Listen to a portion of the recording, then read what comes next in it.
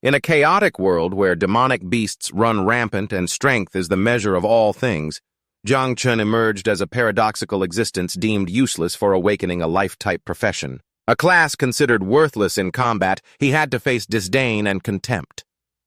However, little did anyone know that behind that ordinary facade was an extraordinary identity. Having been reincarnated, Jang Chen possessed a system and brought with him all the profound memories and knowledge from his past life despite starting with a weak body. He quickly began to reveal his extraordinary talents. 300 years ago, amidst the silent night of a modern city, a colossal purple vortex tore open the sky. And from there, countless mystic realms and dungeons descended upon Earth. And with those mysterious gates came the emergence of innumerable powerful demons bringing the apocalypse to mankind. They came with a massive army led by a colossal winged demon. Yet after the initial chaos and despair, superhumans emerged, becoming mankind's final hope. These superhumans possessed extraordinary powers, and ultimately managed to push back the demonic hordes, saving the world from the brink of destruction in order to continue fighting the enemy and exploring the mystic realms for resources. The world's nations took action, pouring all their resources into cultivating superhumans, allowing everyone to complete their profession, awakening at the age of 18. These professions are typically divided into three main categories: combat support and life. Amidst the solemn awakening hall, a voice rang out announcing the results. Wangwei Class 12A3. Profession awakening failed. No profession. Wang Hao Class 12A3. Profession awakening successful. Life type. Li Wei Class 12A3. Profession awakening successful. Combat type swordsman.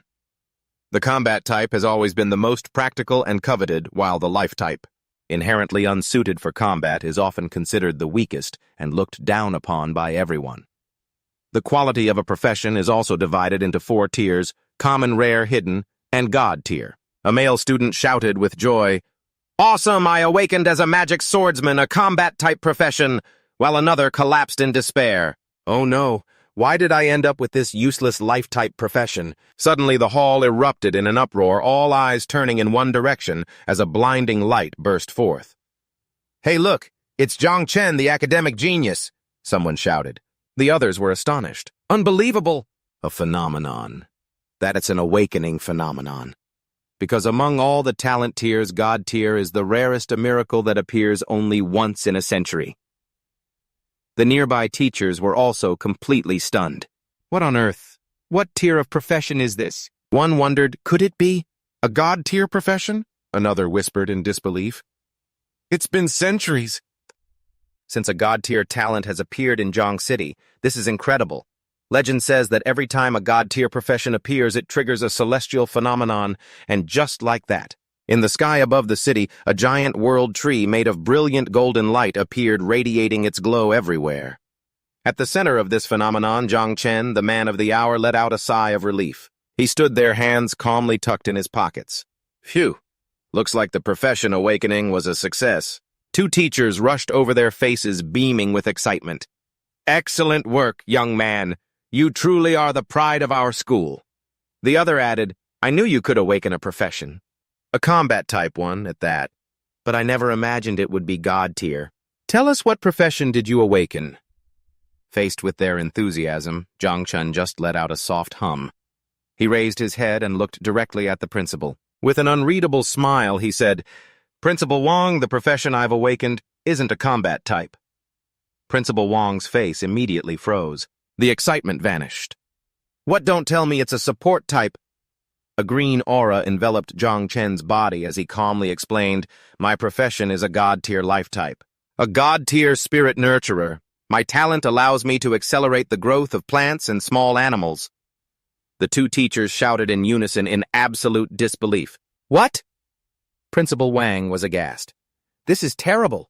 A life type has no combat capabilities. Even as a God tier, it's useless." The other teacher tried to console him. "Don't lose heart, Zhang. If you can't fight, at least you can be safe. Spirit nurturers are highly sought after in the research fields, not to mention you're a God tier one. About that letter of recommendation I promised you, that's no longer an option. But if it's for research, I can write a few introductions for you if you'd like." Jang Chen just replied politely. His gaze was unwavering. "Thank you, sir. I'll think about it." With that, he turned and walked away. He left the two bewildered teachers behind. "Sirs, I have something I need to do. If there's nothing else, I'll be on my way." As soon as he left, the crowd's whispers began to rise. Ha, and after such an incredible phenomenon too. Everyone thought it'd be a god-tier combat profession, but it turns out it's just a life type, one person scoffed. Another chimed in, "Well, life is full of surprises." Everyone thought the academic genius would awaken a combat-type profession. Now, no matter how outstanding he is, he's just useless. The sarcastic remarks continued as Jang Chen walked away. But it's pretty interesting to watch, isn't it? Jang Chen has been Mr. Hard Work ever since he enrolled. Let's see how he plans to keep up now, a male student said with glee. All that effort just to end up with a life-type profession serves him right, another added while a shout was heard from afar. Lin the school belle, who always ranked second, has awakened a hidden-tier combat profession, ignoring their words. Jang Chen walked on calmly. He thought to himself, just a moment ago they were all singing my praises.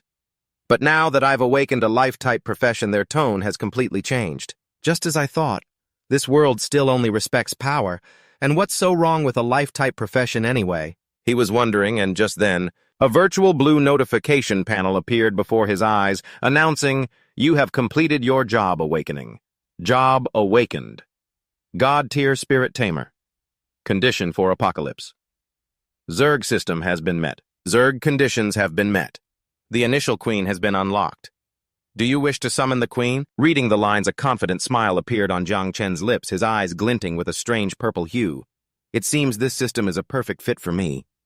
He recalled his past. "My name is Jang Chen.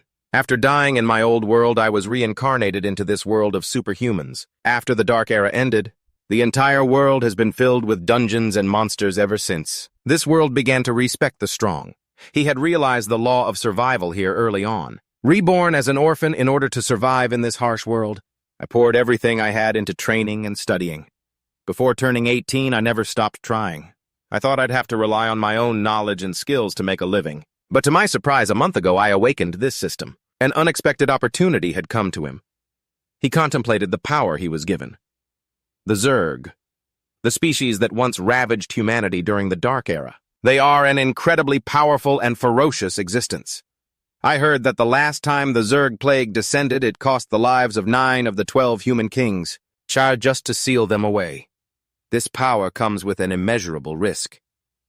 But Jang Chen had made his decision.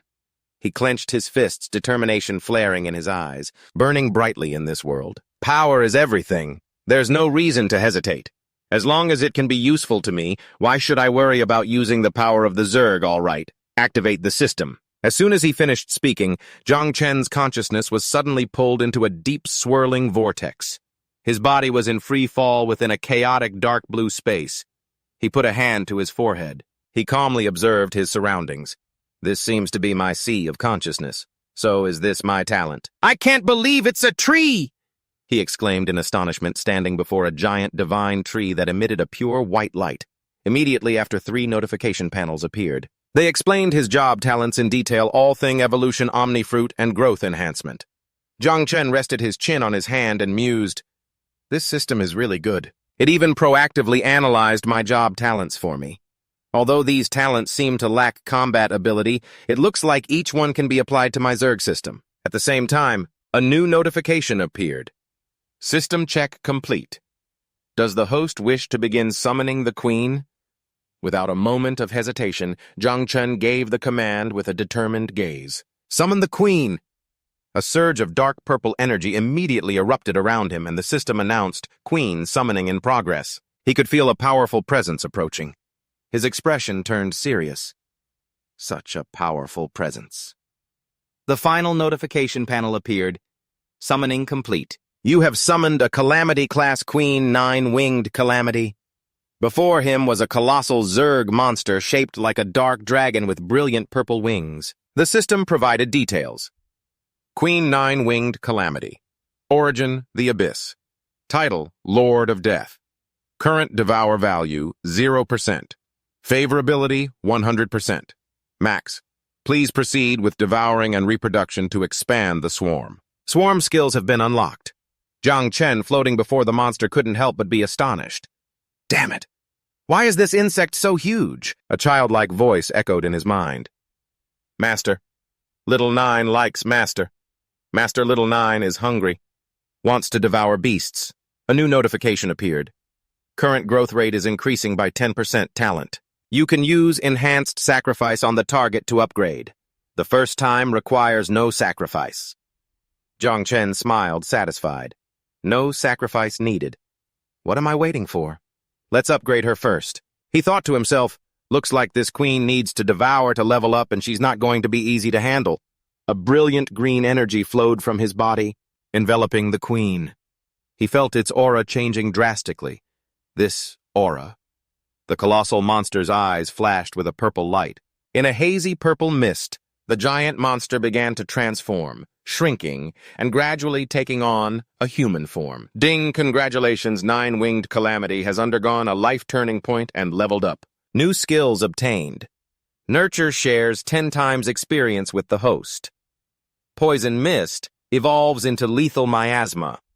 Symbiosis increases all of the host's attributes by 20%. Jang Chen's eyes widened in amazement.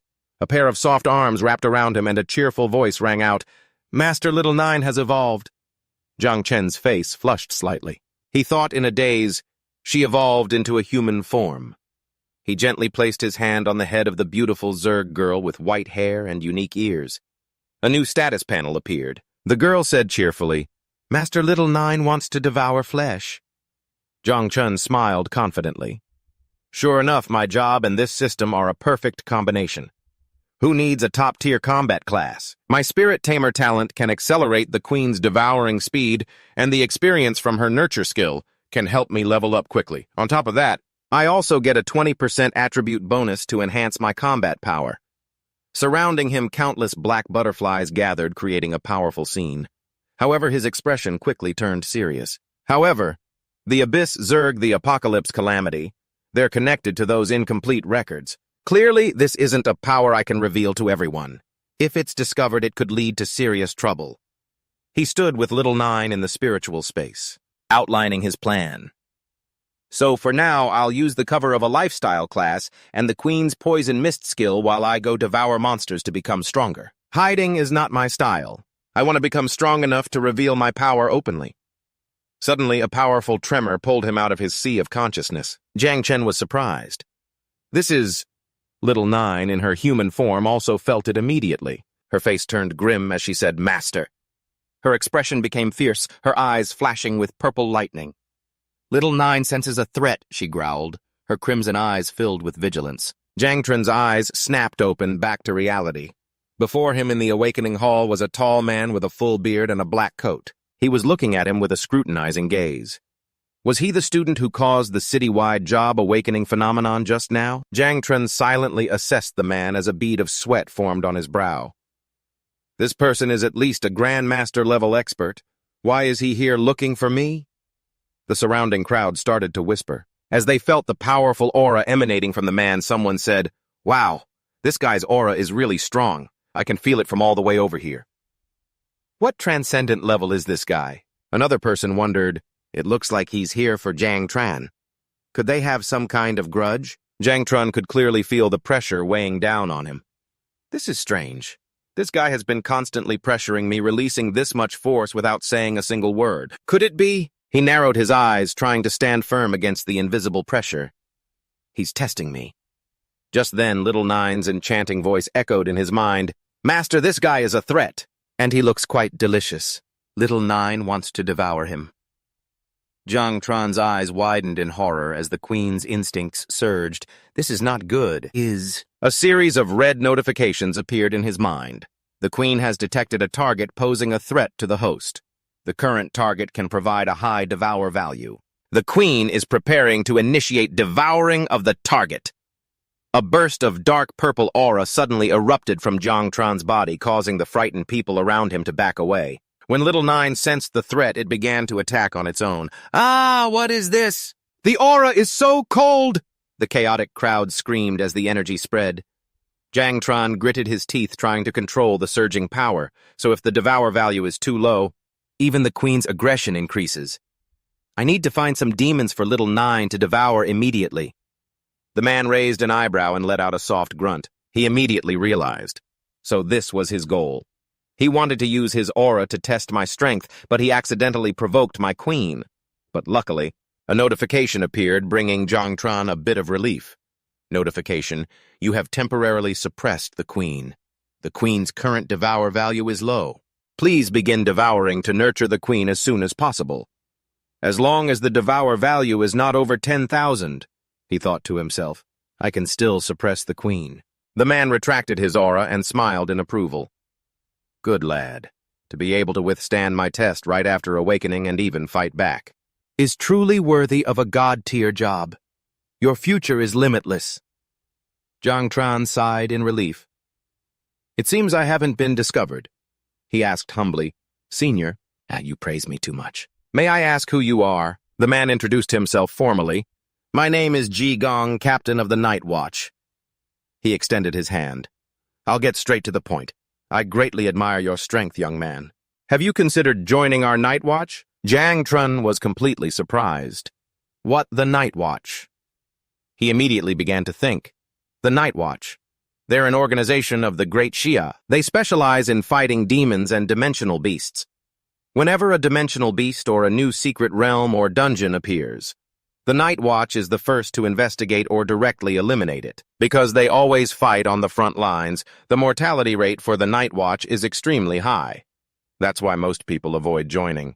But for me, it's different. Asterisk. He thought of his zerg swarm. The queen needs to constantly devour the flesh of demons to accumulate enough devour value to start reproducing. I just need the opportunity to face powerful demons. Asterisk. And once the devour value is full and the queen starts reproducing, who knows how much trouble that will cause. The wilderness is the perfect place to nurture the queen. As long as I join the Night Watch, whether it's the devouring or the potential dangers of reproduction, everything can be easily resolved. Thinking this, a confident smile spread across Jang Chen's face. He extended his hand and shook Ji Gong's. Looks like the Night Watch is a perfect fit for me. Ji Gong, thinking that Jang Chen would hesitate, began his pitch. Young man, you may have heard some rumors about the Night Watch, but those are all old stories. As long as you're willing to join, you'll definitely receive comprehensive training. As a god-tier talent, you'll get even more. Jang Chen gripped Ji Gong's hand firmly. Interrupting him, he said with a determined voice, Captain Ji, no need to say more. To rebuild the glory of the Night Watch is a duty I cannot shirk. I am willing to join the Night Watch, he said while thinking to himself. My swarm of bugs is counting on you guys. Ji Gong was stunned. What? His face was filled with utter disbelief. Really, are you absolutely sure? Jang Chen gave a wry smile, feeling the urgent prodding of the starving little nine in his mind. I'm not lying, but I still have some things to do today. He said hurriedly, I will report to the Night Watch headquarters on time in 3 days. See you then. Then he quickly turned and left. Ji Gong barely had time to say, huh?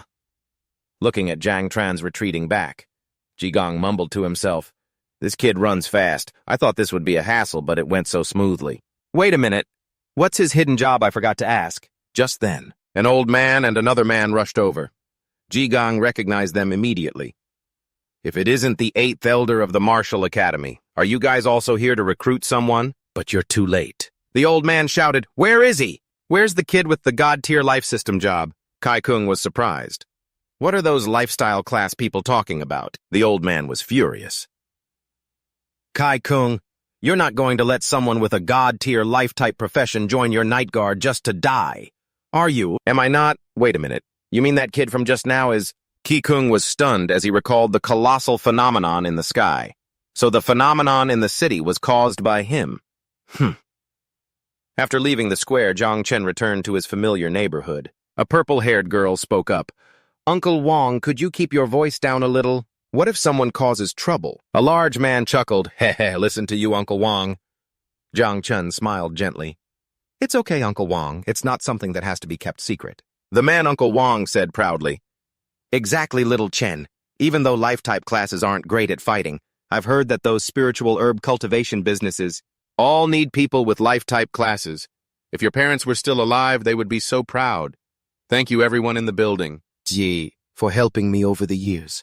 I will definitely not forget any of you in the future. Uncle Wong put his arm around Jang Chen's shoulder. All right, little Chen. Don't worry about these small things. You came at the perfect time. We were just about to head into an entry-level dungeon to farm for gear. Why don't you come with us? I'll power level you. Jang Chen agreed happily. Awesome. Then thank you, Uncle. A notification popped up. Notification: you have successfully formed a party. A spatial gate opened and Jang Chen said, "Enter the dungeon." You have entered the dungeon. The group appeared in a vast, dark space. Jang Chen observed, "So this is what it's like inside a dungeon." Dungeon matchmaking complete. C-rank dungeon, the Immortal Shrine has been opened. In front of them stood an ancient shrine with giant warrior statues that emitted an eerie blue light.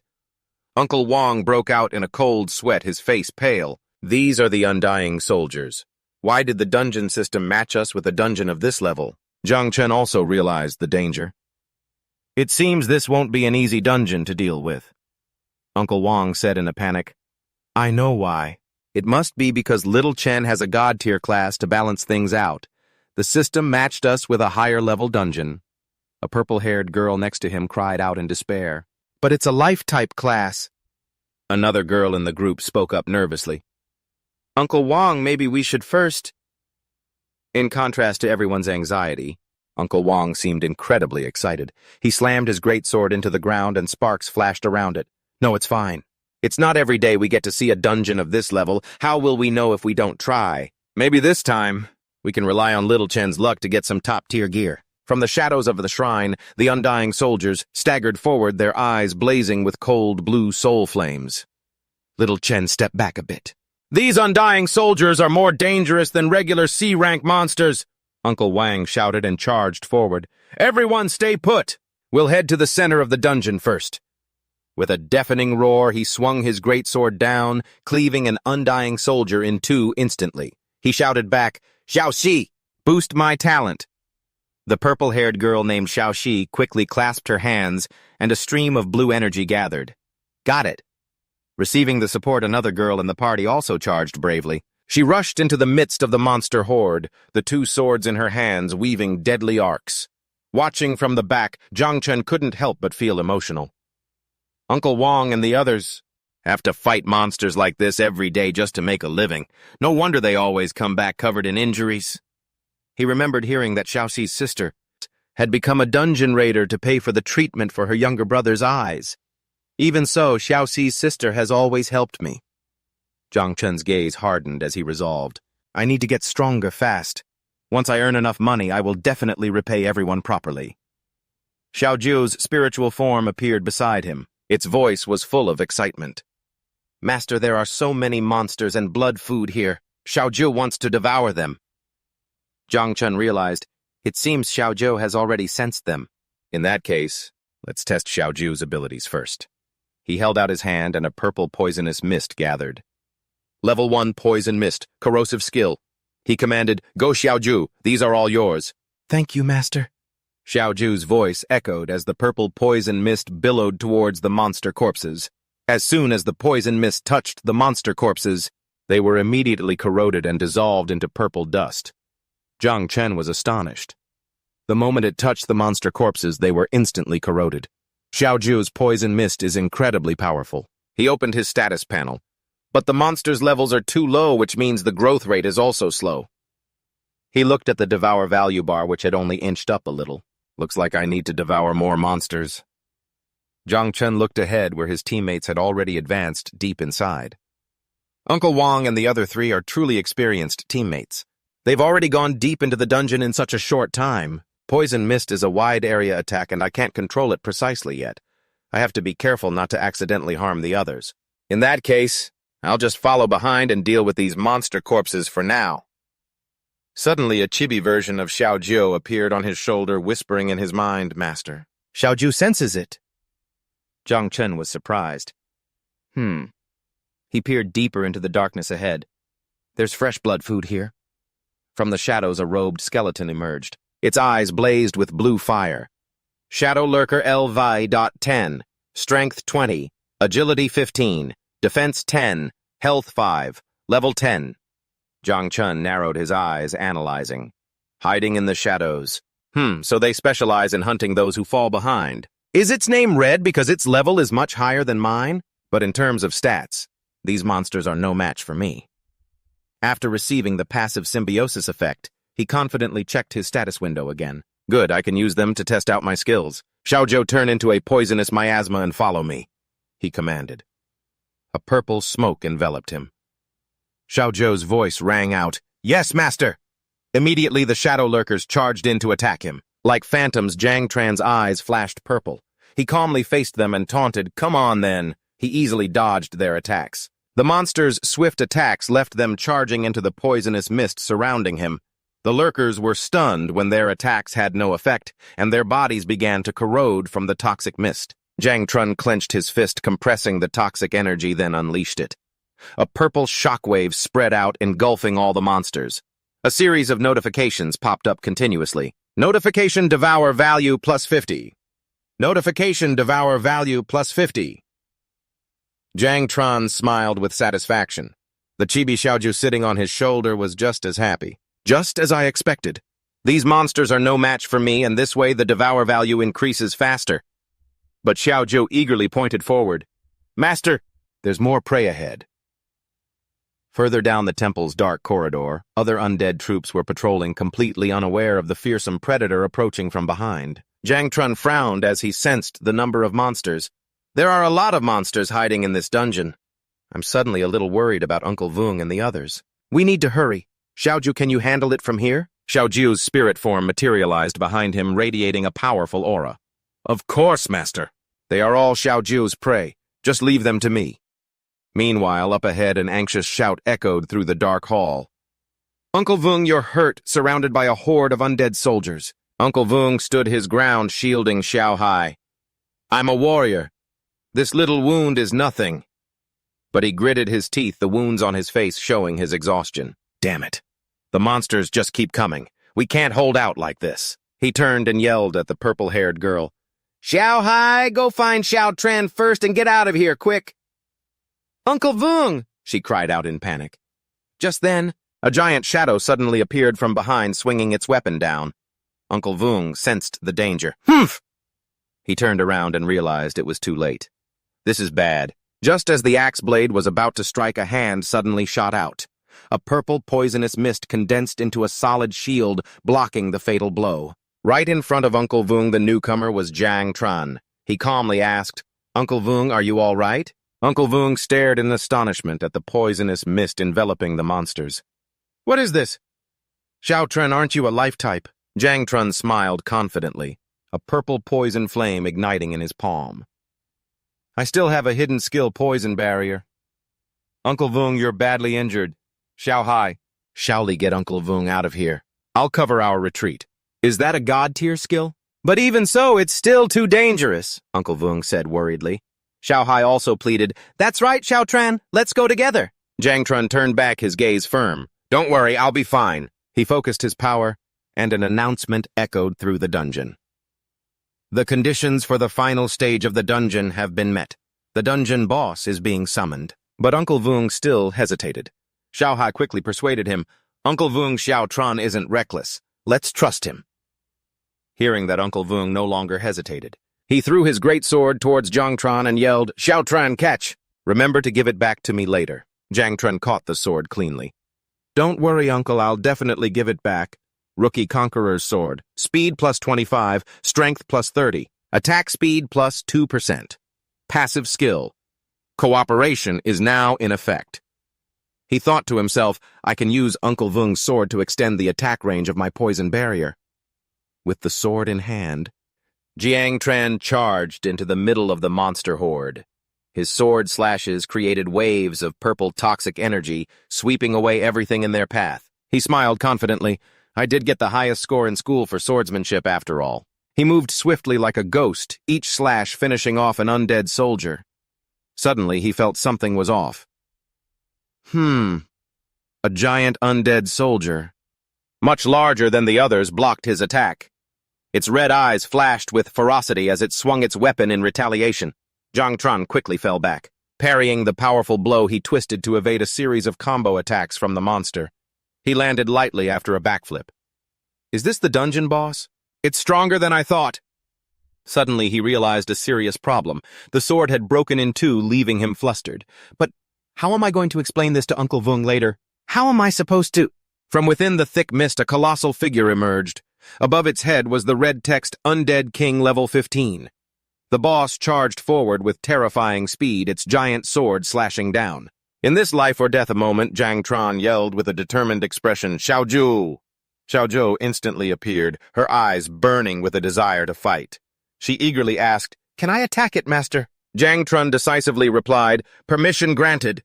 Without a hint of hesitation, she shot forward using her fist to block the Undead King's attack, shattering its sword. An aura of dark purple energy surrounded Xiaoju as she faced the giant boss head-on. The mighty Undead King raised its fist. Xiaoju, her eyes glowing, gave her opponent no chance to breathe. She unleashed a continuous storm of attacks. She moved at blinding speed, evading the Undead King's counterattacks, while the energy blades from her body shredded its armor. A series of critical strikes were unleashed, tearing the Undead King's body apart. In an instant, Xiaoju was behind the boss. In her hand was its severed head. The Undead King's body disintegrated into dust.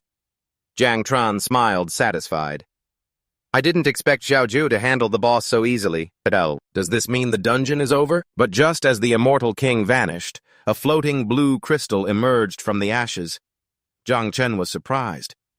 "What is that?" "You sense an unusual flow of energy. Magic power is concentrating around it. The crystal begins to absorb all the remaining energy in the dungeon. It creates a blue vortex of magic. The energy converges, emitting a blinding light. From within the light, a new monster forms, even larger and more terrifying than before. Immortal Tyrant level 20. It reassembled into a new monster. Could it be that the crystal is its true form? Jang Chen immediately recognized its weakness. He shouted, "Xiaoju, we need to destroy the energy crystal inside its body." Receiving the order, Xiaoju shot off like an arrow, dodging the immortal tyrant's massive weapon swing. The boss attacked with horrifying strength, but Xiaoju was agile enough to dodge. She landed on the ground, then leaped up again, aiming straight for the tyrant's chest with her continuous sharp energy blades, slashing at the boss's thick armor, but the immortal tyrant moved with unbelievable speed, dodging most of Xiaoju's attacks. Jang Chen gritted his teeth. Such a huge creature can move that fast to dodge Xiaoju's attacks.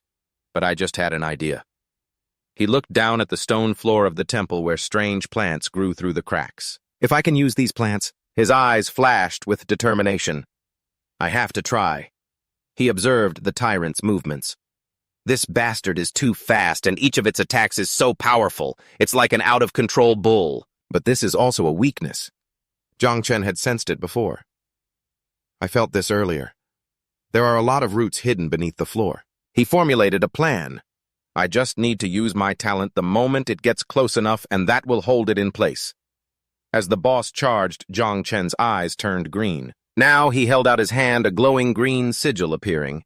Innate skill accelerated growth from beneath the floor. Countless giant roots erupted, wrapping tightly around the immortal tyrant, binding it completely. Jang Chen gestured forward. "Your turn, Xiaoju." "Yes, master," Xiaoju replied. She landed on the head of the bound boss. With a single attack, she pierced through its armor, shattering the tyrant's body. Jang Chen stood on a rock outcropping, looking at his handiwork. "I did it. Definitely. As long as I use my skills properly, I can still play a big role in battles." Accelerated growth is now on cooldown for 8 hours. He looked towards the energy crystal hovering over the rubble. "Next, I need to break the core." He walked over and grabbed the crystal. Using all his strength, he crushed it in his hand. This is the end. Immediately after, a series of system notifications appeared. "Congratulations. The C-rank secret realm, Temple of the Immortals, has been cleared. Calculating contribution. 3 secret realm points have been created. Level 0, Jang Chen Spirit Breeder achieved an S rating. Level 12, Wang Wei Swordsman achieved a B rating. Heavenly Dao System. Notification equipment rewards have been generated." Upon clearing the secret realm, a series of virtual screens appeared in front of Jang Chen, displaying the equipment rewards. He examined one of the items, a dagger. Edmu's Swift Dagger D rank. Attack plus 50 speed, plus 5% sword-related profession attributes plus 2. He thought to himself, "This dagger is pretty good. I'll use it to compensate Uncle Wong." With a thoughtful expression, he commented, "There's a lot of equipment, but it all seems to be combat-oriented. I'm not sure if there's anything suitable for creation classes." "Or not." He continued scrolling through the reward list. Let's see the attributes of each piece of equipment. When he tried to hold a giant hammer, the king's call strength plus 100. Agility minus 100. Attribute 10% chance to trigger 5 times critical damage. It immediately slammed to the ground, making him exclaim, "This hammer is so heavy!" Suddenly, he felt a surge of energy flowing into his body. Wait, this feeling... A notification appeared. Notification experience points are being awarded. He realized, they're giving out the experience points I got from this secret realm. 1. He felt his power surge. Thanks to the Queen Bug's passive skill, I've reached level 6. This way, the effect of fusion is also more pronounced. Another notification confirmed fusion is in effect. All attributes increased by 20%. He concluded, it seems my physical combat ability also increases with my level. Lost in thought, he was interrupted by Xiaoju's call. As she tugged on his sleeve, "Master, master," Jang Chen replied.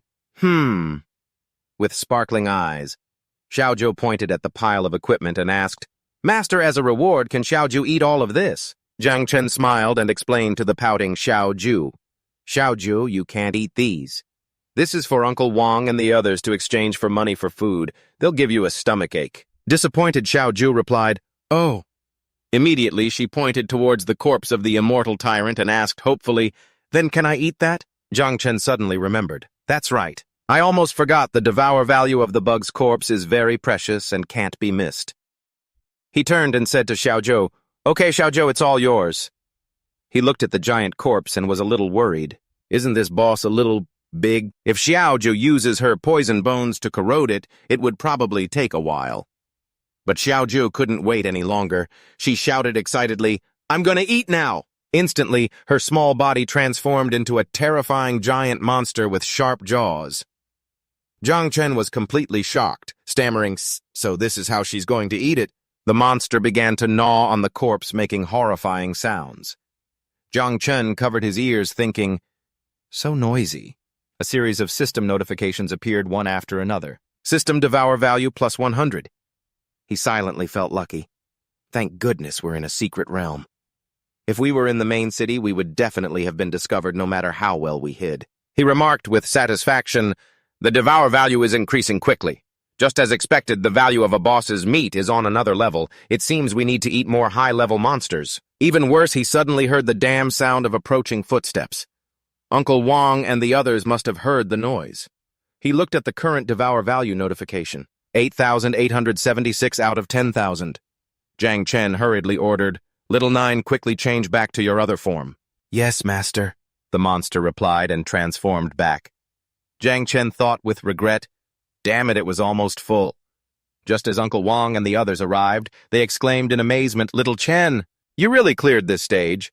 And there's so much equipment." Jang Chen replied a little sheepishly, "About that. Uncle Wang, I broke your sword. How about you use this for now?" Uncle Wang happily took the dagger. "Amazing. This is a rare item. I won't hold it against you for breaking my stuff. Ha ha ha." The others also examined the items. One person said, "This necklace is also a rare item. It could sell for a lot of money." Liu Ying asked curiously, "Little Chen, how on earth did you take down the insectoid by yourself?" Ye Tian muttered, "It seems my poison is more effective at suppressing monsters like that." Meanwhile, Jang Chen was thinking the dungeon was completed perfectly. But once it's completed, it won't reset. Getting the devour value from one more insectoid is enough to start breeding the 7th insect. If I want to find a new one, I have no other choice. How but to go to the wasteland? Uncle Wang turned to him and asked, "By the way, Little Chen, it's a shame you have to go to the research bureau. You haven't even reached level 1 yet. You can already take down an insectoid. In the future, if you reach higher levels, you'll surely be very powerful. What do you plan to do next?" Jang Chen revealed his plan. "Uncle Wang, I didn't tell you before because I was afraid you'd worry. But actually, I'm preparing to join the Night's Watch." Uncle Wang was stunned. "What, the Night's Watch?" He explained further, "Yes, in 3 days I will join the Night's Watch. Before I go, I want to level up, so I'll be heading to the wasteland soon to keep grinding levels." Hearing this, the others grew worried. "The wasteland, it's dangerous there, Little Chen," Jang Chen confidently reassured them. "Don't worry, Uncle Wang. I know what I'm doing. Instead of worrying about me, you all should be worrying about the monsters." The scene changes. A train stops in a ruined city. An announcer's voice echoed, "We have arrived at the outskirts. All passengers heading to the wasteland, please disembark immediately." A cloaked figure stepped off the train. It was Jang Chen, ready for his new journey in the wasteland. Jang Chen let out a sigh of relief as he looked at the desolate scene before him. Phew, finally made it. It's so crowded here. While he was eating, he noticed something strange. After awakening the system, my appetite has increased. What's even weirder is that although it's not very stable, my devour value increases slightly when I eat. At the same time, notifications for devour value +1 kept popping up. Sitting on his shoulder, Little Nine complained, "Master's food doesn't taste good at all." Jang Chen coaxed her, All right, I'll find something for you to eat." He opened the map, feeling grateful. I can't believe Uncle Wong gave me most of his equipment. Not only that, he also gave me an important storage ring and a map after hearing I was coming to the wasteland. They're a really big help. He continued to ponder the information he received. According to Uncle Wong, the wasteland is affected by the power of the heavenly Tao, and all electronic devices will be scrambled. It's almost like an apocalyptic scenario, and the monsters constantly move their nests. These maps have an extremely short lifespan.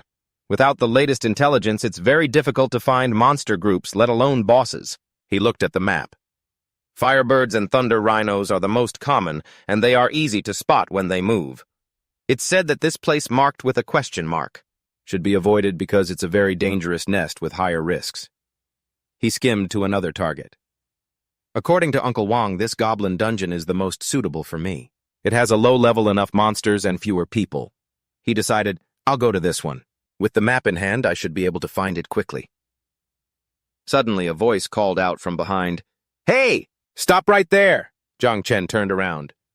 A rough-looking man blocked his path and grabbed his shoulder, growling, "I want to ask you a few things. I've been calling you for a while now. Why are you pretending not to hear me?" "Have you seen a blonde girl around here?" "With eyes that flash purple," Jang Chen replied coldly. "No, I haven't, and you'd better watch your tone." The other guy screamed in horror as the hand he had placed on Jang Chen began to turn black and disintegrate. "My hand!" He backed away in fear. "This is poison." "How is that possible? This kid doesn't even look like he's reached level 10 yet. He can harm me." "A level 27 primary defense warrior?" Jang Chen called back casually. "You should hurry and find a healer. My poison is quite difficult to cure. And by the way, get your brain checked too. Goodbye." The man gritted his teeth and blocked his path again. "Did I say you could leave, kid?" He rushed forward with a furious expression, roaring, "How dare you lay a hand on someone from the Shao clan?" Jang Chen was a little surprised. The Shao clan battle through the heavens. Jang Chen's eyes glinted sharply. He quickly stepped back, dodging his opponent's attack, causing the man's fist to slam into the ground. Jang Chen muttered to himself, "The Shao clan. What kind of clan is that?" "But judging by his attitude," the man roared angrily, "Stand still, you brat!" Jang Chen realized he couldn't just walk away. He summoned his power and commanded, "There's no point in going easy on him. Attack Little Nine." Little Nine emerged from the shadows replying, "Understood, master."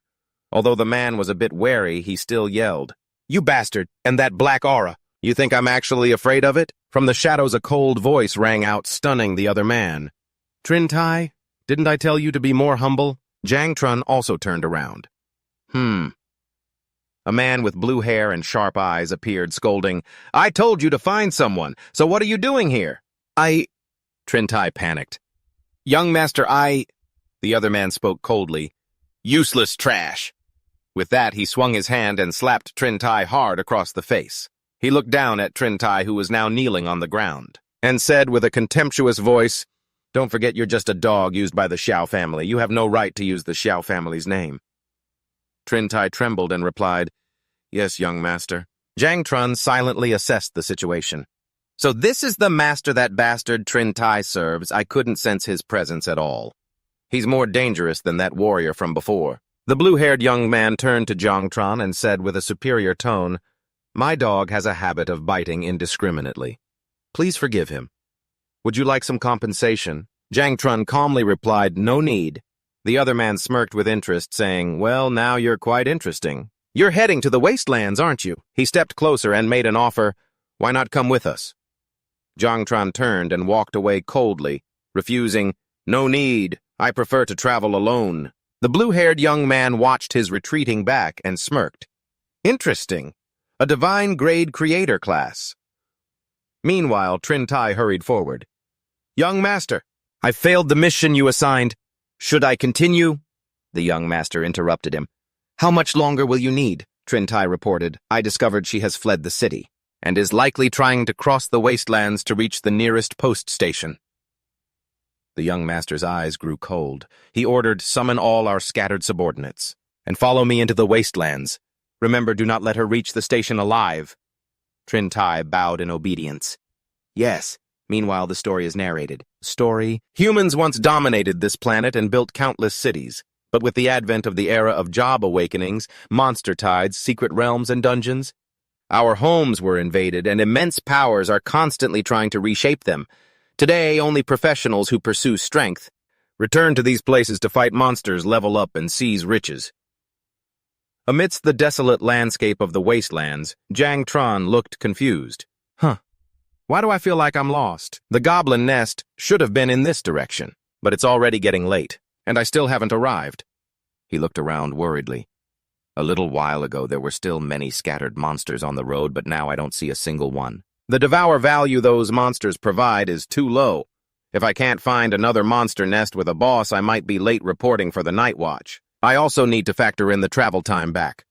On his shoulder, Xiao9 was gnawing on a piece of dried meat, complaining, "Not tasty." Jang Tran's expression grew more determined. Suddenly, dark clouds gathered and a heavy rain poured down. From within the downpour, a giant spider monster emerged. Jang Chen looked up. "This rain. It seems to be a magical wave. Did I enter a nest area? Excellent. Even though it's the wrong nest, at least I found one. I'll find the monster soon enough. It's time to fill up my devour value." He sensed something approaching. A giant spider lunged down from above. Xiao9 on his shoulder asked, "Master, do you need my help?" Jang Chen replied confidently, "No need. Its level isn't high, it's just a bit big." He dashed forward at incredible speed, dodging the sharp legs of the attacking monsters. He leaped into the air and threw a powerful punch. The punch landed squarely on the monster's head, creating a massive shockwave. Right after landing, Xiao9 pointed in a direction. "Master over there." Jang Chen turned. Countless blood-red eyes appeared in the darkness around him. Swarms of smaller spider monsters were crawling all over the ruined walls. Ruins. Jang Chen drew his dagger, and dark energy enveloped the blade. He said to Xiao9, "Xiao9, you can eat your fill." With blazing red eyes, they both shouted, "Let's go!" "Yes!" Jang Chen unleashed a sweeping slash that wiped out the surrounding monsters. He thought to himself, fighting monsters in the wastelands is definitely better. Killing them gives immediate experience. Just one sweep and my experience points have increased a lot. If we keep fighting on the way back, I can level up at least twice. The monsters' corpses disintegrated into plumes of purple smoke. Standing amidst the spoils, Jang Chen ordered, "Xiao9, eat the rest of the monsters." Xiao9 thought happily, "Master is the best." Suddenly, Xiao9 exclaimed, "Master, there's something tasty nearby." Jang Chen speculated, if Xiao9 is this attracted to it, then it must be a bug-type monster. He raised his hand, channeling his power. "Find it, Xiao9." A stream of dark energy shot out, but it was immediately followed by a cry of pain. "Ah!" "Ow, ow!" Jang Chen was stunned. Before him was a girl lying unconscious on the ground. He couldn't help but be amazed. Is that really a monster? The girl slowly woke up, looking around drowsily. Where is this? This isn't where I was before." Jang Chen approached and asked, "Are you awake?" The girl was startled and panicked. She hurriedly backed away, shouting, Who are you? Don't come any closer." Jang Chen reassured her. "Calm down. I'm an awakened hunting monsters here. I won't hurt you." The girl suddenly realized something. Pointing at him, she said, I remember now. You're the one who ambushed me just now." Jang Chen answered honestly. "Sorry you looked like a monster." The girl, blushing with anger and embarrassment, snapped. "How could you say that, you rude bastard?" She frantically patted herself down. "My ears are here. My nose is here. Everything's still here." Jang Chen was surprised, thinking, she seems fine even after taking a direct hit from my attack. Who is she exactly? At the same time, the ring on the girl's hand began to glow. Looking at the ring displaying the time, the girl grew anxious. Damn it, I've wasted too much time here. I need to go now or they'll catch up to me. Jang Chen watched her with suspicion. Is she being chased? What is she hiding? He wondered, seeing how desperate she was to leave. Jang Chen spoke up. Hey, what's going on? Why are you in such a hurry to leave? The girl turned back with a forced smile, stammering an explanation. Well, I mean, there are monsters here and I'm not in good shape to fight, so I have to go. You can keep hunting monsters here if you want. She gave a stiff wave and turned to leave. That's all I have to say. Goodbye. Jang Chen watched her go, thinking, this kid is a terrible actress. He stood in the middle of the battlefield, lost in thought. If what's chasing her are monsters, that's the best-case scenario for me. The monsters here are no match for me, and I can gather more devour value. However, if their other awakened things could get tricky. The wasteland is lawless, and there are plenty of murderers and thieves. Maybe I should just grab her and ask again. Suddenly, Xiaozhou appeared with a worried expression. Master, a lot of things are coming this way. Jang Chen replied happily. Oh, a lot. Then it must be monsters. Great. His smile vanished as he sensed the scale of the approaching threat. Monsters. That's a whole swarm of monsters. Giant spiders with countless blood-red eyes were swarming towards him. He couldn't help but be stunned. Isn't this a bit much? He instantly understood. So this is what that kid was running from. Realizing they were monsters and not people, he breathed a sigh of relief. Well, I don't need to worry anymore. Since they're not other awakened, there's no reason for me to turn down all this devour value running right to me. He drew his dagger and commanded Xiaozhou poison bone form. Xiaozhou replied, Yes, master. The monsters roared and charged at him. A sharp blade slashed out. Jang Chen leaped into the air, dodging the attack and landing on a monster's head. He killed it instantly. He noticed something unusual. Strange. These monsters seem faster than the ones before. Not sensing any danger, he immediately dodged a sneak attack from behind. He spun around and sliced the monster that had just attacked him to pieces. Standing in the middle of the encirclement, he felt that something wasn't right. Something's off. He realized their tactic. They're taking turns. These monsters were coordinating with each other, attacking and retreating. His gaze shifted towards the boss monster in the distance. Don't tell me. That boss is controlling them to attack in this formation. He looked at the massive army of monsters. Thousands of monsters, all with a single will. No wonder no one else is here. He quickly identified his target. Looks like I need to find a way to get to the boss and kill it first. He tightened his grip on his weapon, acknowledging this is going to be tough. Suddenly, Xiaozhou spoke up. Master, I think I can understand them. They are challenging you. Jang Chen was surprised. Huh? Understand what? Suddenly, Xiaozhou flew into a rage, shouting, How arrogant! A wave of energy erupted from Xiaozhou, and the smoothly coordinated monsters suddenly fell into chaos. Jang Chen stared in astonishment at the scene before him. The monsters are in chaos. Is it because they're also insects? Wait, are spiders even considered insects? Xiaozhou explained. Xiaozhou has severed their connection. Jang Chen thought to himself, I never expected her skill could be used like this. This makes things much simpler. Jang Chen smiled and raised his dagger. Good job, Xiaozhou. Now let's go kill that boss. Xiaozhou replied excitedly. Understood, master. He charged forward, ordering, Xiaozhou, stick close. Without the boss's control, these monsters are just a weak mob. His blade easily cut down the monsters in his way. They were no longer a threat. No more wasting time. Dashing past the minions, Jang Chen pointed his weapon directly at the boss and shouted, We have only one target. The boss monster let out a ferocious roar. With a cold glint in his eyes, Jang Chen thought, and this bastard is the one that'll give us the most value. He lunged forward, delivering a fatal blow to the boss's head. Finally, he stood triumphantly on the boss's corpse, declaring with an expectant look, It's time to create my 7 insects. He breathed a sigh of relief. Phew, it's finally dead. A notification panel appeared. Level 14. Combat Power Assessment, 127 stars. Passive skill activated. He clenched his fist, feeling his new strength. 127 stars. It seems my personal combat power is almost equal to an awakened. A level 25 combat type awakened. As my level increases, my power will continue to grow.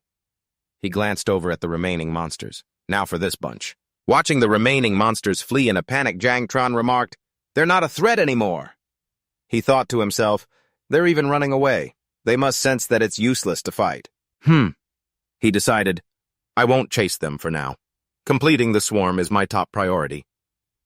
Turning back towards the boss's corpse, Jang Chen raised his hand towards it. He signaled to Xiaoju. "Xiaoju, it's all yours." Xiaoju replied gratefully, "Thank you, master." A series of notifications appeared. Devour value plus 150. He watched as Xiaoju absorbed the corpse.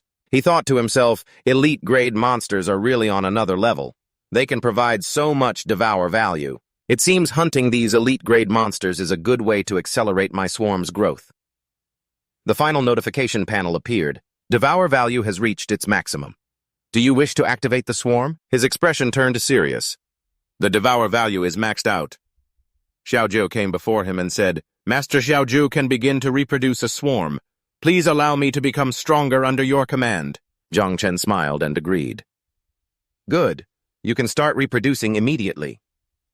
A massive surge of energy erupted, and a system notification rang out. You have begun reproduction. First generation of the insect swarm. Your growth acceleration talent has taken effect. The current growth rate has been blessed. Jang Chen was completely astonished. I never expected my talent could also speed up the swarm's reproduction process. An insect-shaped seal appeared on his hand along with new notifications. Congratulations, Master, you have obtained the exclusive skill, Insect Nest Level Max. Congratulations, Master, you have obtained the exclusive skill, Overlord Level 1. He exclaimed, "These are new skills." A countdown notification appeared. Reproduction process is being accelerated. 8 seconds remaining. The reproduction was nearly complete. He stared at the scene before him with a look of utter disbelief. Is this my swarm? A colossal swarm of purple insects burst from the ground, a magnificent sight. Congratulations, Master, you have completed your first insect swarm. Current swarm count 9, netherwings 2,300. Jang Chen murmured in awe. What a significant number. To get over 2,000 from the broodmother's first reproduction. I wonder how large the swarm will be by the 3rd and 4th generations. He observed one of the new insects, remarking, "It's very attached to me, but its skills seem different from Xiaoju's. It seems like a few new skills have been added." A detailed information panel appeared. Descendant Netherwing. Skills Poisonous Bones. Camouflage, Fury, and Self-Destruct. He nodded. Camouflage and Self-Destruct. Both seem pretty useful. Suddenly, Xiaoju hugged him from behind. Master. He turned and affectionately patted her head. Xiaoju, you've finished reproducing. There didn't seem to be any major changes to Xiaoju. She took his hand, her voice weak. Xiaoju wants to rest. Jang Chen asked in surprise. Rest? What do you mean? Xiaoju's hand gradually faded into thin air as a system notification appeared. Broodmother Netherwing 9 has returned to the nest. Jang Chen smiled in understanding. I see. So it's actually a space that can hold the swarm. Fantastic. Now, no matter how large the swarm gets, I can hide them all away. I don't have to worry about being discovered anymore. However, level max seems to be a utility skill with a fixed level. He thought of Xiaoju sleeping soundly in the nest space. Oh, she's already fallen asleep in the nest. Looks like she needs to sleep after consuming so many insects. He suddenly remembered, oh, right. I also got that skill called Overlord. Let's try it out. He decided to activate the new skill. Activate exclusive skill Overlord. Instantly, the eyes of the entire swarm began to glow purple. This showed they were completely under his control. With his own eyes gleaming with power, Jang Chen whispered, so that's what this is. He raised his hand, feeling his connection to the swarm. A skill to control the swarm, and it's so effortless, as easy as moving my own arm. His eyes flashed with a white light. And that's not all. They can share their senses with me. His vision expanded, covering the entire ruined city. So this is the world through an insect's eyes. There are monsters everywhere. He looked at the eager insects swarming around him. Looks like you all are pretty excited too. He commanded the swarm, let's go. I want to test out these new skills too. Instantly, the swarm shot forward like a storm, sweeping over a group of goblins and other monsters. They only had time to look bewildered before a purple mist of poisonous bones enveloped them. In an instant, the monsters were completely corroded, their bodies disintegrating under the swarm's power. Standing amidst the devastation, Jang Chen remarked, "With this swarm, I barely have to lift a finger. The range of the poisonous bones has increased, and it corrodes faster over a wider area. With the shared vision from the Overlord's skill, regular monsters have nowhere left to hide." He smiled, satisfied. "It seems I'll be able to create another swarm soon." He opened his status panel. "Oh, right. I haven't checked how much Devour value I need for the next level yet." His eyes widened in shock. "Huh. Wait, what is this? Meanwhile, elsewhere." A man reported to his leader, "Boss, I'm back." The leader asked impatiently, "What took so long?" "Tell me what's happening at the spider's nest." The man replied in a panic. "Someone cleared the whole area out, and there's not a single monster left." The leader stared in disbelief. "What, are you serious?" His subordinate confirmed. "Yes, all the monsters were wiped out." The leader ran a hand through his hair, frustrated. "Damn it, the client only needed one vial of spider venom and we couldn't even get it. Looks like this time we'll just have to make do by robbing some unlucky saps on the way back. For everything to be wiped clean like that. It's shocking. Could it have been the Night Watch? But this isn't their style. It's more likely the work of a hidden clan or some other powerful group." A subordinate warned, "Someone's coming." Jang Chen stepped out of the shadows, saying cheerfully, "Ah, finally found some other awakened." The men shouted warily, "Who's there?" Jang Chen continued, "Don't worry, I'm just another awakened here to level up." I want to trade for some food. The leader sized Jang Chen up and then smirked. "Well now, you gave us a startle, but you're all alone. Sure, we can trade with you. But food isn't cheap out here in the wastes. What are you offering?" Jang Chen stepped forward and answered confidently, "I know, I have valuable items to trade." The leader and his subordinates exchanged a meaningful glance. "Oh, valuable items," the leader said, giving a signal. "Is that right? Well then let me see them." Instantly his men drew their weapons and surrounded Jang Chen. Jang Chen simply snapped his fingers and countless spider monster corpses poured out of his storage ring, piling up into a massive heap in front of them. He asked, "So, these are pretty good, aren't they?" The group backed away in horror. Those were the spiders that were supposed to have been wiped out. Don't tell me he killed all of them by himself. Jang Chen stared at them coldly. A small notification panel appeared next to him. Jang Chen's current level 17.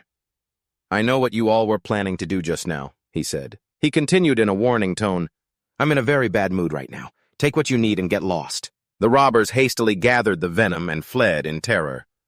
"Sorry, boss, we're leaving right now."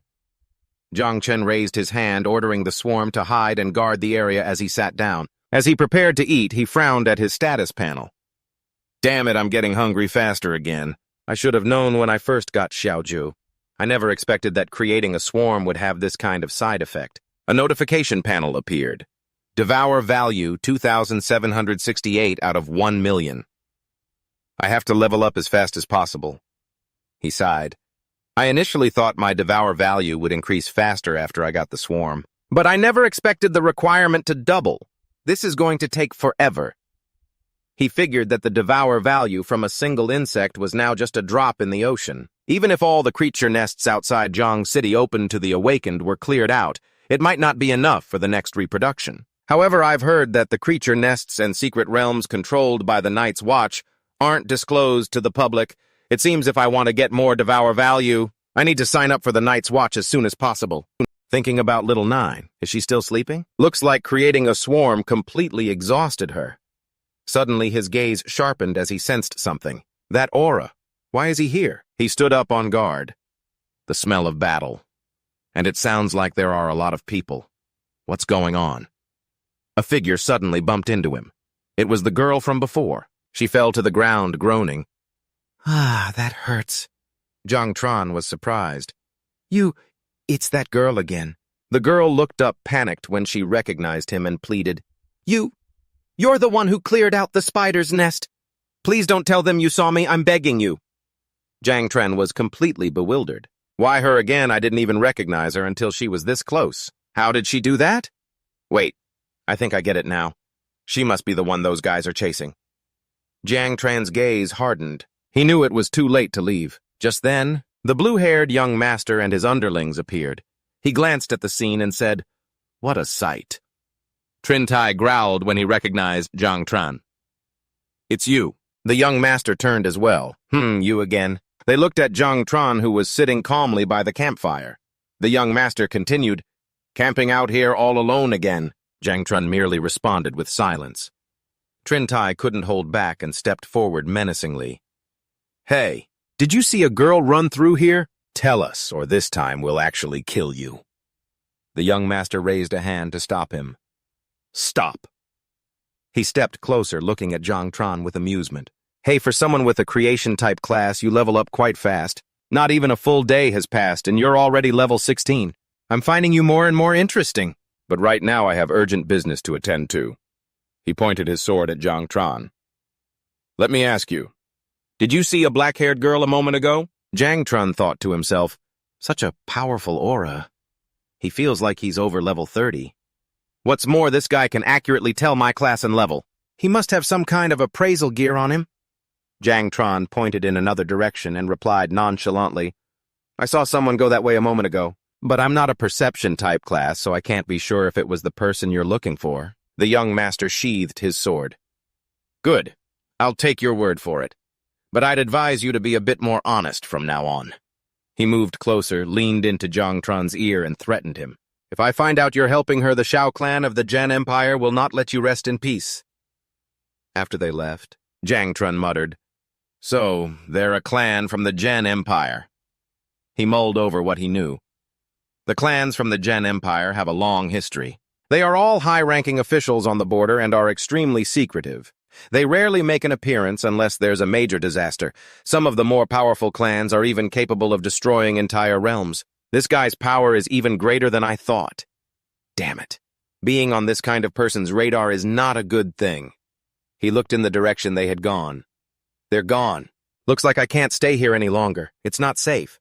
Just as he was about to leave, the girl stepped out from the shadows, sighing in relief.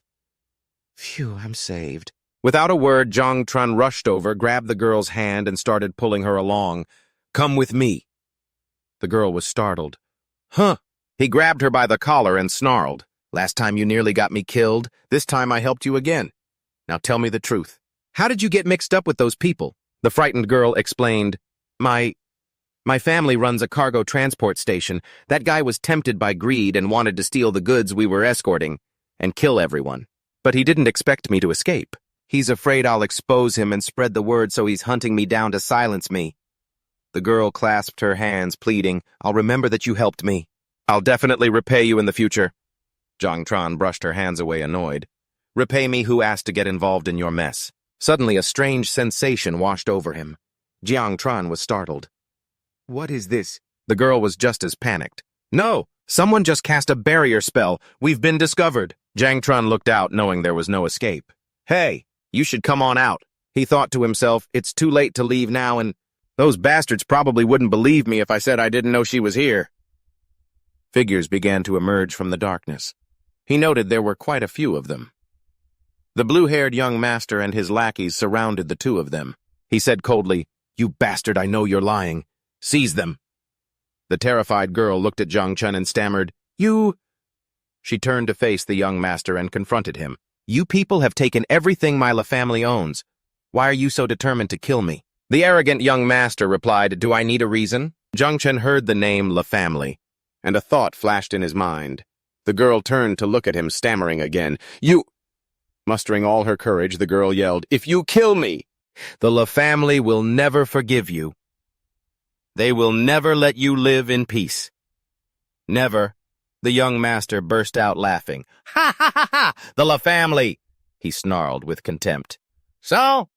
They think they're so great just because they have a little money, huh? 100 years ago, without the protection of our Shao family's ancestors, you foolish trash would have been wiped out long ago. He glanced at the girl with disdain. In the eyes of my Shao family, you people are nothing more than lowly peasants. He looked at them both and said with a cruel tone, You're just livestock for us to slaughter. Jang Chen remained silent, thinking, and even if they wanted to investigate... The young master created a ball of energy in his hand. Yay. What could they possibly investigate if there's nothing left to find? A massive red barrier enveloped the entire area, trapping everyone inside. The girl screamed in terror. That's the Xiao family's dragon imprisonment formation we can't leave. Jang Chen looked at his enemy with a cold expression, thinking to himself, this bastard. A henchman ordered his comrades, "Follow the young master's orders. Leave no one alive." The others responded in unison, "Yes, sir."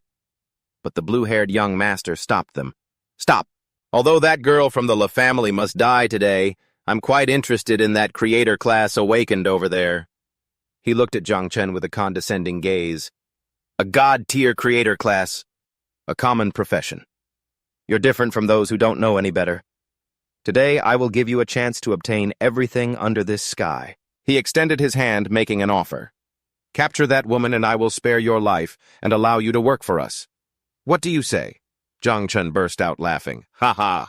The girl behind him thought worriedly, "Don't tell me he's also going to—" Jang Chen glanced at the young master with contempt, thinking, this Xiao family bastard really knows how to make an offer. He snarled in response, "Get lost."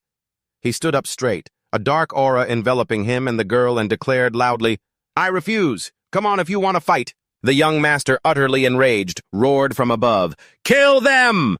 His subordinates also shouted in unison, "Damn it, kill them all! This guy isn't easy to deal with, so don't be careless!" The group of subordinates charged forward like a pack of hungry wolves.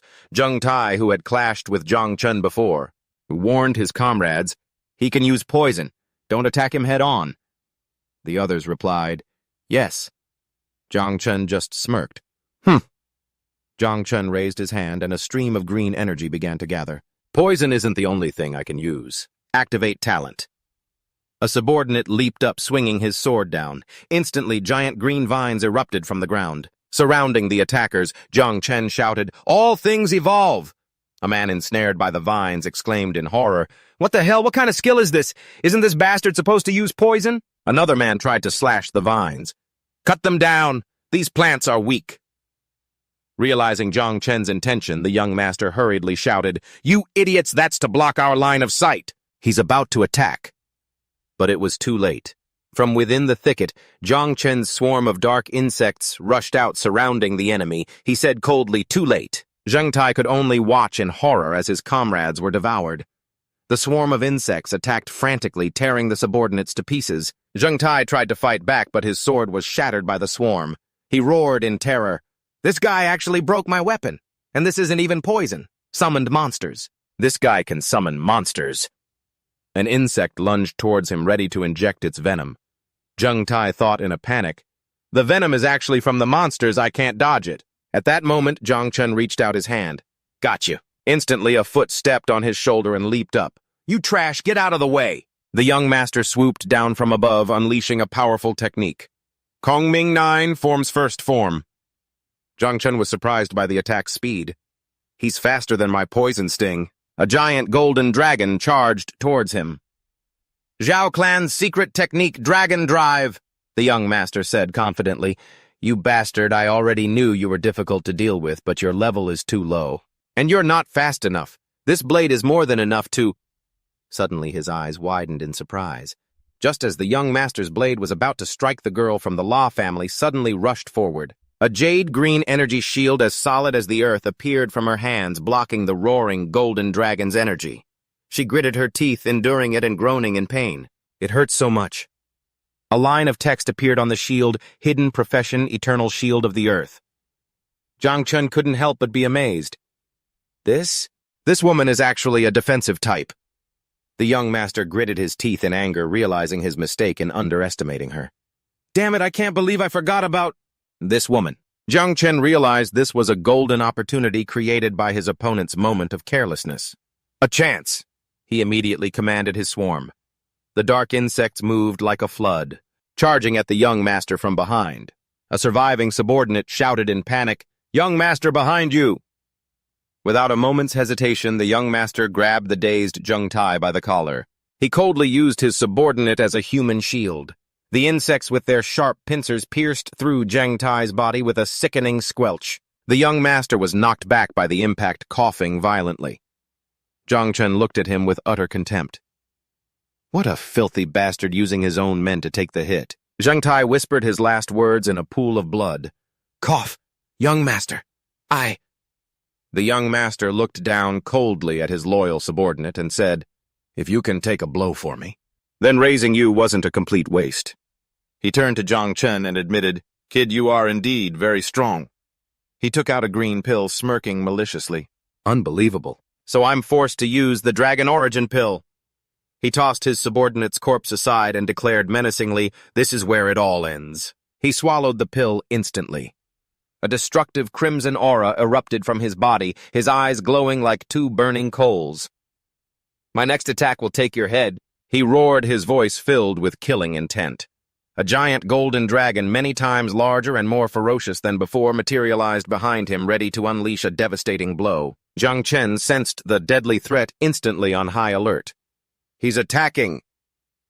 The young master swung his sword and shouted, unleashing his ultimate technique, 9 forms of the void. Second form, dragon-slaying tiger, subduing, slash.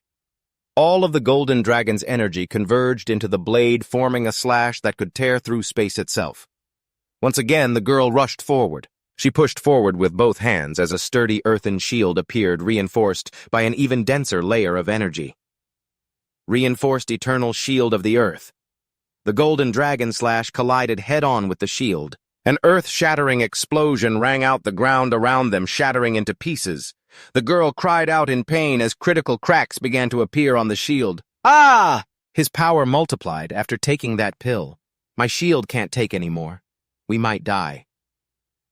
Standing behind her, Jang Chen also felt the immense pressure. All of his attacks are fatal, and his previous one was already surprising enough. I can't believe he still has so much power left.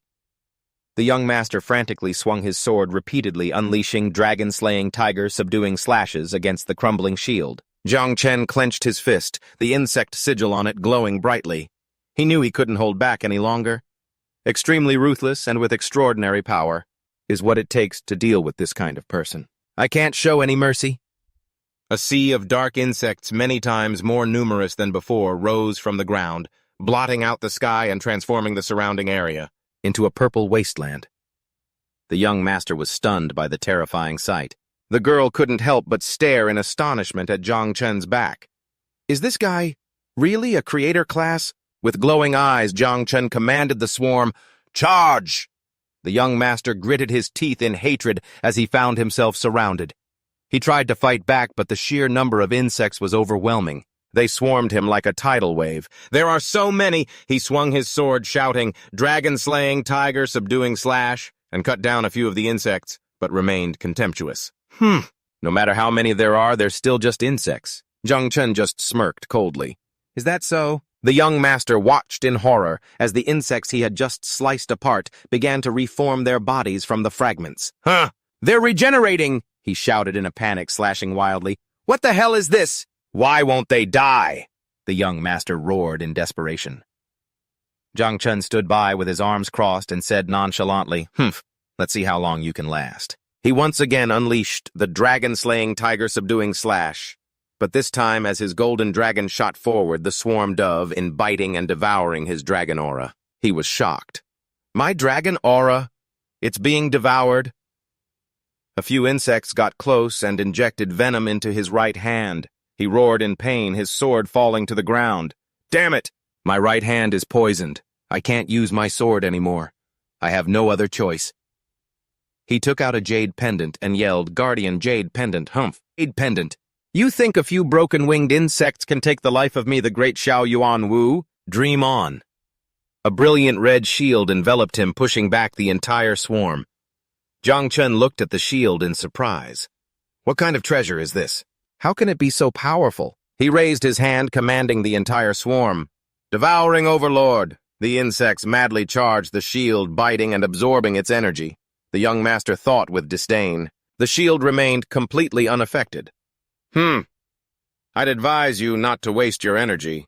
This is a precious treasure passed down by the Xiao clan," the young master Xiao Yuanwu declared confidently. "Once activated, it can block any and all external attacks. With this guardian jade pendant, you can't harm me at all."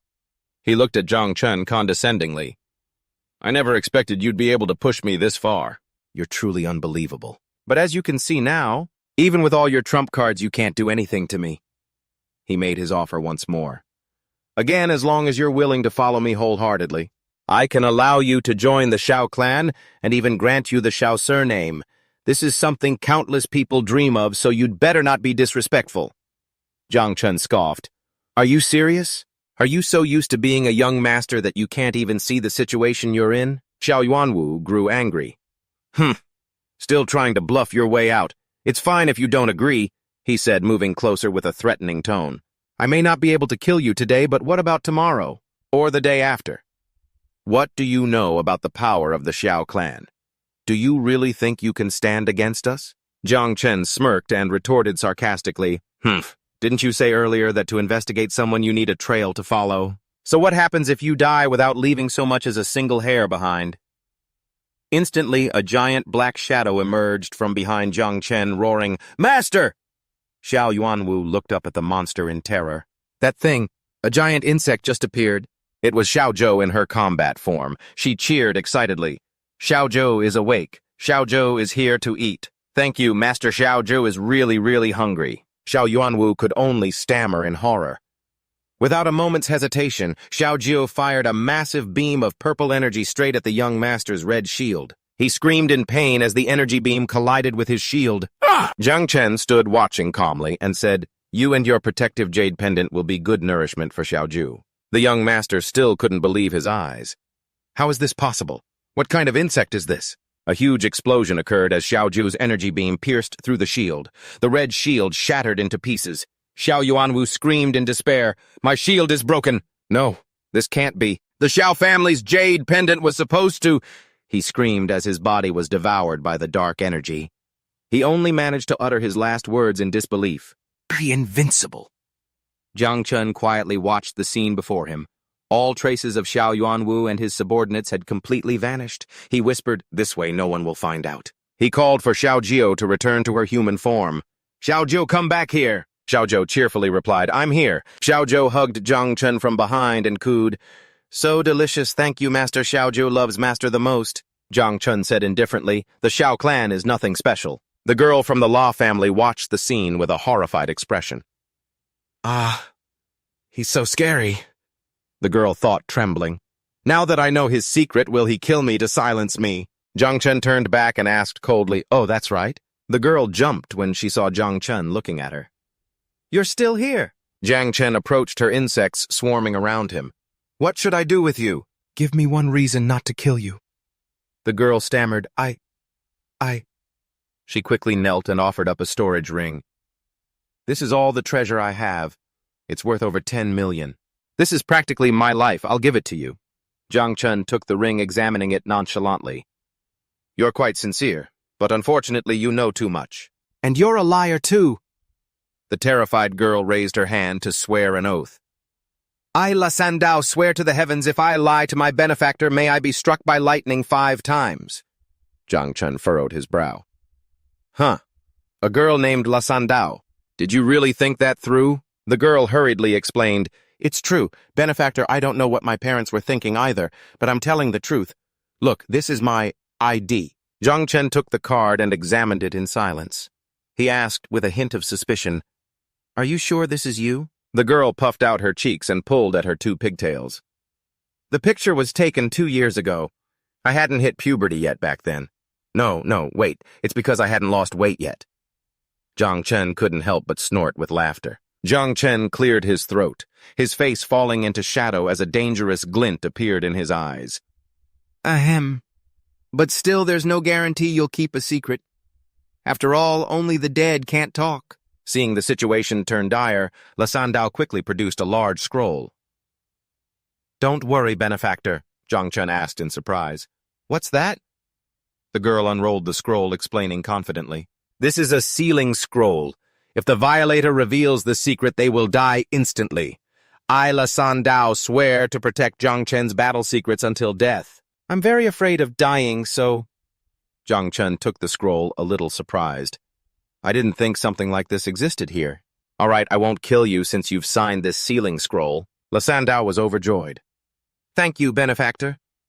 Then the girl suddenly remembered something. She asked in a panic. Wait a minute, how much did this scroll cost? Jang Chen replied indifferently. About 10 million. Jang Chen's expression immediately darkened as a gloomy aura emanated from him. So that means the only valuable item in the storage ring was already used by you. Lasandao was terrified and quickly waved her hands. Don't be angry, benefactor, just escort me home. My parents will definitely not treat you unfairly. Jang Chen turned and walked away. I have to register for the night's watch tomorrow morning. There have been too many delays already. The girl hurriedly chased after him, pleading, Benefactor, take me home. It's much closer than going to the night's watch. My house has a teleportation station. I guarantee you won't be late. Benefactor, wait for me. Jang Chen simply replied, I wish you all the best. The scene changes to a magnificent mansion. A noblewoman roars in anger. How dare they! Inside the grand hall, countless people were prostrated on the floor, trembling. The woman continued to shout, robbing us and killing our people. The 3 Xiao clans are going too far. A servant pleaded, My lady, please calm down. We all deserve to die. The young miss has suffered so much. A middle-aged man gently tried to placate her. Wife, please calm your anger. The most important thing is that our Sandao has returned safely. The Xiao clan is one of the great clans from the Zhen Empire. They are not people we can afford to provoke. The woman was still not reconciled. No, I absolutely must. Jang Chen, standing to the side, thought to himself, Oh, so her name really is Lasandao. Lasandao's father turned to Jang Chen with a friendly smile. Jang Chen, is it? Thank you so much for saving our Sandao. Please accept this black card. Yes, our benefactor. I've arranged for breakfast for you to eat before you go. The teleportation will only take a few minutes. Jang Chen took the card, but his stomach growled. He smiled and replied, Thank you for the black card. As for breakfast, he scratched his head sheepishly. I'll just have a little bite. Lasandao's parents said cheerfully, We'll take you there right now. At the dinner table, Jang Chen was eating like a starving wolf, the empty plates piled high like a mountain. He thought to himself, the more insects I control, the more I have to eat. Lasandao's parents stared at him in astonishment. The father said, So this is what you call eating a little? There's no rush, benefactor. You can have more if you want. The mother whispered to her husband, Even though our daughter said he's a creation type, he's still God level. As a newly awakened, he was able to save someone from the Xiao clan. Mr. La glanced at Jang Chen and thought, Right. Even though our little girl didn't spell it out, he's definitely not as useless as he seems. And he's quite handsome, too. The couple exchanged a meaningful look. The husband thought, If he can help us fight against the Xiao clan. The wife continued the thought, If he can protect our daughter. Both of them suddenly turned to Jang Chen with beaming faces. The father said, Little Jiang, you don't have a girlfriend yet, do you? Our Sandao doesn't have a boyfriend either. Don't you think our family's one and only hidden class is pretty great? Most importantly, our Sandao has a perfect 91, 61, 91 figure. She's got both beauty and brains. I've already thought of a name for our grandchild. The mother chimed in, She's also skilled in business and financial management. Lasandao, blushing, shouted, Mom, Dad, you two are being so rude. Jang Chen hurriedly stood up, looking for an excuse to bolt. Thank you for the hospitality. I'm full, and I have something urgent to attend to. Lasandao's parents waved. Little Jiang, let's talk about this again next time. The father turned to his daughter. Sandao, my son-in-law, is leaving. Why aren't you his wife, seeing him off? The mother added, Sandao, don't worry. The black card your father gave him has a location tracking function, so you can follow him anywhere. Lasandao could only cover her face and scream, You two just shut up! She secretly glanced in the direction Jang Chen had left, thinking, Even though he's super strong and handsome, he's also really scary. But even if he's scary, he's still really, really handsome and strong. Meanwhile, at the Xiao clan headquarters, an old man with a white beard and hair, Xiao Yuanshan, slammed the table and roared in anger. That bastard Yuan Wu's life jade has shattered. Investigate this thoroughly and tell me who did it. A subordinate hurriedly complied. Yes, sir. I'll send men to investigate immediately.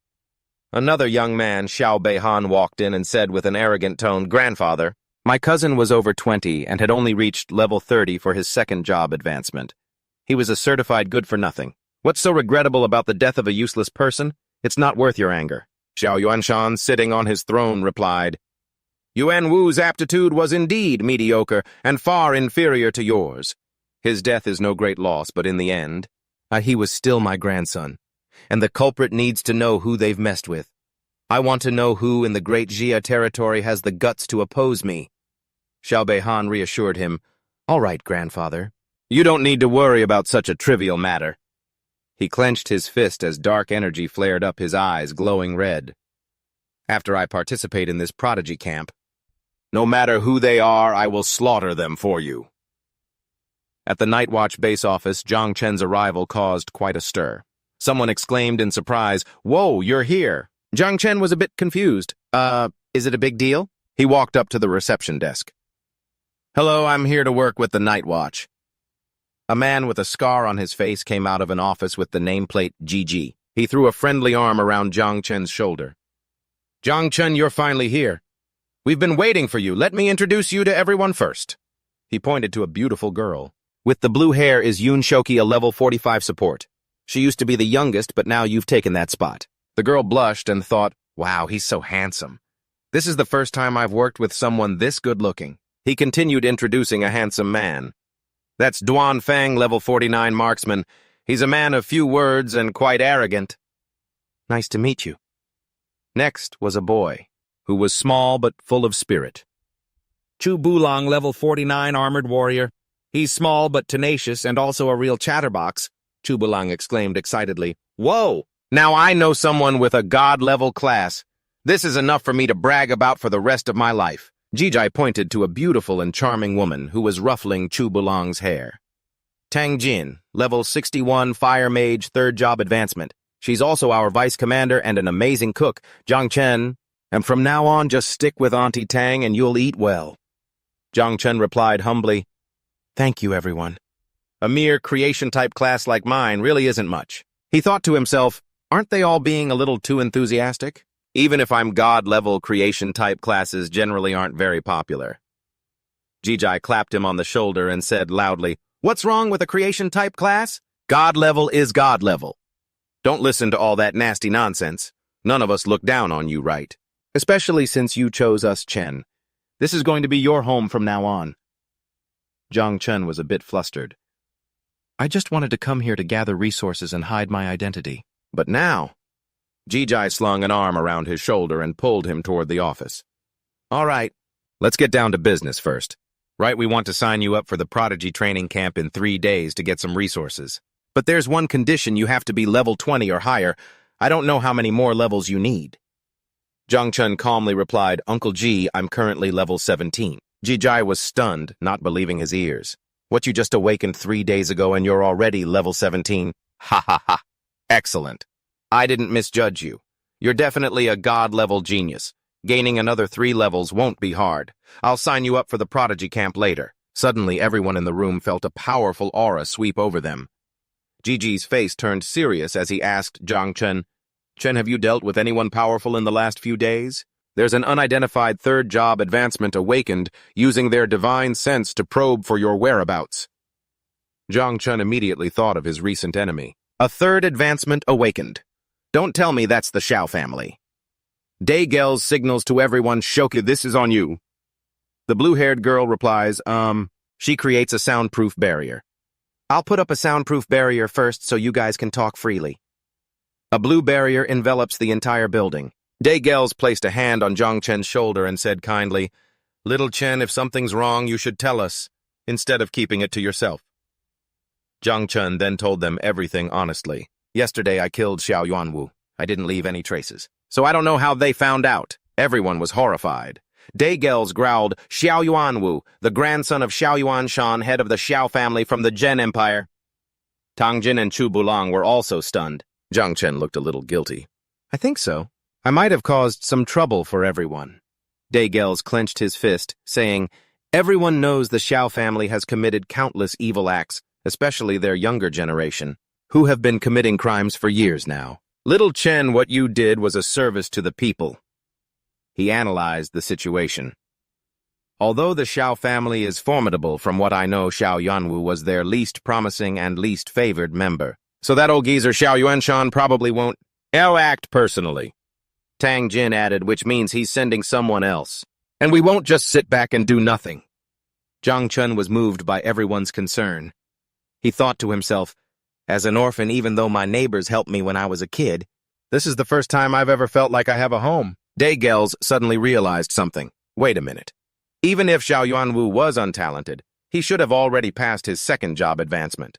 How could a level 17 first advancement creator class like you kill a level 30 second advancement combat class? Jang Chen scratched his head and said, Uncle, calm down, I had help. Daygels asked curiously, Who?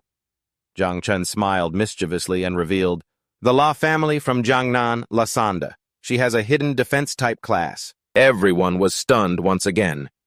The richest tycoon in Jiangnan, the La family, and their only daughter, Sanda. Daygels burst out laughing, slapping Jang Chen on the shoulder. Ha ha ha! Not bad at all. Although the La family isn't a combat family, no one can match their wealth. If you ever run into trouble one day, the La family won't just stand by. He suddenly realized a key point. Wait, if Lasanda is a defense type, she wouldn't have much attack power. Which means it was you. Jang Chen held out his hand as a cloud of purple poisonous smoke gathered. Uncle, I actually have two classes, a hidden poison-type class. Daygels exclaimed in amazement. You're one heck of a kid. How many more surprises do you have up your sleeve? Jang Chen warned, Uncle, this is extremely poisonous. Not believing him, Daygels reached out confidently. Little Chen, you have no idea how high my defense is. My defense is... The moment his hand touched the poisonous smoke, it immediately began to corrode. Hey. Jang Chen smiled teasingly while Daygels leaped up in pain. Uncle, your defense was broken. Rubbing his hand, Daygels yelled, Get out of here, I just let my guard down. He hurriedly called out, Shoke, come give me a hand. Suppressing a laugh, the girl replied, Yes, sir. Yun Shok then used her healing energy to treat his wound. Jang Chen added, I did tell you it was very poisonous. Daygels was still laughing heartily. Good poison. Good poison. The more skills you have, the happier I am. He then turned serious.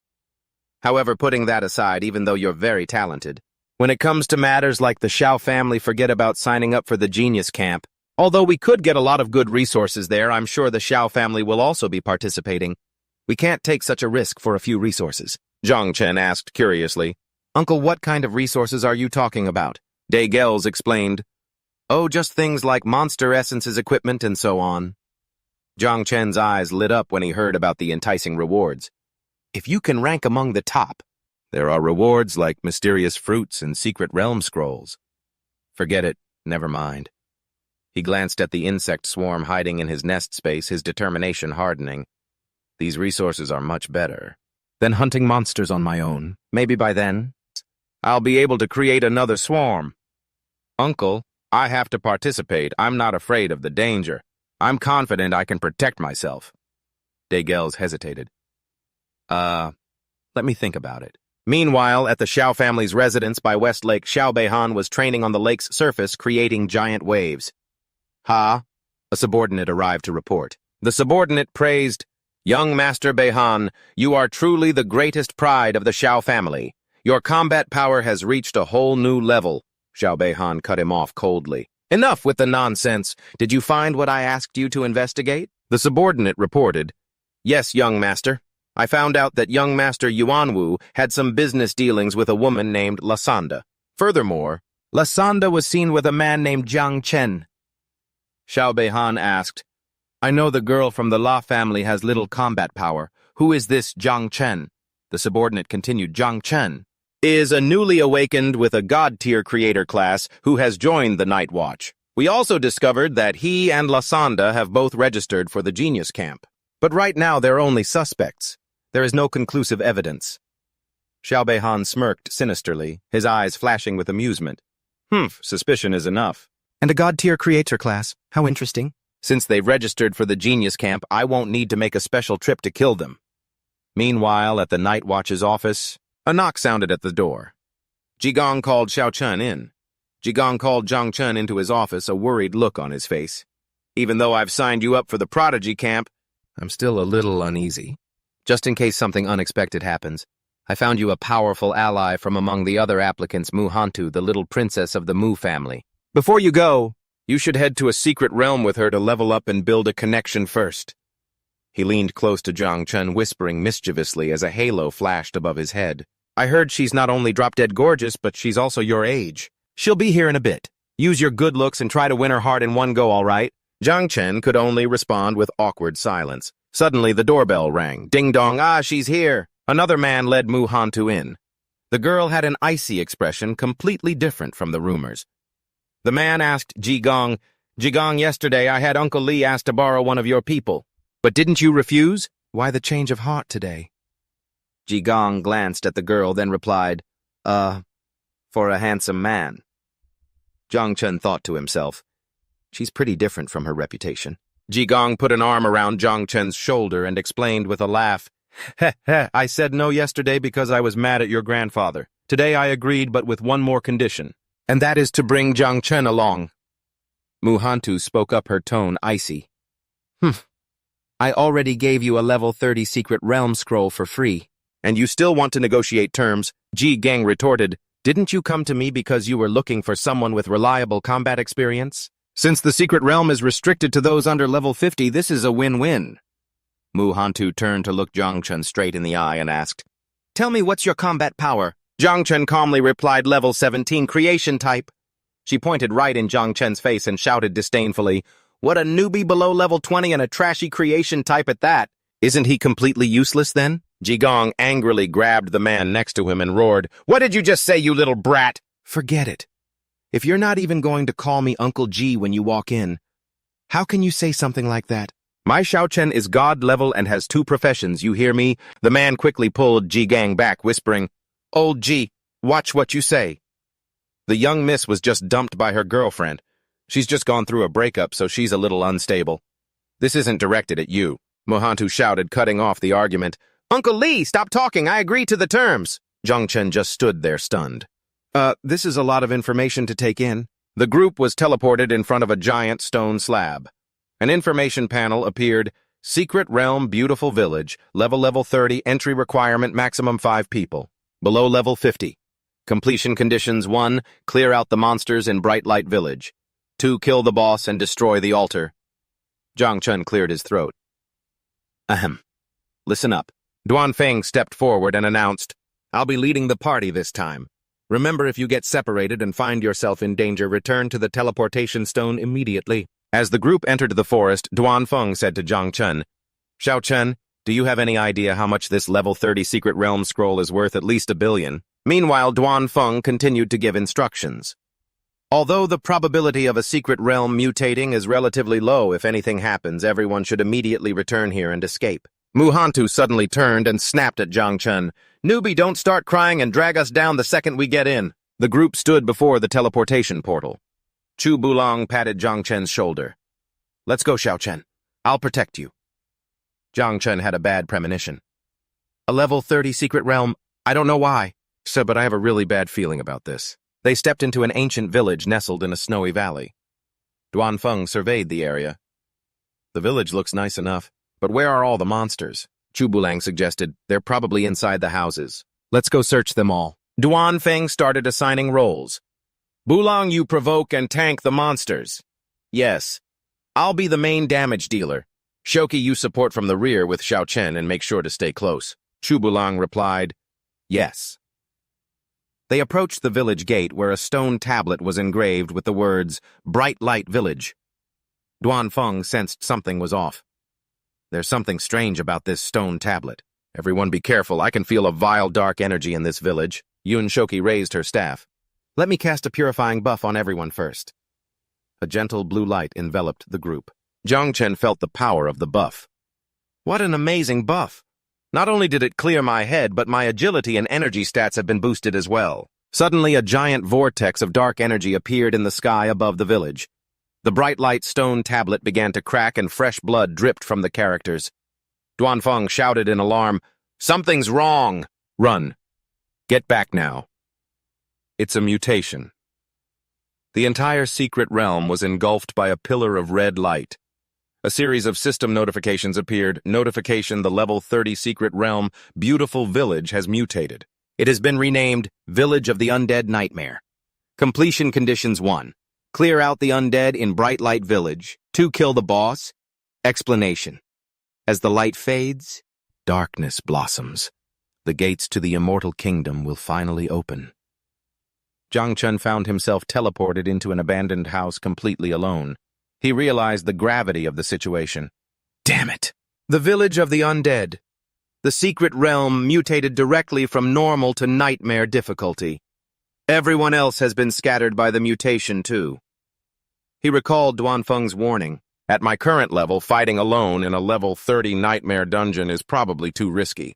I should listen to Doan and head back to the teleportation stone first. With that in mind, he immediately started heading back to the starting point right after stepping out of the house. Jang Chen was shocked to find himself standing in the middle of a giant graveyard with countless coffins and hanging red lanterns. At the end of the path was a ghostly, eerie portrait. There's no exit.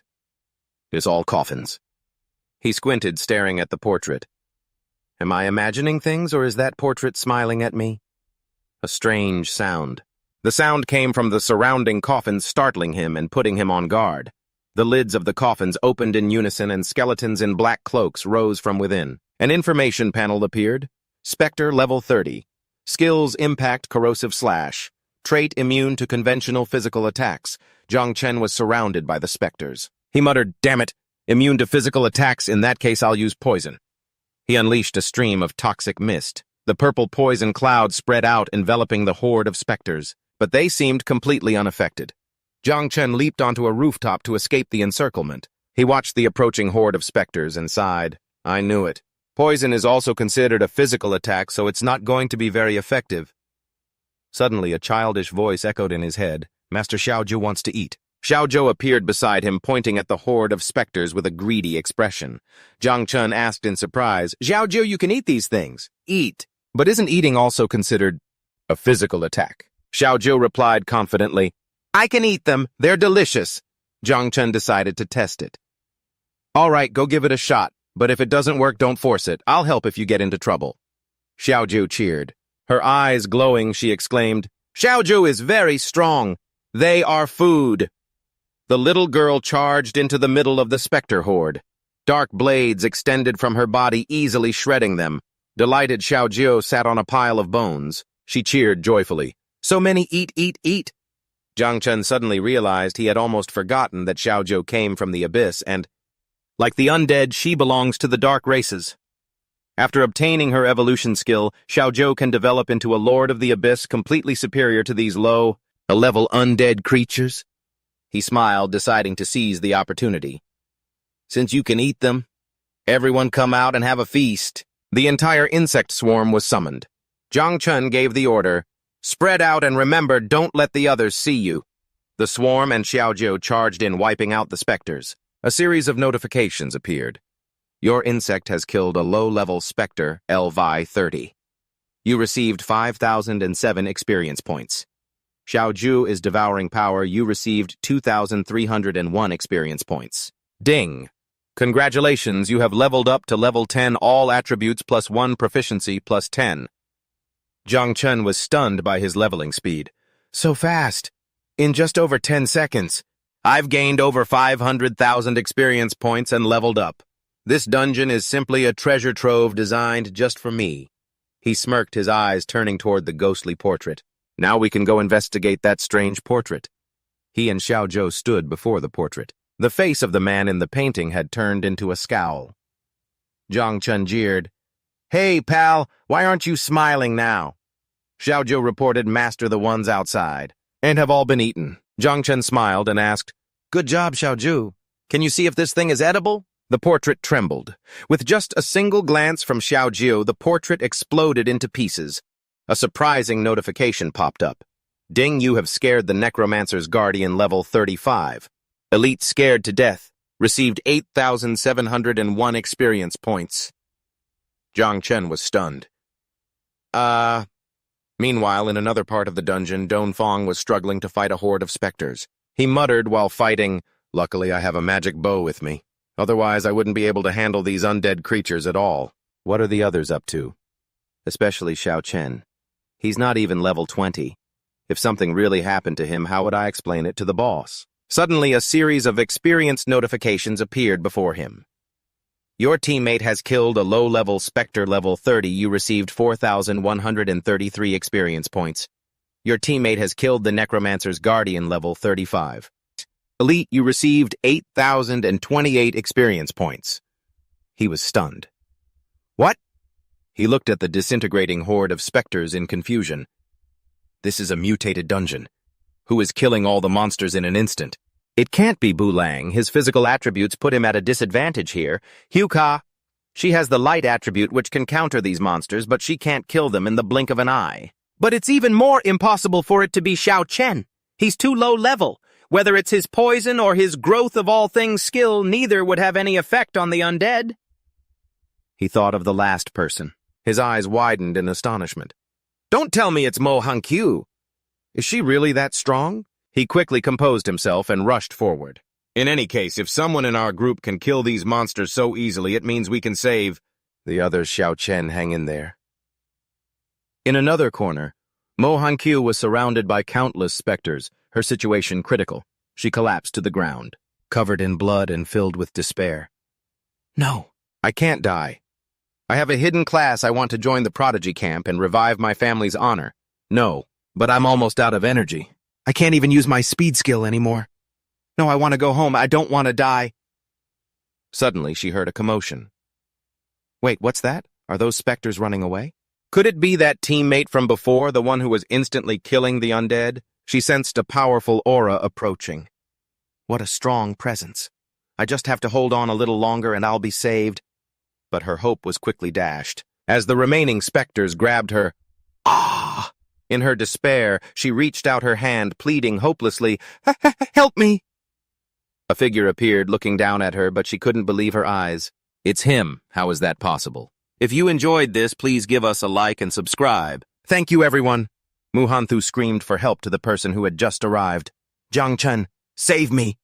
Jang Chen grabbed her hand, pulled hard, and ran faster. He threw her to the side so she wouldn't get in his way. And don't block my path. She fell sprawling to the ground. She propped herself up, looking at Jang Chen with astonishment and a hint of admiration. Jang Chen, you're so cool.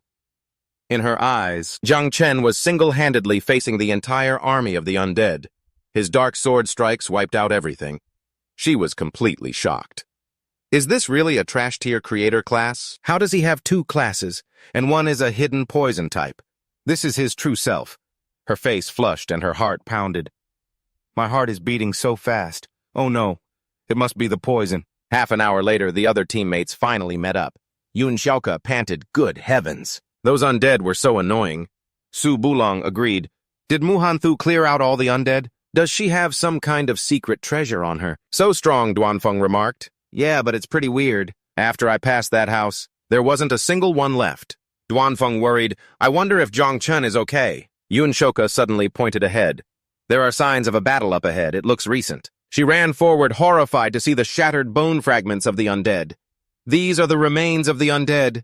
Search the area now. If anything happens to Xiao Chen, none of us can bear the consequences. They split up to search. Duanfeng and Yun Xiaoka suddenly stopped, stunned by the sight of Jang Tran sitting on the steps while Mo Hanthu obediently massaged his back. So Bat Lang whispered, Brother Duan, that's little Tran. No way, Von Hu Ka pointed and shouted, It's really him! Hold on! This is just too strange! How could the arrogant Mu Hanthu be acting like a servant massaging Xiao Chen's back? Those two are probably... The boss transformed to trick us. Mu Hanthu was gently massaging Jang Chen. Jang Chen turned and said, Captain Duan, you're finally here. The altar and the boss are in the backyard. But the three of them rushed forward and surrounded him. Yun Xiaoka asked in a stern voice, Stop, answer my questions first. Mu Hanthu immediately stood in front of Jang Chen, shouting, What do you want with Jang Chen? You'll have to get through me first. Jang Chen just stayed silent. He pushed Mu Hanthu aside and said in a charming tone, Captain Duan, I know what you're thinking. I'm not a monster. I'm just a little too charming. Don't believe me. Our boss's name is Ji Gang and Auntie Tang is the best cook. Everyone breathed a sigh of relief. It really is, Xiao Chen. It's great that you're okay. Are you hurt anywhere? Jang Chen put his arm around Mu Hanthu's shoulder, reassuring her. Don't be mad, I'll listen to you. Duanfeng said, Get a grip. Stop acting so weird. The others could only feel secretly jealous. That good boy really knows what's up. I'm so jealous, Jang Chen shouted, cutting off the conversation. That's enough.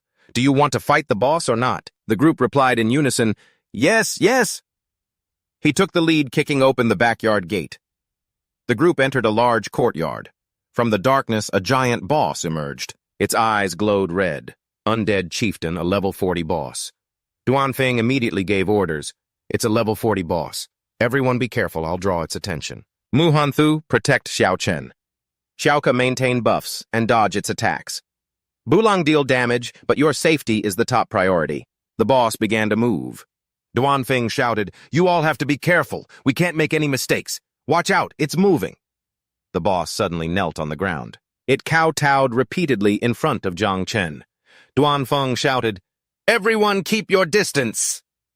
The group was stunned by the boss's strange behavior. What's going on? Is it begging? Jang Chen stepped forward and said, everyone's already hurt, so just leave this boss to me. He thought to himself, good opportunity. Xiao Zhu, it's time to eat. Xiao Zhou appeared in its giant combat form, cheering, eat, eat, eat, eat. A series of notifications appeared as Xiao Zhu devoured the boss. You have killed the boss, the undead chieftain. Gained 76,690 experience. Xiao Zhu has devoured its power, gaining 31,224 experience points. You have leveled up. Level 25 is now level 26. All attributes plus 1 proficiency plus 10. Congratulations on defeating the final boss and completing the secret realm. Calculating rewards. His teammates could only stare in amazement. The boss just died like that. You're the one who instantly killed all those undead? Jang Chen scratched his head and smiled humbly. I was just lucky. My poison is effective against them. A giant notification board appeared before the group. Completion review. Undead. Village level 30 nightmare. Rank S. S. S. All participants are rewarded with the Medal of the Dead, a special equipable item. It can absorb 1 fatal attack 1 time. Bound cannot be transferred or sold. The rankings also appeared with Jang Chen achieving SSS rank, while the others only got CD and E ranks. Everyone bowed their heads to thank Jang Chen. The gear from the individual rewards is already so good, but the team rewards are even better. I've never received so much before. Xiao Chen basically carried us through this whole secret realm. Thank you, Xiao Chen. Jang Chen just chuckled, ha ha.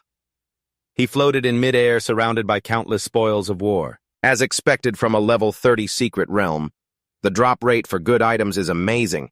This equipment is probably worth billions. He examined one of the items, a black cloak. Dark dance cloak. Quality platinum. Attributes agility plus 60, energy plus 50. Unique trait shadow stealth. Activated. After activation, you can become invisible for 3 minutes. Cool down 2 hours. He thought happily. A stealth cloak. So practical. I'll keep it. The rest isn't very useful to me. I'll sell everything when I get back and buy blood essence for my young insects. An announcement rang out as the secret realm began to collapse due to the mutated dungeon's completion. It is about to disappear. Please leave the secret realm as soon as possible. Jang Chen silently calculated that his devour value had increased significantly this time. If they drink a little more blood essence, I'll soon be able to get another swarm. The scene shifts to the Night Watch office building. Jay Gels is yelling in his office, hearing the report from Jang Chen's teammates. What? A mutated secret realm. What Jang Chen conquered the Han Chiu tomb. He continued to roar, what Jang Chen carried you all. Jay Gels said to the others, the rest of you can leave. I want to speak with Jang Chen alone. Everyone responded in unison, yes, sir, when only the 2 of them were left. When? Jay Gels's face turned serious. Be honest with me. Jang Chen was puzzled. Huh. Jay Gels looked straight into Jang Chen's eyes. Your poison being effective against spirits might fool Duanfeng and the others, but it won't fool me. He stepped closer, his voice filled with authority. Tell me the truth. What else are you hiding? Cold sweat broke out on Jang Chen's forehead as an image of Little Nine appeared in his mind. Damn it! Am I going to have to reveal my insects to him? I mean, they're a calamity from ancient times. If people knew about them, would they ever let me go? Jay Gels growled, his eyes glowing red. Speak, Jang Chen stammered. Uncle G, Suddenly, Jay Gels burst out laughing and threw an arm around Jang Chen's shoulder. Ha ha ha ha ha! So even a guy like you can get worried, huh? What happened to all that courage you had in the secret realm? Jang Chen sighed in relief. Uncle G, you scared me. Jay Gels sat down on the sofa and said casually, It wasn't all just to scare you. It's just that if you don't want to talk about it now, I won't force you. The more trump cards you have up your sleeve, the happier I'll be. In the future, our night watch will depend on you to bring us greater glory. Jang Chen was moved by Jay Gels' trust. He promised Uncle G rest assured, at the very least I'll give you a full set of epic-grade equipment later on. Jay Gels roared with laughter. Ha ha ha, you silly kid, I get it. You're not kidding about the epic-grade equipment, are you? Jang Chen replied seriously. Uncle, I'm serious. Jay Gels just laughed. All right, all right. Jay Gels created a fireball in his hand and said, Little Chen, it's good that you have other cards to play, but there are some things I need to explain. He threw the fireball to the ground. 2 bandaged mummies appeared. Jang Chen was shocked. Uncle G, what is this? Jay Gels sat on one of the corpses and explained, These guys. At the very least, they were 3rd job advancement masters above level 60. There were even 2 4th job advancement grandmasters at level 90 or higher. I couldn't handle any one of them. I'm just a corpse collector, Jang Chen asked in shock. Don't tell me they all tried to kill me. Jay Gels waved it off. Don't flatter yourself. These people were all trying to kill Mu Han-Q, but they were secretly dealt with by her protectors. Jang Chen asked, Oh, really?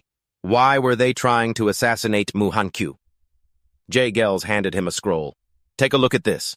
Jang Chen unrolled the scroll. The 3 great Jia Genius hunt lists. These are all names I've never heard before. Rank 1 Ying Zhuang, descendant of a martial emperor, capital region, level 46.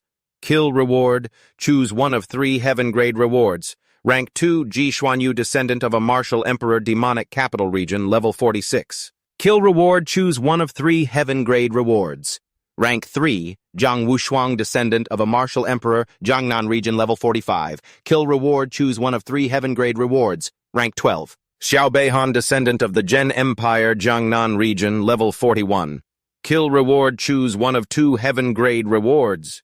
He exclaimed in shock. Wait a minute, Xiao Beihan, the Xiao clan of the Zhen Empire. Jay Gels confirmed. That's right. These are all the top geniuses of your generation in Great Xia. And Xiao Beihan is one of them. They will also be participating in the Prodigy camp of the 8 major regions, and Xiao Beihan will be with you in the Jiangnan region. He continued to explain, The 7th job advancement is King, the 8th is Emperor, and the 9th is Martial Emperor. The top 100 geniuses of Great Xia are at the very least descendants of kings. Mu Han-Q is the descendant of one of the 12 kings in Jiangnan, and she's only ranked 77th. However, even so, countless experts have tried to assassinate her, but they were all killed by her secret guards. This shows the power of those backing her. Information appeared. Rank 77. Mu Han-Q, descendant of a King, Jiangnan region, level 35.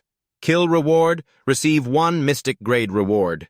Jay Gels said grimly, If this is the power behind the kings, then imagine the power of the Zhen Empire's Xiao clan.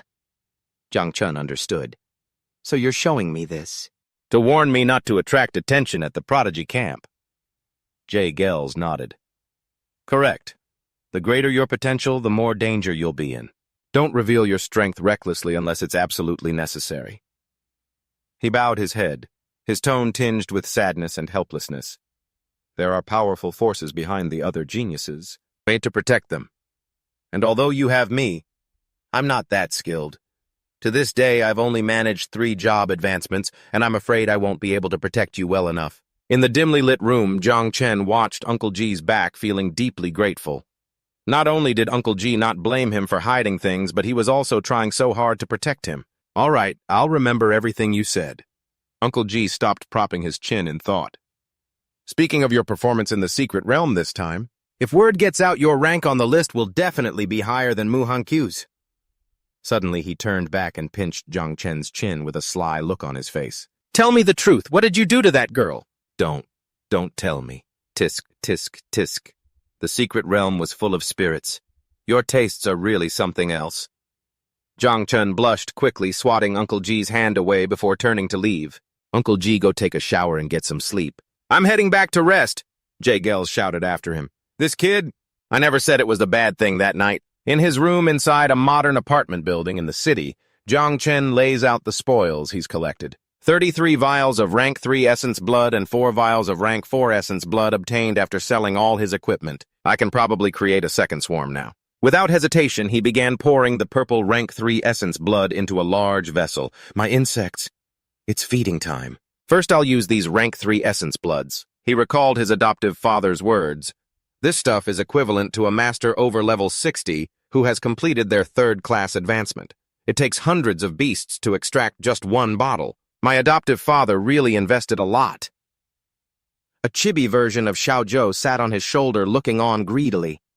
Master Xiaozhou really wants to eat. Jang Chen smiled, coaxing her. Don't eat it now. It's still too early for your next reproduction cycle. Xiaozhou immediately pouted her eyes, welling up with tears, looking utterly pitiful. Jang Chen couldn't stand that expression. He gave in. Fine, go ahead and eat. You can have some too. He placed Xiaozhou on the lid of an essence blood vial, and she began to gnaw on it happily. Master is the best. Next is the rank 4 essence blood equivalent to a grandmaster, one who has completed their 4th class advancement above level 90. Jang Chen continued his work as notifications for level 18 and level 19 flashed while the energy was absorbed. A system notification appeared. The 9-winged plague progeny have begun reproduction. Reproduction quantity. Each individual can produce 40 to 60 offspring. Reproduction time. Evolutionary skill is accelerating the process. Moments later, the process was complete. Reproduction of the 9-winged plague progeny complete. Quantity 100,000. Jang Chen stared at his hand in astonishment as tiny black particles gathered there. From his palm, a jet-black swarm of insects poured out like a flood, quickly engulfing the entire room. The churning cloud of insects completely obscured the ceiling. Jang Chen panicked. This is my house. Don't go outside. He gritted his teeth, raised his fist and roared. Return to the hive and stay quiet. Do not come out until I command you. The swarm instantly retreated, leaving corrosion marks on the walls and picture frames. Jang Chen panted, looking around with a dismayed expression.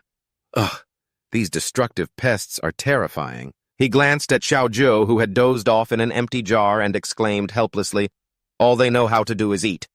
How am I supposed to manage them? A status panel appeared showing his power had skyrocketed. Name Jang Chen, level 26. Power rating, 197 stars. He smiled, satisfied. 197 stars. That's an insanely fast increase. I'm already about to catch up to an average master with a 3rd class advancement. Standing amidst a purple aura, Jang Chen felt more confident than ever. Everything is ready. Now I just need to wait for the trip to the Prodigy camp tomorrow. Once I reach level 30, I'll be able to complete my 2nd class advancement. He clenched his fists, his eyes burning with ambition. When that happens, I can get a new specimen. Meanwhile, on the rooftop of a skyscraper, elsewhere in the city, a figure stood shouting. Know what? Behind her was a dignified white-haired old man. The blonde girl spun around in a rage. Are you trying to make your master, the Heavenly Blade King, step in? Zhang sat on the sofa pondering if it was really necessary to stir up the crowd like that. Regarding little Chen's situation, it wasn't just a precaution. He's bound to clash with that arrogant Xiaobei Han in the Jiangnan region. More seriously, the secrets within the Prodigy camp and on little Chen himself cannot be hidden. His expression turned extremely serious as an image of Jang Chen appeared in his mind. There's something about little Chen that frightens me.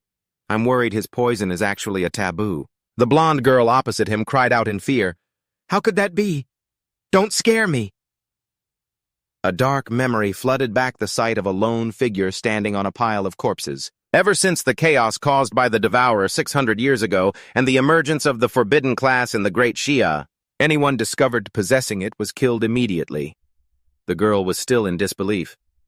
If little Chen really had a forbidden class, it would have been detected the moment he awakened. I think you're just being paranoid. Jijing mused, his face full of worry. I truly hope I'm just being paranoid. Meanwhile, in a dense forest, Jang Chen was struggling with a map. Which way is it? Don't tell me I'm lost again. Suddenly, a desperate cry for help echoed from the distance. Help me! Jang Chen looked up in surprise. Huh? He looked up to see an old white-haired man dangling from a high tree branch. Help me! I'm afraid of heights! The old man shouted. Jang Chen was speechless. Without much thought, he reached his hand toward the tree. All thing growth vines. Instantly, giant vines sprouted from the tree trunk and wrapped around the old man. "Ah!" he screamed in terror.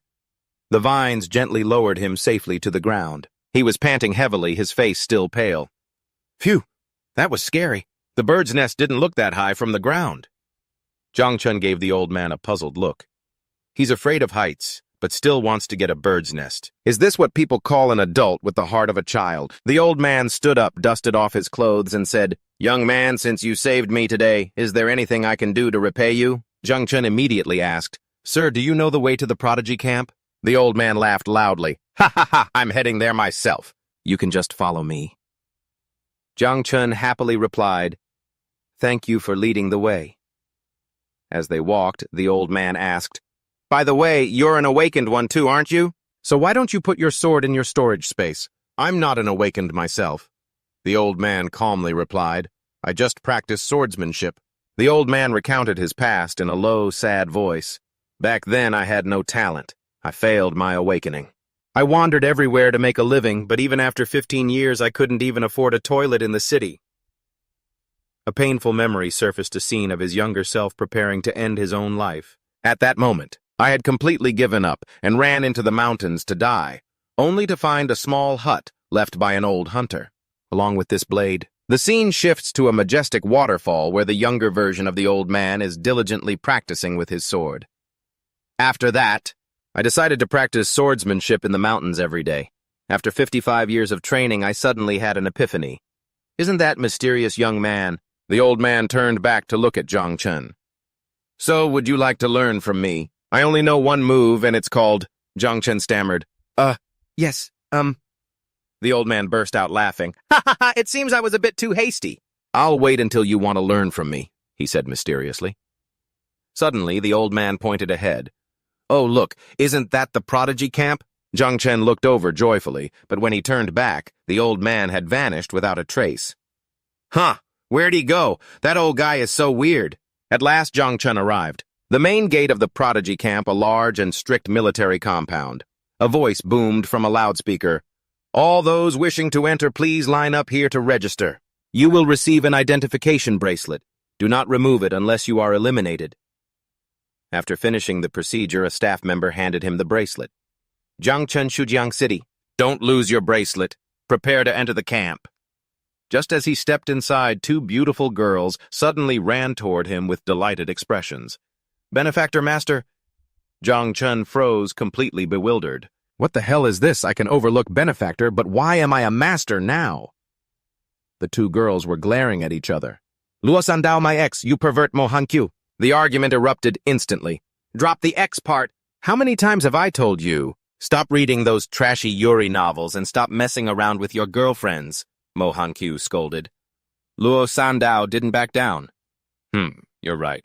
Only now do I truly understand what it feels like for one's heart to flutter. You're nothing to me." Meanwhile, Xiaoju was floating nearby, happily eating watermelon. "This looks interesting. Worth watching." "Then why do you insist on following me?" Mo Hankyu challenged. Luo Sandao linked her arm with Jang Chen's and declared, "Follow you. Don't be so conceited, will you? My master is Jang Chen." Luo Sandao burst out laughing. "Oh ho ho ho ho, I always told you it wasn't you and you didn't believe me. But now it's become true, hasn't it?" Luo Sandao blushed shyly and said, "Well, he really made my heart flutter." "So are we good friends again now?" Mu Hanchu asked. Luo Sandao hugged her. "My friend, I feel like we're both best friends and love rivals now, so we can only be considered enemies." Jang Chen could only shake his head in exasperation. "Sigh these girls and their thoughts." Suddenly, a loud explosion roared nearby. The ground shook. Jang Chen and the two girls turned to look towards the sound. What's going on over there? Looks like someone's fighting." A giant patrolling instructor appeared with a furious expression. "You haven't even entered the camp and you're already fighting. Are you looking for death?" Jang Chen silently assessed the patrolling instructor. His power must be at the level of a third advancement grandmaster. But right after that, an invisible force struck, sending the instructor flying. He fell sprawling on the ground, screaming in pain and terror. "Damn it, quickly inform the higher-ups that those lunatics are here." Mu Hanchu and Luo Sandao were stunned. A third advancement grandmaster was sent flying in a single blow. Who exactly is fighting? Who else could it be? It's the top achievers from the Jiangnan area. A short-haired girl with the air of an assassin was introduced. That short-haired woman's name is Tang Ying, an assassin-type class. Her power is terrifying, and she's the youngest gold medal assassin in the Tianji Pavilion. They say that recently in the Sakura Empire, a fourth advancement grandmaster was assassinated. Next was a fiery red-haired young man who exuded a blood-red aura. He's called Bai Feng. He's known by the nickname Little God of Slaughter. He's the disciple of the commander-in-chief of the East China Sea Defense Line, the most outstanding genius in the military district. But he seems to have some psychological issues and easily loses control. And finally, an arrogant blue-haired swordsman. The blue-haired man with the sword is named Xiao Han, and his grandfather is one of the 7 pillars of the Great Xia. His young sword immortal class is considered god tier. Luo Sandao gritted her teeth in hatred. I know that thieving bastard. The epic-grade sword in his hands was stolen from my family, Jang Chen thought to himself. So this is Xiao Han. He truly lives up to the title of a genius. He's countless times stronger than Xiao Yuanwu. But then a question arose. So who is the one being surrounded in the center of the fight? A sturdy young man was fighting against all 3 of those geniuses alone.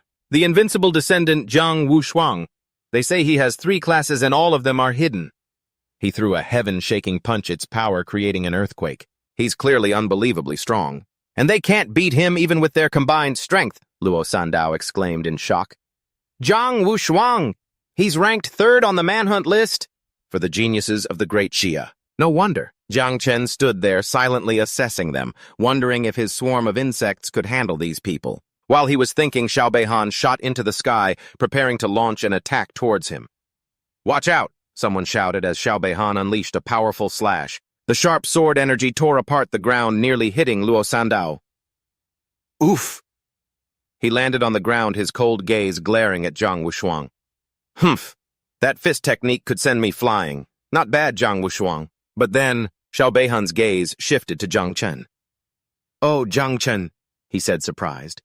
Jang Chen also recognized him. Xiao Han. Xiao Han narrowed his eyes. I heard that Xiao Yuanwu died at your hands. A blue aura emanated from Xiao Han's body. He sneered, heh, although I didn't like that useless bum either. You'll have to die today, too. I was originally planning to finish off Zhang Wushuang before dealing with you, but since you're already here, I'll take care of you first. Jang Chen snorted coldly as a dark purple energy began to pour from his arm. Humph. Even though your strengths are different, it seems everyone in the Shao clan shares the same rotten personality. He took a defensive stance, preparing to fight. I know I promised Uncle Ji I wouldn't draw attention, but in this situation, I have no other choice. Just as the battle was about to erupt, a massive wave of sword energy swept in from the distance, carrying a powerful voice. Stand down, the chief instructor! The Heavenly Blade King has arrived. The sword energy carved a deep trench in the ground, separating the 2 sides.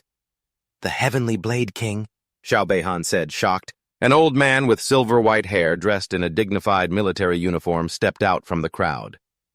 For those who wish to fight right now, you'll have to answer to the sword in my hand. Jang Chen was stunned, recognizing him instantly. The Heavenly Blade King. He's that strange old man I met on the way here. With just a single swing of his sword, he suppressed all 4 geniuses to the point they couldn't move. And my little insects were almost affected by that shockwave, too. An officer hurried over to report, Sergu Sr., all 300 geniuses have arrived. Please prepare to take the stage and preside over the opening ceremony. Another person introduced him. That's Vice Commander Yang Guang. People started whispering. Oh my God. There have been many genius camps in the Jiangnan area, but never one with a king-level figure. In charge! The crowd of geniuses began to buzz with discussion. That's terrifying. Even though we're standing dozens of meters away, the Heavenly Blade King could still kill all of us. Sat with a single move, one person said. But that's strange. Didn't they say the old master was in seclusion? Why would he show himself now? Another wondered. I just overheard the instructors talking privately. It seems the old master requested this assignment himself. Could it be he wants to recruit a disciple, someone else speculated? Well, in that case, I have to perform my best. The four top geniuses were also filled with shock and awe. Tien, I've finally met the living legend, Jiang Wushuang. He clenches his fists, his determination surging. Once the training camp begins, I will definitely defeat Jiang Wushuang, and I'll leave a good impression on that old master. I can't believe they managed to invite him. I have to make him my master. The two girls next to Jang Chen couldn't hide their excitement, so he turned to ask them. You two also recognize that powerful old master. Luo Sandao exclaimed, Of course I've heard about his legend since I was a child. She added with a look of pure admiration. He's not even an awakened one. But he was able to suppress a group of 7th Job advancement king levels and become the #1 king level under the Zhen Empire. His power can even be compared to someone from the Zhen Empire with an 8th Job advancement. He once slew a dragon with a single sword strike. Mu Hanyu added, That's right. Even though they are all at the king level, Senior Heavenly Blade King is the person my grandfather respects the most. My grandfather once asked him to take me as his disciple, but he refused. At first I was very disappointed, but then I heard that many descendants from the Zhen Empire and even descendants of champions were also rejected. You must be joking, as far as I know. Jiang Wushuang and Bai Feng were both rejected by Senior Blade God before Mu Hanyu affirmed.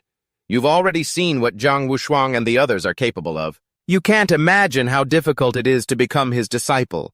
Luo Sandao added, That's right, benefactor. You might not know this, but the old master has only ever accepted 2 disciples in his entire life.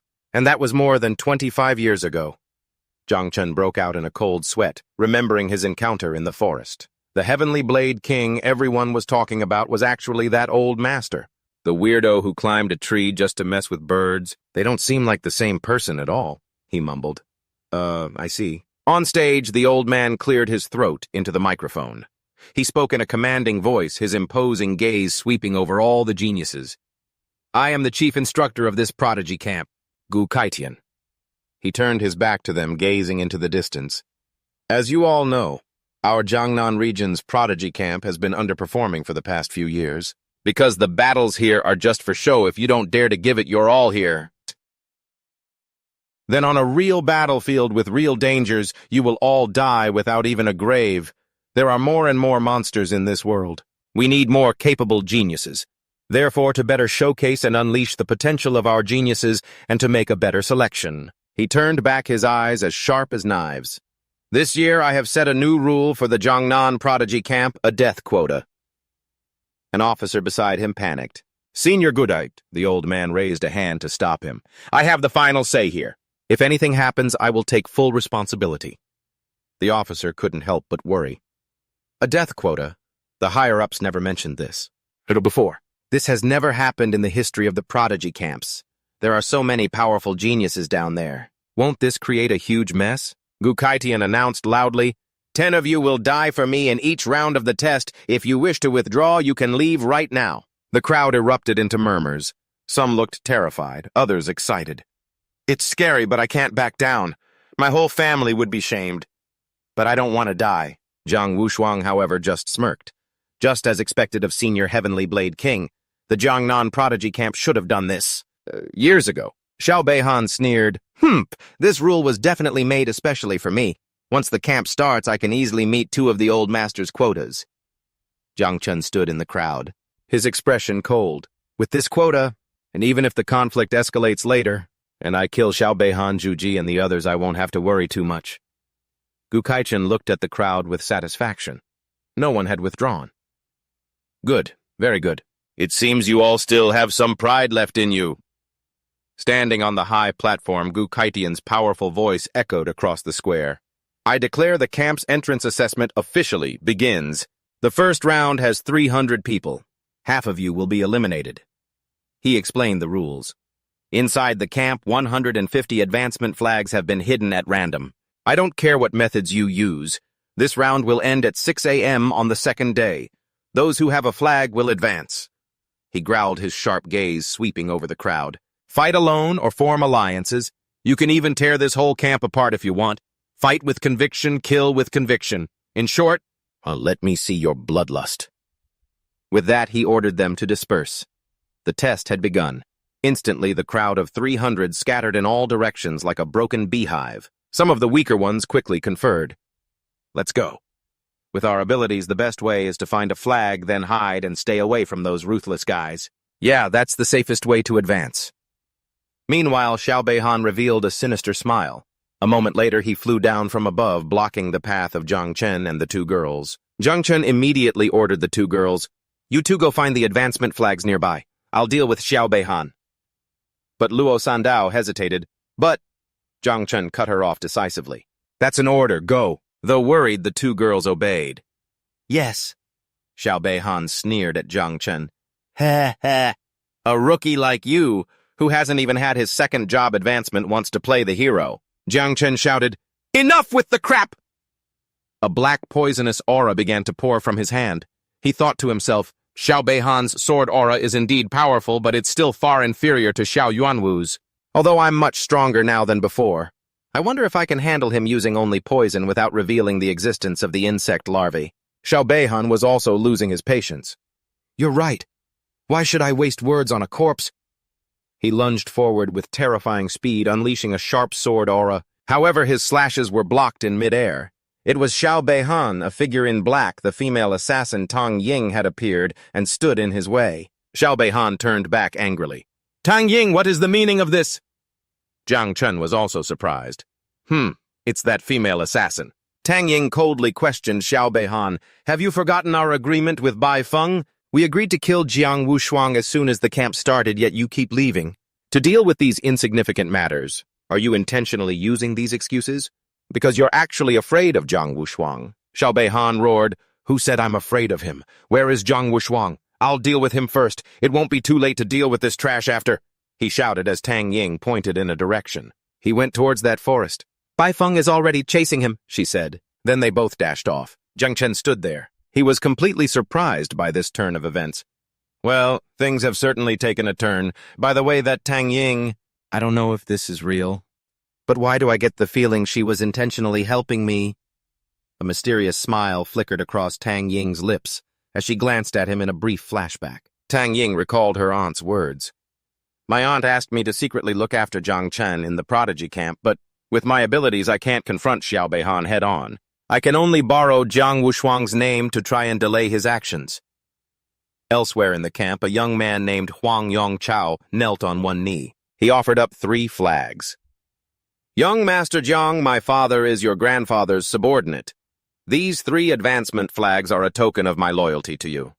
But Jiang Wushuang just replied coldly, "I don't need them. If you truly want to show your loyalty, help me with something." Huang Yongchao immediately bowed his head. "Yes, this subordinate will serve you with absolute loyalty." From a hidden corner, Tang Ying looked anxiously towards Jang Chen. "Damn it. Jang Chen, you'll have to handle this on your own. But I hope that Mu Hantu and Luo Sandao can protect you." Just then, Mu Hantu cheerfully held up 2 flags. "Benefactor, I found them. There are 2 advancement flags." Jang Chen said, "You 2 can take them first. I'll go look somewhere else." But the 2 girls said in unison, "We'll help you look together." Suddenly, a flaming arrow shot towards them with terrifying speed. "Look out!" Jang Chen reacted instantly. He pushed the 2 girls away and flipped a table up to block it. Mu Hantu quickly took a defensive stance, shielding everyone. "Who's there? Are you here to steal the flags?" A voice echoed from above. The attacker hovered in midair like a small sun. "Not the flags, but your life, Huang Yongchao." Mu Hantu recognized the attacker. He has the hidden class Scorching Sun Archer. He's level 39 and his father is a 6th advancement venerable, a subordinate of the Xiao family in the Zhen Empire, she said worriedly. "I don't know if my Earth's Eternal Shield 9 can—" Huang Yongchao raised his bow, another flaming arrow forming. He shouted, "You 2 get out of my way." But a purple poison wall suddenly erected, blocking the arrow. Jang Chen stood before the 2 girls, his eyes cold. "I can tolerate everything else. But if you want to kill me, don't blame me for being ruthless. After all, someone has to meet the old master's death quota." A massive burst of purple poison energy erupted from Jang Chen's hand, completely swallowing the fire arrow.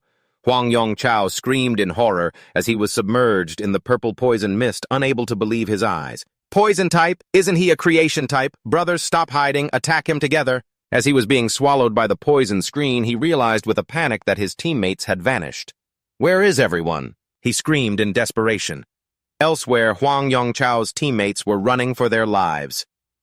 "Run!" one of them yelled. "A hidden poison type is too terrifying," another said in a panic. "If a ranged type like Huang Yongchao can't deal with him, we melee types don't stand a chance. Good thing we ran fast otherwise. We would have become cannon fodder." In the central control room, Gu Kaitian and Yang Guang were watching the battle on a screen. "Well done," Gu Kaitian praised. Yang Guang whispered in amazement. A god-tier creation type, a unique hidden poison type. He couldn't believe what he was seeing. He killed a second advancement genius that quickly. This Jang Chen is truly unbelievable. There were no reports about this from the night guards in Shujiang City. Gu Kaitian ordered decisively, "Yang Guang, go file a report. Also call in a few more space-type grandmasters. In case of emergency, we need to be ready to teleport at any moment. This is to prevent those brats from getting too ruthless in their killing." Yang Guang immediately complied. "Yes, Chief Instructor, I'll do it right away." Yang Guang hurried away. He thought to himself, "I'd better go before the old master changes his mind, otherwise, if the geniuses really start a massacre, the consequences will be unimaginable." But Gu Kaitian called him back. "Wait. Yes." Yang Guang flinched and turned back, worried. "Don't tell me this old geezer already regrets his words." Gu Kaitian issued a new order. "Prepare 10 peak Tier 3 beasts and deploy them separately. Attach an Azure Cloud flag to each of them." Yang Guang immediately understood and bowed. "Yes, Chief Instructor." He silently praised the move. What a brilliant strategy. This way, the top geniuses will have to fight the monsters to claim the Azure Cloud flags, first preventing them from harming the other ordinary people. Meanwhile, the confrontation between the three geniuses and Zhang Wushuang continued. Zhang Wushuang provoked them, "I've already told you all. Even if all three of you attack together, you still can't kill me. Are you forcing me to kill you all? And besides, even if you win, would you feel any glory in your victory?" Xiao Beihan scoffed. "Although it's 3 against 1 and there's no glory in winning, it's not as interesting as fighting someone else." Suddenly, an announcement echoed throughout the camp. "Announcement number 9, Huang Yongchao has been killed and eliminated." Bai Feng was surprised. Huh. The first kill, Xiao Beihan, was also stunned. Even though Huang Yongchao's abilities were average, he was still a decent second-class change user. Yeah. And he was at least in the top 50 of this Prodigy camp. He was also much stronger than Xiao Yuanwu, but he was killed in such a short time. Tang Ying couldn't hide her astonishment either. "This isn't right. My aunt told me that Jang Chen is just a level 26 creation type. How could he kill a level 39 combat type? And so quickly. Even I couldn't have done it that fast." Bai Feng smirked. "It seems there's a hidden tiger in this Prodigy camp." Zhang Wushuang taunted. Look, there's another expert here.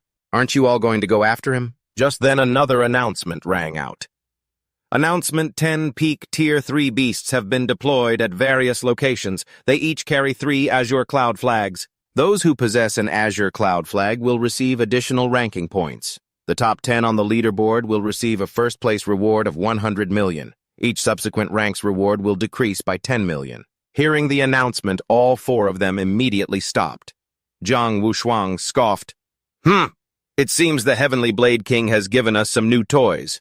Fine, if we're going to compete, let's use the Azure Cloud flags as the measure." Elsewhere, Jang Chen also heard the announcement and his eyes lit up. "The assessment has just begun and first place gets 100 million. This Prodigy camp is too generous. If I win first place in the camp assessment along with the other resources, wouldn't I be able to reproduce again?" Very soon, suddenly a huge shadow fell over him. A giant beast with a blue-flamed mane landed right in front of him. "The first beast has come to us. This is a peak Tier 3 beast." Luo Sandao was alarmed. Zhang Chen warned everyone, "Be careful. It's equivalent to a level 80 to 90 third-class change grandmaster." Mu Hantong observed, "Benefactor. It seems this beast is still in a paralyzed state. Why don't we take this opportunity to—" "Of course, you two get further away," Zhang Chen said, then rushed towards the monster. The monster swung its sharp claws, but Zhang Chen nimbly leaped to dodge. He landed safely and warily.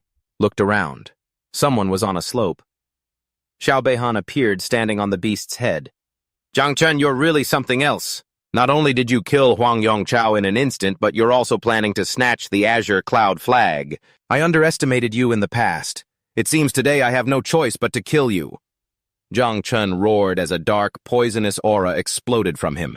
Xiao Beihan, if you want to fight, then stop your damn talking. Xiao Beihan soared into the air, unleashing his strongest move. Heaven and Earth Wind Dragon Slash. He landed, sword ki and wind enveloping his blade. I'm surprised you're so arrogant. So you have a hidden poison element. I've heard that poisons are difficult to deal with, but they're nothing compared to my wind sword. Luo Sandao grew anxious. This is bad. Strong wind can counter the poison element. Master is in danger. We have to help him. But Mu Hantong stopped her. Benefactor's poison is no ordinary poison. If we get involved, we'll only cause him more trouble. Jang Chen focused his energy. The poisonous aura around him grew thicker, forming a giant dragon of poison bones. It roared, challenging Xiao Beihan. Poison bone dragon! Xiao Beihan frowned. This poison bone dragon can't be dispersed, then I'll just surround it. He unleashed a forbidden technique. Forbidden art. 7 azure sword, lotus immortals. Giant blue lotuses of sword chi bloomed, enveloping the poison bone dragon. Let's see how my sword chi consumes your poison bones. But from within the mist, Jang Chen's eyes flashed with a strange purple light. He scoffed. Is that so? I must say, with your sword chi blocking everyone's view, it actually makes it easier for me to devour. Inside the sword chi lotus, a chibi version of Xiaojiu was flying around happily. She was gleefully sucking up every stream of energy. Yum yum, this sword chi is so delicious, she cheered as the notification panel continuously displayed Devour value plus 1,000. Outside, Jang Chen watched with a calm expression and ordered, When you're full, give me a hand. As he finished speaking, he raised his hand to the sky and shouted, Break! The purple poison mist instantly exploded from within, shattering the sword ki lotuses. Xiao Beihan, unable to react, was sent flying by the blast. He let out a blood-curdling scream. Arr! He crashed to the ground, struggling to lift his head, his face filled with terror as he looked at the giant poison bone dragon roaring above him. How is this possible? What kind of poison can destroy sword chi? In his desperation, he hurriedly activated his last resort treasure, the protective jade pendant. A pink shield enveloped Xiao Beihan, blocking the incoming wave of poison. He laughed grimly. It seems your poison can't penetrate my protective jade pendant. You're finished. Jang Chen just muttered sarcastically. So the Xiao family is pulling this crap again. But what a shame. This battlefield is under constant surveillance. I can't let my little bugs reveal their true form. He shouted towards Luo Sandao. Luo Sandao, give me an eternal shield of Earth 9. Cover this area so no one can see through it. Can you do it? The girl immediately answered, Let me try. Gathering all her strength, she yelled, Eternal Shield of Earth 9. A massive jade-green energy dome covered the area. It enveloped the entire combat zone, obscuring the view from the outside. A bewildered Xiao Beihan asked, What are you planning? Jang Chen smiled coldly, poisonous gas gathering in his hand again. Xiao Beihan, care to guess how Xiao Yuanyu died? Xiao Beihan scoffed. How can you even compare that guy's garbage protective jade with mine? You're so naive. How can you compare the me from back then to the me of now? You're the one who's naive. Xiaoju's voice rang out from above. She had returned to her full combat form. Jang Chen ordered, Xiaoju, smash him to bits. Yes, master. Xiaoju will smash him, she replied, diving down like a meteor. A horrified Xiao Beihan yelled, This is Xiaoju split into multiple phantoms simultaneously attacking the jade shield. Jang Chen observed calmly. Sword ki protection. What I didn't expect Xiao Beihan to have this kind of ability. Just then the beast that had been forgotten until now awoke and roared in fury. Jang Chen narrowed his eyes, the poisonous gas around him erupting more violently. The beast is awake now too. I have no choice but to use my full power. He ordered his units, poison bone dragons, corrode Xiao Beihan's sword chi. Protect Xiaoju, my little bugs. The beast's flesh is here, first come, first served. Surrounded by the poison bone dragons, Xiao Beihan panicked. Damn it, my sword chi is being corroded. I have no way to attack. Meanwhile, the beast roared in agony as hundreds of thousands of tiny insects swarmed it, tearing it apart. Xiaoju and her phantoms continued their relentless assault on the jade shield. Jang Chen thought to himself, looks like this Xiao Zhengguo really does treat his grandchildren differently. Xiao Beihan's protective jade is indeed much more durable than Xiao Yuan Yu's, but he remained confident. No matter how durable it is, it's only a matter of time before Xiao Zhu shatters it to pieces. For example, if it took 3 seconds before now, it'll take 3 minutes at most. In the control room, a worried Yang Guang stared at the obscured monitor. This is bad. Xiao Beihan seems to be at a disadvantage, and Jang Chen has blocked the monitoring system. Xiao Beihan is... He turned and ordered a subordinate, Fang Chengyuan, do a mental scan on him. If anything's wrong, teleport him out immediately. The soldier complied. Yes, Vice Commander. Gu Kaitian sat with his legs crossed in his chair. He asked nonchalantly, what's all this? Is Zhengguo's grandson not allowed to get hurt or, heaven forbid, killed? Yang Guang was sweating with anxiety. Senior Gu, what if he actually gets injured or even killed? Are you actually prepared to go to war with Xiao Zhengguo? Does our Jiangnan sector's corps commander even know about this? He continued his analysis. Even though you've forbidden any information from leaking out of the Prodigy camp once the camp is over, the outside world will find out eventually. Gu Kaitian mused. Xiao Beihan's abilities are considered the best of the best. Can Jang Chen really kill him? And what is that brat trying to pull by blocking our vision under the horrific devouring of hundreds of thousands of insects? The giant beast was quickly stripped to the bone. Only a white skeleton remained. Jang Chen stood there and said confidently, This beast might have been strong, but it was no match for my swarm.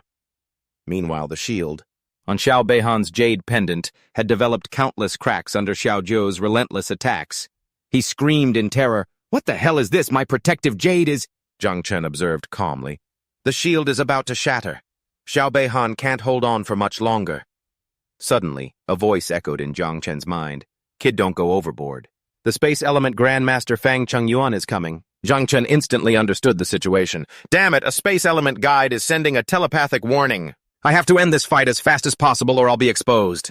He hastily called Xiao Zhu back and issued one last command to the swarm. One of you self-destruct and destroy the protective jade. The rest turn into poison. A horrified Xiao Beihan yelled, What is this? A terrifying explosion erupted from within the Earth Shield dome. The jade shield shattered into 1,000,000 pieces. Xiao Beihan was sent flying by the shockwave. The Earth Shield dome also shattered. Luo Sandao cried out in pain. As the dust settled, the ground was riddled with cracks. All that remained was one of Xiao Beihan's arms and his sword lying on the ground. Jang Chen walked over and looked at the severed arm. So only a limb was left behind, huh? Looks like the Space Element Grandmaster saved him. I'll consider this arm a down payment on the interest. I'll come back for the principal with the rest of the interest when I get the chance. He picked up the sword and tossed it to her. Sandao, your sword. Catch. She caught it joyfully. Awesome. Thank you, benefactor. All 3 azure cloud flags from the beast now belonged to Jang Chen. Luo Sandao cheered, Master! 3 azure cloud flags, you're in the top 10 now. Jang Chen said, We'll each take one. But both girls refused. Mu Hanqiu said, No, my sword is enough for me. And Luo Sandao said, I don't want one either, Master. You can have them all. I want to see you defeat Zhang Wushuang and take back first place. Back in the control room, an enraged Yang Guang slammed the table and roared, Fang Chengyuan, is this how you do your job? Why didn't you teleport Xiao Beihan out in time? Fang Chengyuan explained, trembling, That poison mist. It was too vicious, I sent my spiritual energy across. But before I could see anything, it was corroded. Then I heard a massive explosion and used all my strength to teleport him. But it was too late. Yang Guang grew even more furious. How could this be? How can poison possibly corrode your spirit? Stop making excuses and shut up, Yang Guang! Gu Kaitian roared. Yang Guang immediately fell silent. Senior, Gu Kaitian turned his back, his voice icy. Yang Guang, do you know why you've always been stuck at the peak of the 5th class change? It's because you suck up to the powerful so much that you can't even pass the test of your own conscience. He turned back his eyes, still blazing with fury. When you mentioned Zheng Guo and the consequences, I didn't even bother to respond. But now let me tell you something. If I dare to do something, I dare to face the consequences. On the battlefield, even a 9th class change martial emperor can die. What does an insignificant whelp like Xiao Beihan matter? Yang Guang was still anxious. But senior, forget about Xiao Zheng Guo, Gu Kaitian ordered. Report this matter internally within the camp for now, but keep this information absolutely confidential from outsiders. The camp's entrance exam ends at 6 a.m. tomorrow. Prevent anyone who's been eliminated from leaving the camp, including Xiao Han. With that said, he turned and walked towards the elevator. I'm heading to the Jiangnan headquarters first. Just as he left, another announcement echoed throughout the camp. Announcement number 003, Xiao Han has been eliminated. Eliminator Jang Chen. The others still in the camp were all stunned. What, Xiao Han, General Zheng Guo's grandson? I didn't mishear. That did I? No way! Elsewhere, Tang Ying and Bai Feng were fighting a savage beast, and both of them couldn't believe what they'd just heard. Jang Chen eliminated Xiao Han. He actually did it! The beast collapsed at their feet. Zhang Wushang, having just taken down another beast, sat meditating on its corpse. Oh, how interesting. Meanwhile, at the Jiangnan headquarters, Gu Kaitian stormed into the commander's office. Old Gu, what's with the urgent entrance? Find any good prospects? A middle-aged man asked. This was the commander-in-chief of the Jiangnan area, Duan Xinghai. Gu Kaitian snapped his fingers. A crimson talisman flew into the air, activating a barrier seal. Instantly, a massive red energy dome enveloped the entire Tianzhou camp, preventing any information from leaking out. The two sat facing each other at a tea table. Gu Kaitian got straight to the point. Old Duan, you're knowledgeable and excel at theory. I want to ask you a few things, Duan Xinghai observed, acting so cautious. What's this about? It seems this isn't just any normal seedling. Gu Kaitian asked with a grave expression. Poison. Can it corrode one's spirit? Duan Xinghai took a sip of tea, pondering. Theoretically, it's possible, but extremely difficult, he explained. The spirit is a form of energy composed of soul essence, combined with one's thoughts. To corrode it, the poison's intensity would have to be immeasurable. Gu Kaitian pressed on. So have you ever heard of a case like this happening before? Duan Xinghai shook his head. Never. But I know a poison king who's at the peak of the fourth-class change, and even he can't do it. Duan Xinghai's expression suddenly turned grave. Don't tell me an unbelievably terrifying poison-type genius has appeared in Tianzhou camp. If he can really corrode the spirit, that would be a monstrous weapon. Gu Kaitian replied, We can't jump to conclusions just yet. Old Duan, ever since you stationed yourself at Tianzhou camp, I haven't said a single word out of respect. Are you not going to tell me the truth now? Gu Kaitian looked his friend straight in the eye. Old Duan, do you think it's possible that this poison has a consciousness of its own? Duan Xinghai burst out laughing. Ha ha ha ha ha, old Gu, are you trying to be a comedian? How can poison be sentient, unless it's not poison at all, but merely disguised as such? Hearing this, Gu Kaitian was stunned. Disguised? Duan Xinghai suddenly looked as if he'd remembered something. His expression grew tense. Wait, I just thought of something. I think I came across a record in Ruin Number 0 about a type of disaster-class insect.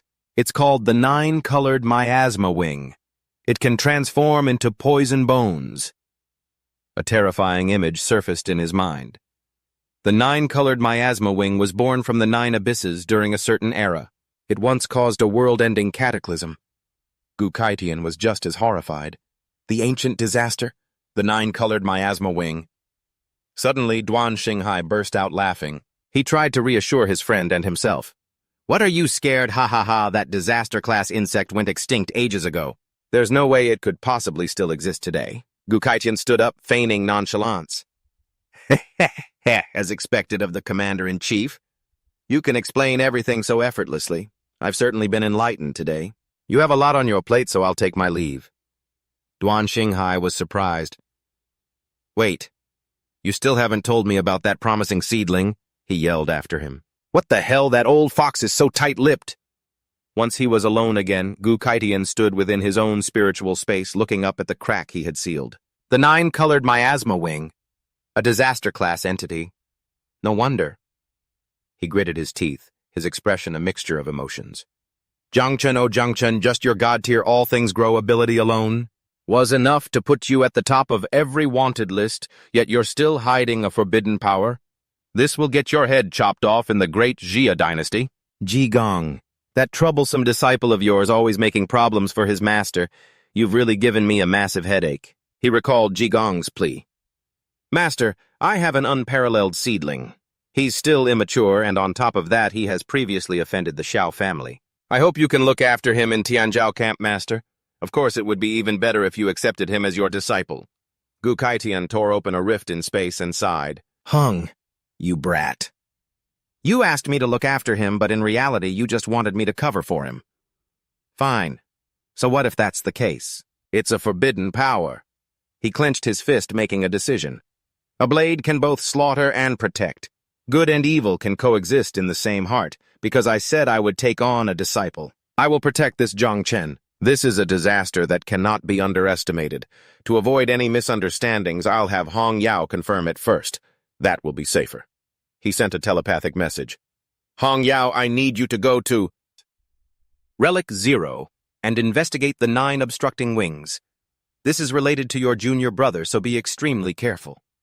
Back in the control room, he asked Yang Guang, how is the camp's entrance exam going? Yang Guang reported, it's almost over. The ordinary geniuses are all fighting for the advancement flags, while for the top-tier geniuses, 9 beasts have been released and only 1 remains. The screen showed 2 geniuses working together. Lei Ze and Liu Jietu had joined forces to kill 1. Another scene showed Tang Ying and Bai Feng fighting side by side as well. Tang Ying and Bai Feng were teaming up to kill the second one. Zhang Wushuang had instantly killed 3 at once. He seems to be moving in Jang Chen's direction. Gu Kaitian asked, and what about Jang Chen? Jang Chen has killed 2 beasts. We just released the 9th beast in his vicinity right now. A giant mantis-like beast appeared before Jang Chen. Excellent, another one. Jang Chen smiled, a sphere of dark purple poison energy. Gathering in his hand, it's dinner time. He threw the energy sphere at the beast. The poison mist quickly enveloped and corroded it. A chibi version of Little Nine flew around joyfully in the poison mist. Eat, eat, eat. Grow, grow, grow! The notification board's numbers kept jumping. Devour value plus 1,000. The giant mantis convulsed in pain and disintegrated as a notification popped up. Little Nine level 21 is now level 22. Jang Chen was surprised and overjoyed. Little Nine leveled up, but his joy was short-lived. A blazing golden fist descended from the sky, shattering the giant mantis's face. It let out a roar of pain. Luo Sandao shouted a warning. Master, it's an ambush. Be careful. Mu Hanshu reacted quickly. Eternal shield of the earth open. He also recognized the attacker. This punch. It's Zhang Wushuang. The jade-green shield had just formed when cracks appeared all over it. The shield shattered, sending the 2 girls flying. Oof! Zhang Chen clicked his tongue. Tisk!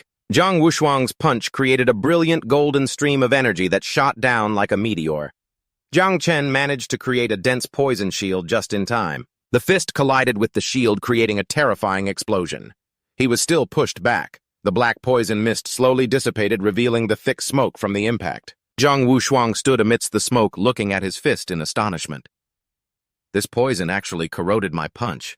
No wonder the other geniuses call you the poison demon. Zhang Chen. Jang Chen steadied himself, a smirk playing on his lips. Just as expected from the 3rd-ranked genius in the Great Xia. That was a pretty strong punch. He looked straight at his opponent, his gaze sharp. Jiang Wushuang, did you come here to steal this beast from me? Zhang Wushuang scoffed, glancing at the beast's almost completely corroded corpse. Heh heh. You've poisoned this thing until there's nothing but a husk left. What's there to steal? Jang Chen's red eyes narrowed. Then what are you trying to do? Zhang Wushuang cracked his knuckles as a blazing red aura radiated from his body. He laughed and said, don't misunderstand. I was simply curious about you and wanted to meet you. With poison, miasma flaring up behind him, Jang Chen challenged, you say you wanted to meet me, but are you prepared to bet your life on it? Zhang Wushuang clenched his fist and laughed arrogantly. That's right. At the very least, you should be betting your life. Jang Chen waved his hand and the poison miasma surged forward. Then let's begin. Immediately, Zhang Wushuang shot forward like an arrow, his fist glowing with energy. He slammed his fist straight into the ground and yelled, Heavenly Trample! A massive pillar of energy erupted from the ground, shooting straight into the sky. Jang Chen, stunned, quickly raised his arms to block. Under the terrifying pressure, he was pushed back, forced to defend with his poison miasma as he slid backward. As he slid, Jang Chen thought to himself, his punch is too fierce and fast. My poison spreads too slowly. Wiping a trickle of blood from his mouth, he silently asked Little Nine, Little Nine, if you devoured flesh and blood of this level, you could probably level up a few times, right? In his consciousness, a frightened Little Nine replied, but Little Nine can't beat him. But Little Nine is willing to die for Master Jang Chen was taken aback. What he thought to himself, this is the first time I've ever seen it so scared. Is self-destruction really the only way? He quickly reassured it. If you can't win, then just hide. I have other ways. Little Nine obediently replied, yes. Little Nine will listen to Master Jang Chen became determined. I absolutely cannot let Little Nine die. Seeing Jang Chen panting, Zhang Wushuang mocked, what, you're already out of breath? You don't look like the man who defeated Xiaobei Han at all. Jang Chen knelt on one knee, placing his hand on the ground. A green energy began to spread, then exploded outwards, forming a giant dome of vegetation that enveloped him. Zhang Wushuang laughed loudly. So this is your divine talent, interesting. Putting up a shield to fool me, huh? Wasn't Xiaobei Han also defeated inside a shield? In the control room, Yang Guang reported, Chief Jang Chen is blocking the surveillance signal again. Gu Kaiqian's face darkened. This brat? An officer quickly said, Chief Zhang Wushuang will be fine. There's no need to interfere. Gu Kaiqian snapped, I'm talking about saving Jang Chen. The officer hesitated. Chief, don't you think you're being a little biased? Gu Kaiqian said bluntly. Nonsense, Zhang Wushuang is level 46 and Jang Chen is only level 26. He is my disciple. I'm just protecting him a little. Something's wrong inside the dome. Jiang Tran raised his hand to the sky, releasing the pitch-black poisonous gas. Countless shadow monsters emerged from the poisonous gas. Jiang Vo Song looked on with interest. So this is your true power. I get it now. Unfazed, Jiang Vo Song roared his move, Mountain Toppler Sea Overturner. Jiang Tran gestured, commanding thousands of monsters to swarm down, forming a giant vortex. Standing in the eye of the storm, Jiang Vo Song just snorted coldly, overlapping peaks. He roared, unleashing his full power. Golden pillars of energy erupted from his body, tearing 7 monsters to shreds as Jiang Tran watched. His expression became incredibly serious. Jiang Vo Song broke through the encirclement and charged straight at Jiang Tran. Not backing down, Jiang Tran swung his poisonous fist. Meeting the challenge, the two fists, one gold, one purple, collided, creating an earth-shattering explosion. Blasted into the air by the aftershock, Jiang Vo Song hovered high above. He flipped upside down in midair. Looking down with a smug smile, he exclaimed, I finally understand why Tubak Han lost. He dove down like a collapsing mountain, roaring Mount Tai crush below Jiang. Tran braced himself, letting out a grunt as an invisible pressure descended from the sky. It forced Jiang Tran to muster all his strength to resist. He realized in horror, this punch is several times stronger than the last one. Is this the power of a martial emperor's descendant? 2 self-destructions only managed to blow away the force of his punch but didn't injure him at all. His face showed a mix of determination and regret as he thought, don't tell me I have to make 10 of them self-destruct. Or even hundreds for it to have any effect after all these little bugs. I spent so much effort raising them. Without further hesitation, he made up his mind. I have no other choice now. 10 self-destructions. A violent explosion of purple poisonous gas engulfed Jiang Vo Song. But when the dust settled, Jiang Vo Song emerged completely unharmed. He just let out a scoff. Ha!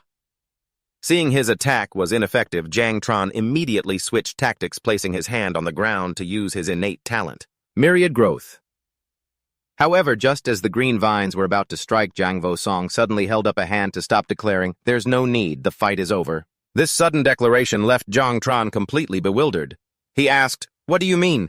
Jiang Vo Song looked at him and admitted frankly, Jiang Tran, I acknowledge you as a worthy opponent. You're only at your first awakening, yet you've already forced me to use 80% of my power. I look forward to a rematch after you've grown stronger.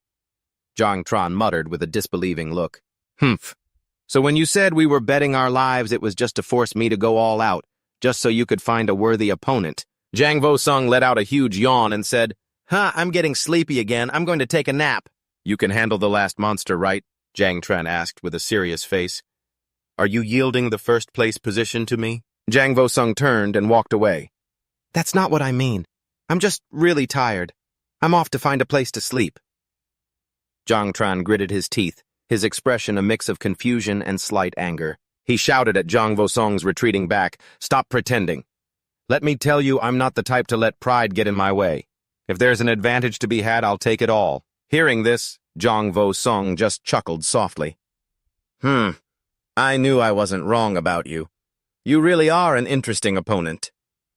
In the control room, Kokai Tian nodded in approval, not using his power to bully the weak. That's the true meaning of being a martial emperor's descendant. Zhang Vo-sung has truly impressed this old man. Beside him, Duang Quang was foaming at the mouth from his poison. Kokai Tian ordered, "Now send the 10th monster to Jang Tron. Let him claim the championship." The scene shifts to a desolate, gloomy wasteland under the night sky. A woman in a military uniform with reddish-brown hair stood on a cliff surveying her surroundings. She murmured to herself, "Ruin number 0. This place is truly a nightmare. I bet no one below the 6th transition level can even enter." This was the head disciple of the Heavenly Blade King, senior sister Kai Kwong Nien Hong Jiao, a 7th level transition king. She told herself with determination, "For my junior brother's sake, I will endure this." With that, she charged into a horde of phantom monsters, skillfully wielding her red scythe. After clearing them out, she looked towards an ancient stone stele, emitting a fearsome aura in the distance. That stone stele ahead filled with an aura of death. That must be it. What kind of being could leave behind such a powerful aura after hundreds of years? As she got closer, she exclaimed in surprise, "What is this? The Ruins Information Database?" She leaped to the top of the stele and shouted, "Activate Divine Sense!" Countless virtual information screens appeared around her, stunning her. All this information is about rare, ancient insects. Her eyes flashed with a brilliant red light as she activated her full divine sense for a quick scan. After a moment of searching, she grabbed a piece of materialized information. On it was the image of a dark beetle. Found it. Nien Hongjiao's blazing red eyes strained as she read every word on the document. 9 blazing poison miasma. An ancient calamitous creature born in the extreme yinlands of the 9 underworlds. It once caused a great disaster in the 4th century and is now extinct. Its entire body is purplish-black with 9 wings on its back. It carries a terrifying toxin that can turn into a purple miasma. Its poison can corrode everything in the world, even spirit in space. Standing under the moonlight next to the ancient stele, she gasped in horror, "My God, my junior brother is actually carrying a forbidden existence. I must report this to Master immediately." Meanwhile, at the Prodigy camp arena, Jang Tran stood on the carcass of a giant monster and thought to himself, "After devouring 4 beasts, along with Huang Vinchao, this devour value has increased quite a bit. Once I receive the first-place prize in the entrance exam, I should be able to complete my 2nd transition soon." He turned back and gave the 2 azure cloud flags to the 2 girls accompanying him. 10 azure cloud flags are enough for me to take 1st place. Take these 2 extra flags, 1 for each of you. It should at least be enough to get you into the top 10. The 2 girls cheered happily. "Thank you, Master. This time we've won completely." Hiding in another area, Tu Bakhan had just defeated a giant red beast, panting heavily. "Phew! I finally took it down.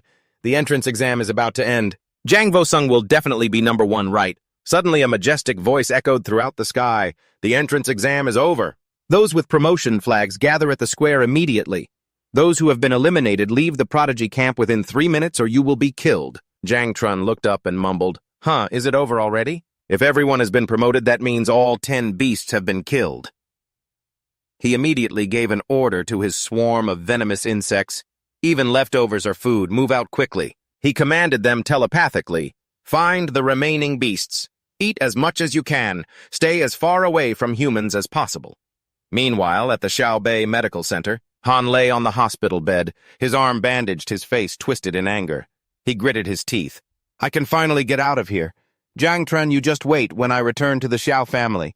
We'll see how my grandfather deals with you." At the central plaza, Gu Kaitian stood with his arms crossed before those who had passed the test and announced, "All who have been promoted follow me to the Forbidden Trial Grounds." The crowd began to murmur. "The Forbidden Trial Grounds, we've never heard of it before." "The 8 Forbidden Grounds of Huaxia." Each one is a land of rare treasures, but they're also incredibly dangerous. "But I heard it's extremely difficult to enter a forbidden ground. How can so many of us possibly get in? What are you all so afraid of? With Senior Heavenly Blade King leading us, there's nothing to worry about." Gu Kaitian drew his colossal heavenly blade, his eyes sharpening. He thought to himself, according to Hong Zhao's investigation, Jang Chen really is carrying the forbidden 9 poisons miasma. Unleashing the heavenly blade, he swung his sword, creating a massive wave of energy, and muttered, "Dawn is breaking. Their people will be here soon." He gathered his strength for a powerful slash. The cadets stared up at the sky in bewilderment as the entire Tianzhao camp was lifted into the air. Gu Kaitian thought to himself, "I must prepare in advance and seize this opportunity." He pointed forward and commanded, "Blade forward." The heavenly blade led the way, pulling the entire island through the air. Arriving at the Yunmeng Swamp Forbidden Ground in Jiangnan, the crowd was utterly astounded. "Oh my God, is he moving the entire Tianzhao camp to Yunmeng Swamp?" In this world, only Senior Heavenly Blade King could do something like this. This is the power of the first king-rank powerhouse of the Jia dynasty. This is unbelievable. Jang Chen turned to the 2 girls. "By the way, how much do you 2 know about the Yunmeng Swamp Forbidden Ground?" The long-haired girl replied, "I don't know." The short-haired girl said, "I don't know much, but I've heard my grandfather mention it. Yunmeng Swamp's danger level is ranked the lowest among the 8 forbidden grounds of Huaxia. But what truly makes it terrifying isn't the hidden dangers but the distortion of time and space in that area. There are countless spatial fragments, like interconnected bubbles. Some of the spaces inside these fragments are even larger than Earth. These fragments move constantly and erratically, making it very easy to get lost." Jang Chen summarized, "So the space inside Yunmeng Swamp is chaotic." "What about the time?" The girl replied, "The time there is completely different from the outside world." She recounted the stories. "They say that a century ago an ordinary person went into Yunmeng Swamp with a determined will, and he became a 7th transition king rank. According to him, 200 years had passed inside, but only 2 hours had passed outside. My grandfather also explored it once. He was lost for 3 days inside, but 3 years had passed in the outside world." Zhang Tran pondered, "So the risks and opportunities of Yunmeng Swamp are both random." The long-haired girl comforted him. "Don't worry, benefactor. If Senior Heavenly Blade King dares to lead everyone in, he must have a safe route." Zhang Tran replied, "I hope you're right." He thought to himself, "It sounds like Yunmeng Swamp is indeed a dangerous place, but also one with great opportunities. I just feel like Senior Heavenly Blade King is doing this for me." At the same time, Gu Kaitian stood at the front, his mind filled with worry. Since Hong Zhao was able to detect the 9 poisons miasma, the central government will surely find out soon too. And when that happens, the entire Daxia will no longer be able to keep it a secret. I hope Yunmeng Swamp can buy us enough time to find allies. The scene shifts to the former location of Tianzhao camp. A group of people stood on the empty plot of land. One person asked, "Did the Heavenly Blade King really move the entire Tianzhao camp? That place holds the elite of the next generation for our entire Jiangnan war zone. Is he planning a rebellion? Why isn't Commander Duan here yet?" Commander Duan landed shouting, "Gu Kaitian, you old bastard! Are you really asking me to bet my life with you?" A message from Gu Kaitian appeared sent 2 minutes ago. "Brother Duan, this is urgent. I'm taking the kids to the forbidden trial grounds. We will return on the day of the Tianzhao selection. Proceed as usual, and I will take full responsibility for the consequences." A soldier ran up to report, "Commander Duan has arrived." Commander Duan muttered, Easy for you to say. Leaving me this mess to clean up." Another person said worriedly, "Commander Duan, we're too late. I'm afraid we can't catch up. My son is still up there." "If anything happens to him," Commander Duan snapped, "that's enough. Didn't he say?" They would return on selection day after the trial. What's there to panic about? But inwardly he thought, old Gu, even if it's for that peerless genius, was there a need to rush to the forbidden ground like this? Or are you trying to hide or run from something? He suddenly realized something. "No." Wait, old Gu said something. "The miasma has its own consciousness. Could it be the 9 apothecary poison miasma?" The scene shifts to a modern city. Jikung receives a message from Gu Kaitian.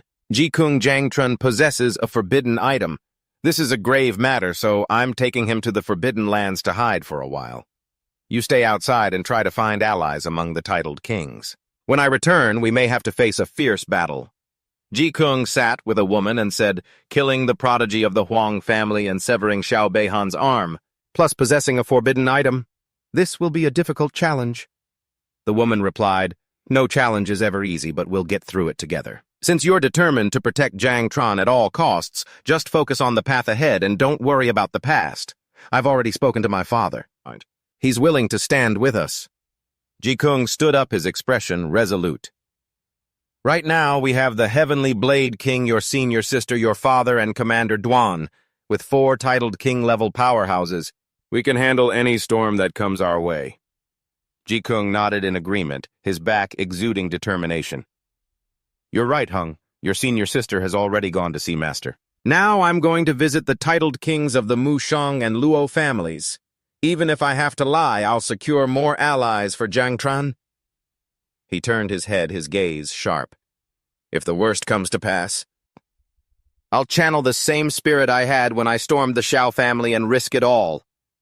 The blonde woman looked at him and smiled gently. "It's been many years since I've seen you this fired up." The scene shifts to the Prodigy camp, flying through the blue sky, gliding past majestic mountains. Gu Kai-Thien asked, "Hong Jiao, what do you think we should do when we get back?" While blowing a bubble with her gum, Hong Jiao replied innocently, "Junior Brother's 9 apothecary poison miasma is so cool I wish I could raise one too."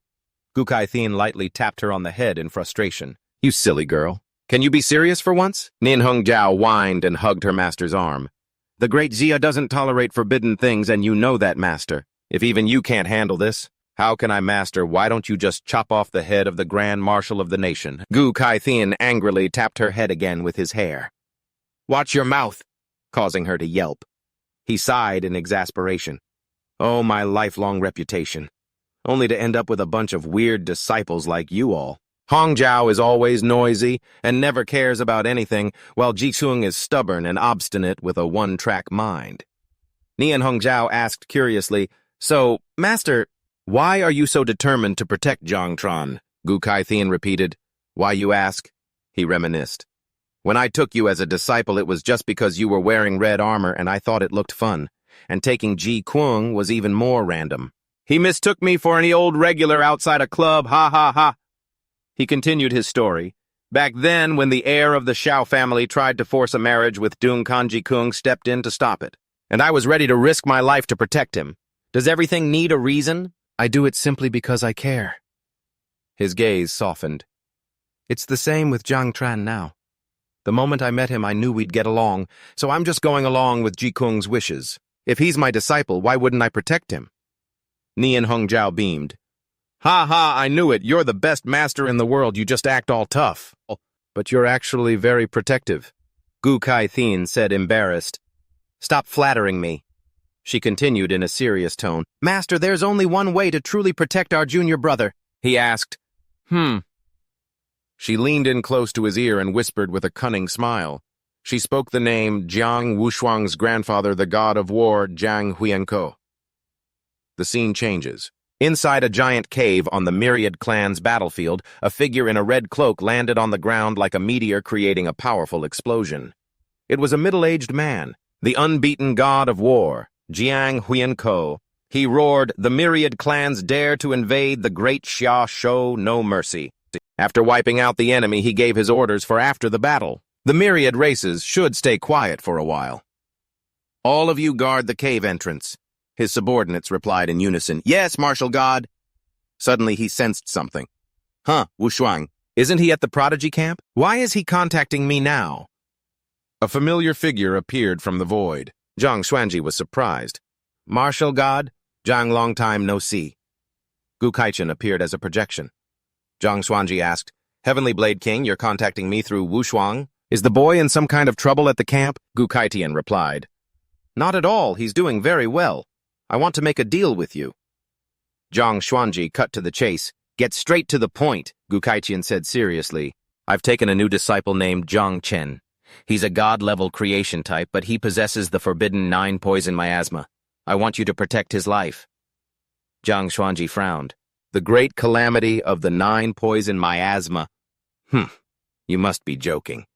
Great Xia has always believed it's better to kill the wrong person than to let any forbidden thing escape. Do you think a martial god is all-powerful?" Gu Kaitian shot back. "Oh, am I wrong?" Zhang Xuanji lost his patience. "State your terms." Gu Kaitian made his offer. "Have you heard of the Taiu Palace in the Cloud Dream Marsh? I'm the only one in all of Great Xia who knows the way there. I can take Zhang Wushuang there and grant him a few opportunities. Zhang Xuanji muttered, the Taiu Palace, a legendary treasure of the heavenly Tao. If Wushuang can go there, his cultivation will advance by leaps and bounds. He made a decision.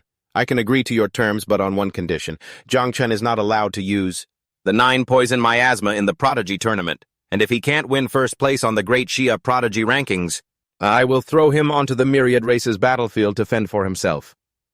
Gu Kaitian was taken aback. This, Zhang Xuanji said coldly, if you truly want to save his life, you have no other choice. After some consideration, Gu Kaitian accepted. All right. Sending him to the battlefield is still better than letting General Xiao and the others kill him the moment we get back.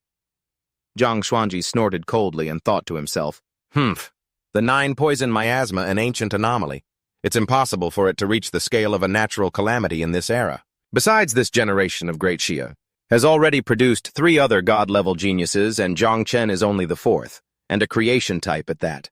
Without using the forbidden item, he won't even be able to pass Wushuang's test, let alone take the #1 spot. He clenched his fist confidently. Even if some miracle happens and he causes a bit of trouble as a martial god, I can erase any evil spirit in the world in a matter of seconds. The scene shifts back to the flying island, now gliding through a chaotic magical space filled with blue fragments. Zhang Chen asked nervously, are we officially inside the Cloud Dream Marsh now? Do you guys remember the way here? The short-haired girl replied, in these constantly shifting spatial fragments? Remembering the path is impossible. She explained further, the Heavenly Blade King relies on sensing aura to guide us. They say the Cloud Dream Marsh has 10 levels, with the 10th and 9th being relatively safe. The deeper you go, the easier it is to get lost. My grandfather got lost on the 7th level years ago. Zhang Chen suggested, I feel like I'm already lost. Since the path can't be memorized by eye or mind, why don't we sit down, meditate, and let our spiritual sense guide us? The short-haired girl agreed. Sounds good. In his mind, Zhang Chen sensed his tree of all things. There's no wind in my mind, but the tree of all things is drifting towards something. Could it be leading the way, or maybe there's something ahead that the tree desperately craves? Suddenly, he was astonished. The tree of all things bore fruit. What's this? A system notification appeared. Ding, you have received red function fruit. Details ability copy card. Explanation 1. After use, you can copy one of the target's abilities at random and fuse it with yourself. Explanation 2. Copied abilities have no class restrictions. Explanation 3. It's possible for the copied ability to be downgraded or upgraded in the process. Note: you must complete the copy within 3 hours or it will expire. Zhang Chen was shocked.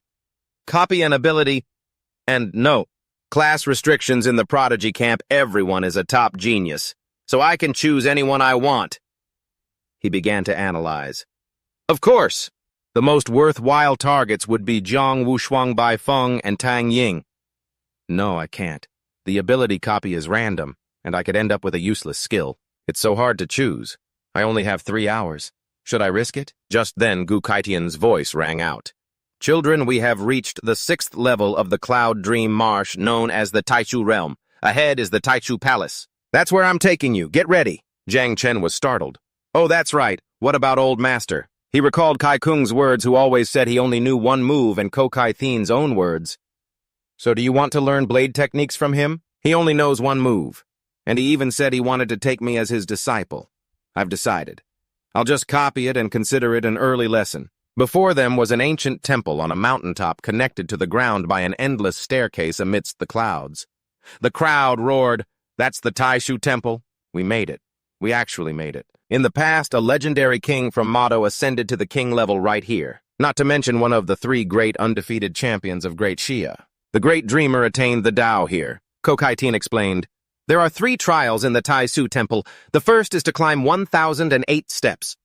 Each step offers a chance to receive a reward from the heavenly Tao. The second is the Taishu Stele. Even I have never seen this. To this day, only the great dreamer has ever reached it. As for the third trial, it must be inside the Taishu temple itself. No one has ever managed to get in before. He pointed towards the staircase and declared, "The steps of the Taiu Temple will be your final test from 150 participants. The top 10 based on the number of steps climbed will be chosen. They will represent the Jiangnan region and participate in the finals of the Great Shia's 8 War Zones Prodigy tournament. The trial of the Taiu Temple begins now!" The crowd roared with excitement and surged forward. Jang Chen grabbed a girl's arm, saying, "What's the rush? The Taiu Temple isn't going to run away." He observed the other geniuses. Look at them. They're not rushing. They're preparing. The long-haired girl realized, "Benefactor, you're right. You can only climb a mystical place like the Taiu Temple once in your lifetime. We must prepare ourselves to the absolute limit before heading up." Ko Kai-Tian and Nin Hongjiao observed from above. He nodded. Those down there are remaining quite calm for now. Not bad, not bad. Jiang Tron thought to himself, I'll use preparing as an excuse to copy the heaven-cleaving single/first just in case the copy card expires. He continued thinking. I hope the old master wasn't tricking me. A notification panel appeared before him. Ability copy card. Target selected Ko Kai-Tian. Note. During the copy process, there is a chance of a variable occurring which may result in the ability being downgraded or upgraded. Do you wish to begin copying a random ability? A determined look flashed in Jang Tran's eyes. Yes, begin copying. Another notification panel appeared. Target ability heaven, cleave gold, commencing copy. Jang Tran cheered inwardly. Awesome! The old master was telling the truth. He didn't lie to me. He really only has one move. He thought, I hope my luck holds out. I don't even care if the ability isn't upgraded, as long as it doesn't get downgraded. But then he felt something was strange. He was stunned. Wait a minute. What's going on? The copy process was underway. 1%? 3%? 5%? A powerful stream of energy enveloped him. His eyes shot open. This energy. Senior Ko is practicing his blade art. But when he opened his eyes within his consciousness, he saw an unbelievable sight. No, it's me. I'm training in my consciousness. A younger version of him was swinging a blade tirelessly under a waterfall. 15 years passed. His body grew stronger, but the motion of his swing never changed. 25 years passed, then 40 years of bitter training. His gaze grew sharp, his face taking on the seasoned features of a master swordsman. He murmured the name of the technique. Heaven cleaving, single slash. He raised his blade high, brilliant light converging on its edge. Then he swung down with an earth-shattering strike that split an entire mountain in two. He roared, cleave. The slash carried with it a profound principle of the Tao. Man follows the earth follows the heavens. He was perfecting the principle of the slash. The heavens follow the Tao. Back in reality, the copy process reached 120%. A notification panel appeared. Congratulations, you have obtained the skill Human Blade Purple. Congratulations, you have obtained the skill Earth Blade Purple. Congratulations, you have obtained the skill Heaven Blade Gold. Congratulations, you have obtained the divine skill blade of the Great Tao Rainbow. Jang Chen doubled over in shock. My luck, it's truly unbelievable. Not only did I copy the skill, I managed to break down the heaven-cleaving single slash into 4 different forms. Up above, Ko Kai-Tian and Nin Hongjiao were observing. He said, Zhang Vo-song and the rest have started climbing. He's the only one left down there. Nin Hongjiao worried. What's wrong with Junior Brother? Don't tell me he fell asleep, did he? Ko Kai-Tian frowned. Something strange. Adjusting his condition shouldn't be taking this long. Suddenly, Nin Hongjiao was startled. Huh, master my sword heart. It's resonating. Ko Kai-Tian was also stunned as he looked down at Jang Chen. His azure skyblade had also begun to tremble. He was astonished. It's not just your sword. Even my sword heart is resonating, Nin Hongjiao exclaimed. Could it be? Junior Brother Kai? He succeeded. Back then he was a rare genius, but incredibly stubborn. He kept trying to deconstruct the heaven-cleaving single slash, insisting it could be split into 4 moves. As a result, his cultivation has been stuck at the 3rd transition grandmaster level for so many years. Has he finally had an epiphany? Ko Kai-Tian mused. It's possible. Either Qi Kung has succeeded, or this kid, that fleeting aura just now. It felt so familiar. No, it can't be. Absolutely impossible. Perhaps it's just an illusion created by the Taiu temple. Nian Hongjiao cried out, "Master, look, junior brother is heading over there." She watched nervously as Jang Chen walked towards the staircase. This is so nerve-wracking. I wonder how many steps junior brother can climb. Back then, I only managed to reach the 301st step. But junior brother Kai did even worse, only reaching the 298th step. I have no idea how that great dreamer managed it. It's terrifying. A leaderboard appeared showing the progress of the other geniuses. Descendant of the unbeaten Jiang Wushuang, 289 steps. Little God of Slaughter of the East Sea, Bai Feng, 253 steps. Assassin of Tianji Tower, Tang Ying, 248 steps. Young Master of 10,000, Demon City Leizi, 211 steps. Young Taoist of Wudong Liu Bizi, 208 steps. Descendant of the Wind King Mu Hankyu, 199 steps. Merchant of the Luo family Luo Sandao, 170 steps. The resting crowd chattered, "If I had known we had to come to Taisu Hall, I would have prepared some spirit-aiding medicine." The first 100 steps are all illusion trials. I'm a gunner class, so I'm completely countered. The further you go, the harder it gets with the gravity. Each step feels like carrying several mountains. Pfft! Look, that poison demon is about to start climbing. He'll probably just be another Jiang Wushuang. Jang Chen confidently approached the first step. Ahead lay the illusion trial. With his mental strength, it shouldn't be a big problem, but as soon as he set foot on it, his eyes widened in horror. In the illusion, a familiar man with green hair appeared. It was Xiao Zhengguo. He roared, "Jang Chen, how dare you touch my Xiao family's grandson? Today I will destroy you." Jang Chen was stunned. You're Xiao Zhengguo." Xiao Zhengguo swung his sword full of killing intent and sent Jang Chen flying into the air. "My bug swarm can't block it." Uncle Ji, Gang Tang Jin, and other people close to him appeared, shouting, "Little Chen, we'll block him, run!" He cried out in panic. Uncle Ji Tang. Xiao Zhengguo attacked ruthlessly.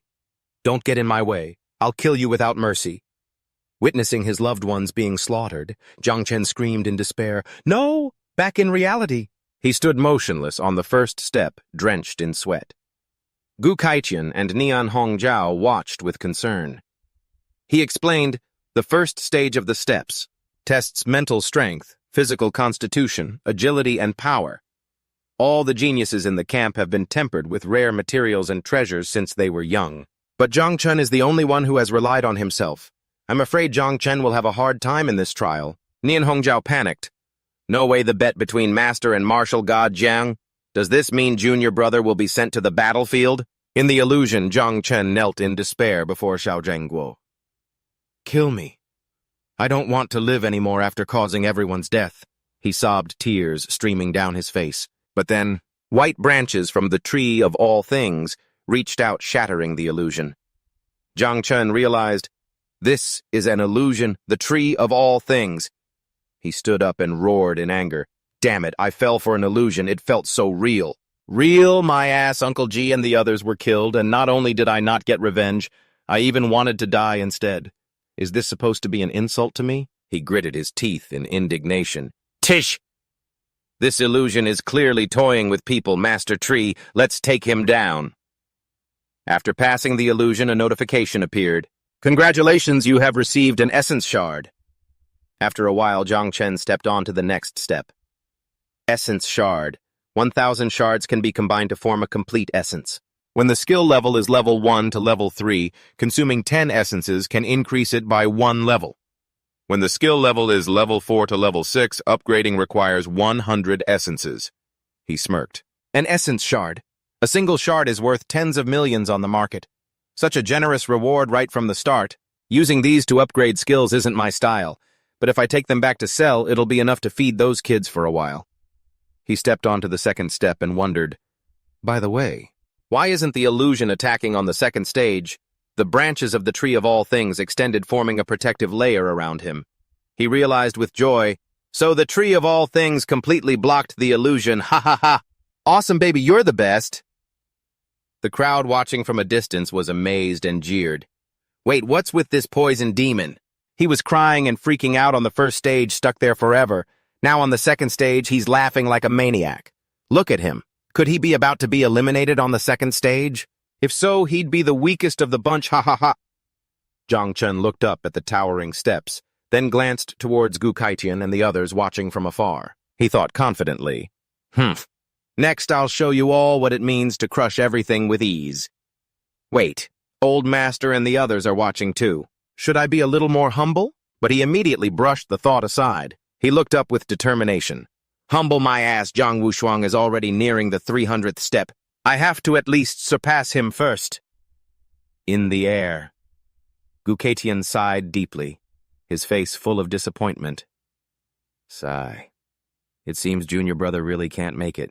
Stuck again on the 2nd step? Sigh. Looks like this kid probably won't even pass the 10th step. But then Nian Hongjiao suddenly shouted, Wait, look! In complete contrast to his initial struggle, Jang Chen started sprinting up the steps, singing loudly as he ran, Climbing to Taishu, I'll sing a song from the top of the hall. The others who were struggling to climb step by step were left gaping in astonishment. What the hell he's singing while suddenly jumping to the 100th step? One person tried to rationalize, could it be his performance on steps 1 and 2? It was because he likes the illusions on those steps. Another exclaimed, He truly is the poison demon completely playing by his own rules.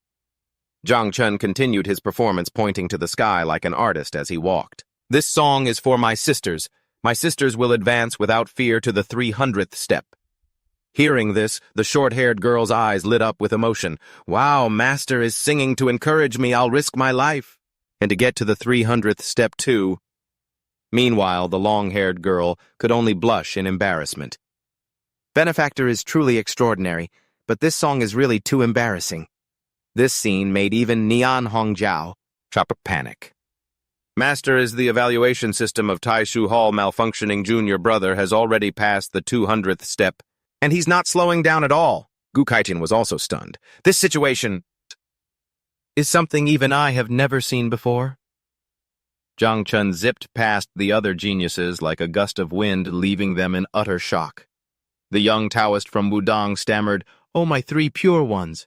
How is this fellow Taoist Zhang so fast? Are the poison demon and us climbing the same stairs? Could I be trapped in an illusion?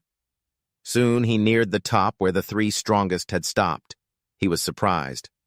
Why have all 3 of them stopped at the 299th step? From above, Gu Kaitian explained, Every step after the 300th is an extreme challenge. Even for geniuses, it's incredibly difficult to overcome. Then Hongjiao added, That's right. When you pass it, I had to fight with everything I had. After that, every step feels as heavy as a mountain. This group of geniuses, I wonder which of you will be the first to overcome this great barrier. Seeing Jang Chen appear, Tong Ying was surprised. Jang Chen, he caught up that fast. Zhang Wushuang turned back a smirk on his face. Jang Chen, so you've made it this far. You really haven't disappointed me. Bai Feng just snorted coldly. Zhang Wushuang suddenly erupted with power.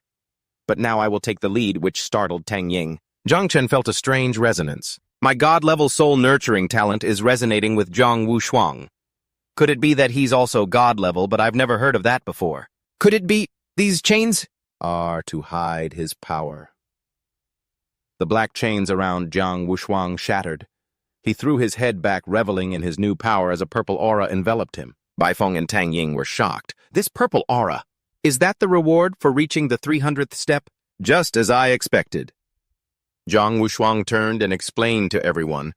The Taishu Hall has 1,008 steps. Every 300 steps is considered a major limit. Overcoming them brings great opportunities. This stage may seem like a test of will, but it's actually assessing the strength of one's soul. He looked at Jang Chen with a superior gaze. Jang Chen, you don't come from a good family. As a child, you didn't have the luxury of being bathed in rare treasures, so compared to us, your foundation is lacking. As my whetstone, I advise you to proceed steadily. Don't rush to break through. Take your time to find... But before he could finish, Jang Chen casually strolled past the 300th step as if he were taking a walk. He turned back, looked at Zhang Wushuang with an innocent expression, and asked, Hey, buddy, are you trying to pick a fight with me? Is this spot really that hard? The look on Zhang Wushuang's face was as if he'd just swallowed a fly. A 6-sided blue crystal appeared in front of Jang Chen.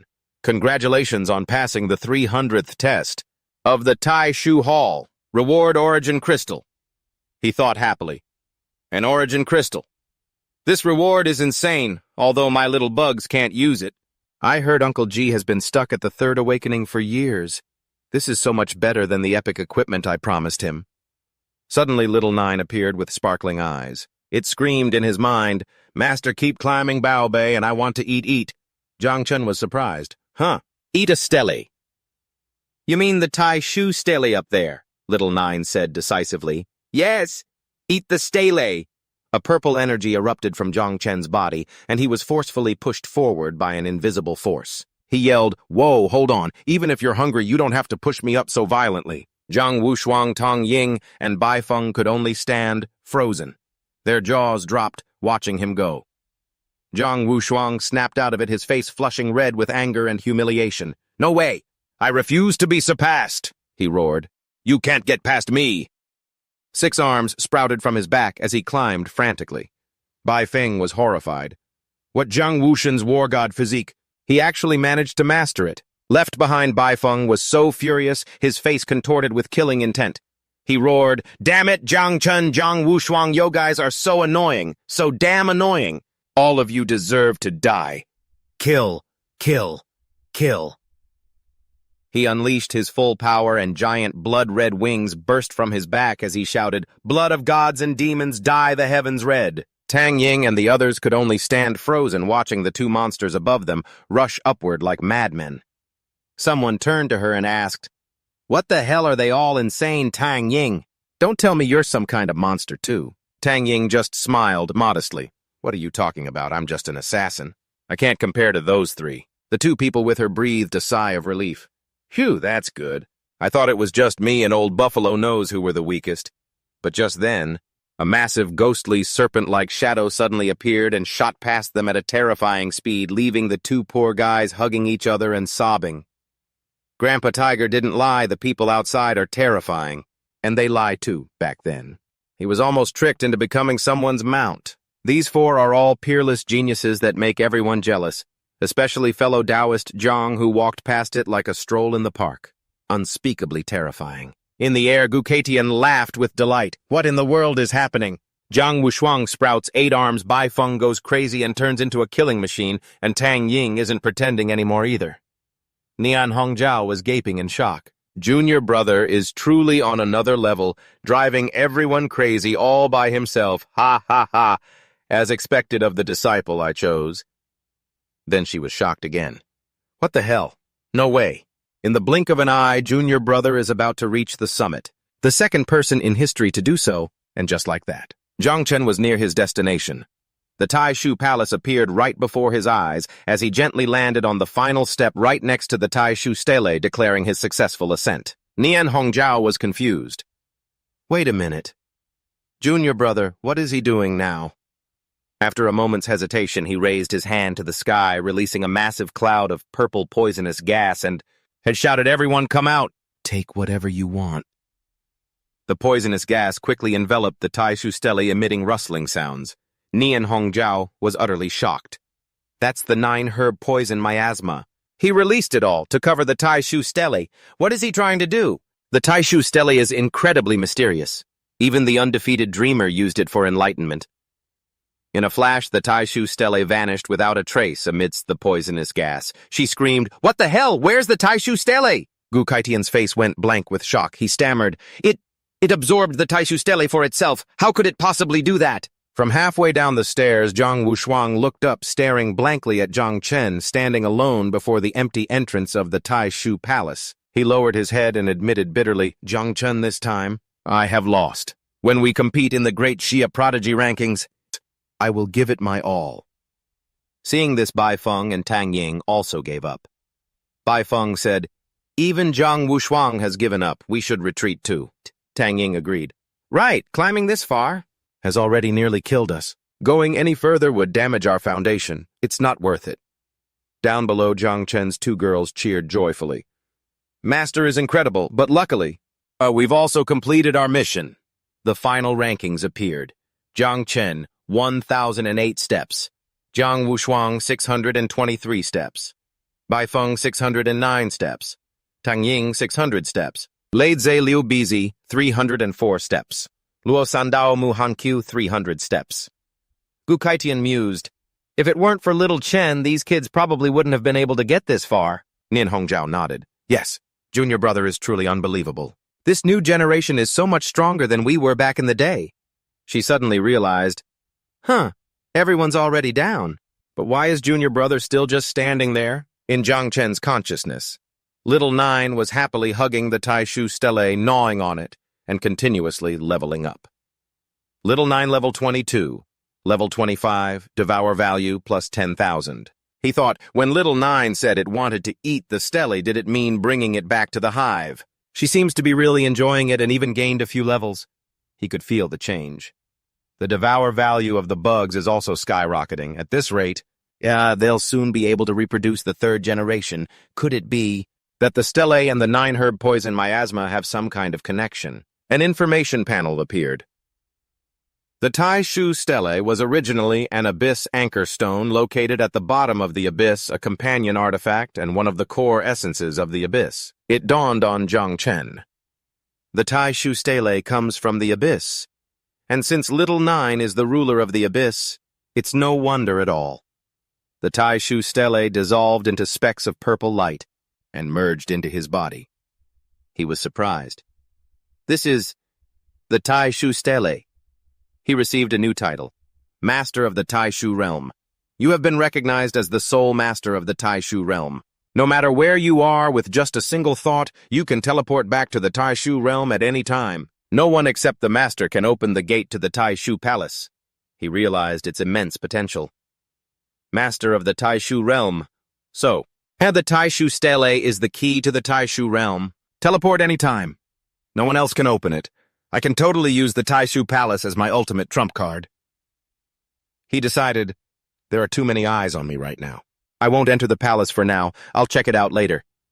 With that, he leaped from the peak, but Gu Kaitian swooped down from the sky and grabbed him. Jang Chen, come with me for a moment. The crowd below whispered, Has the Heavenly Blade King captured that poison demon?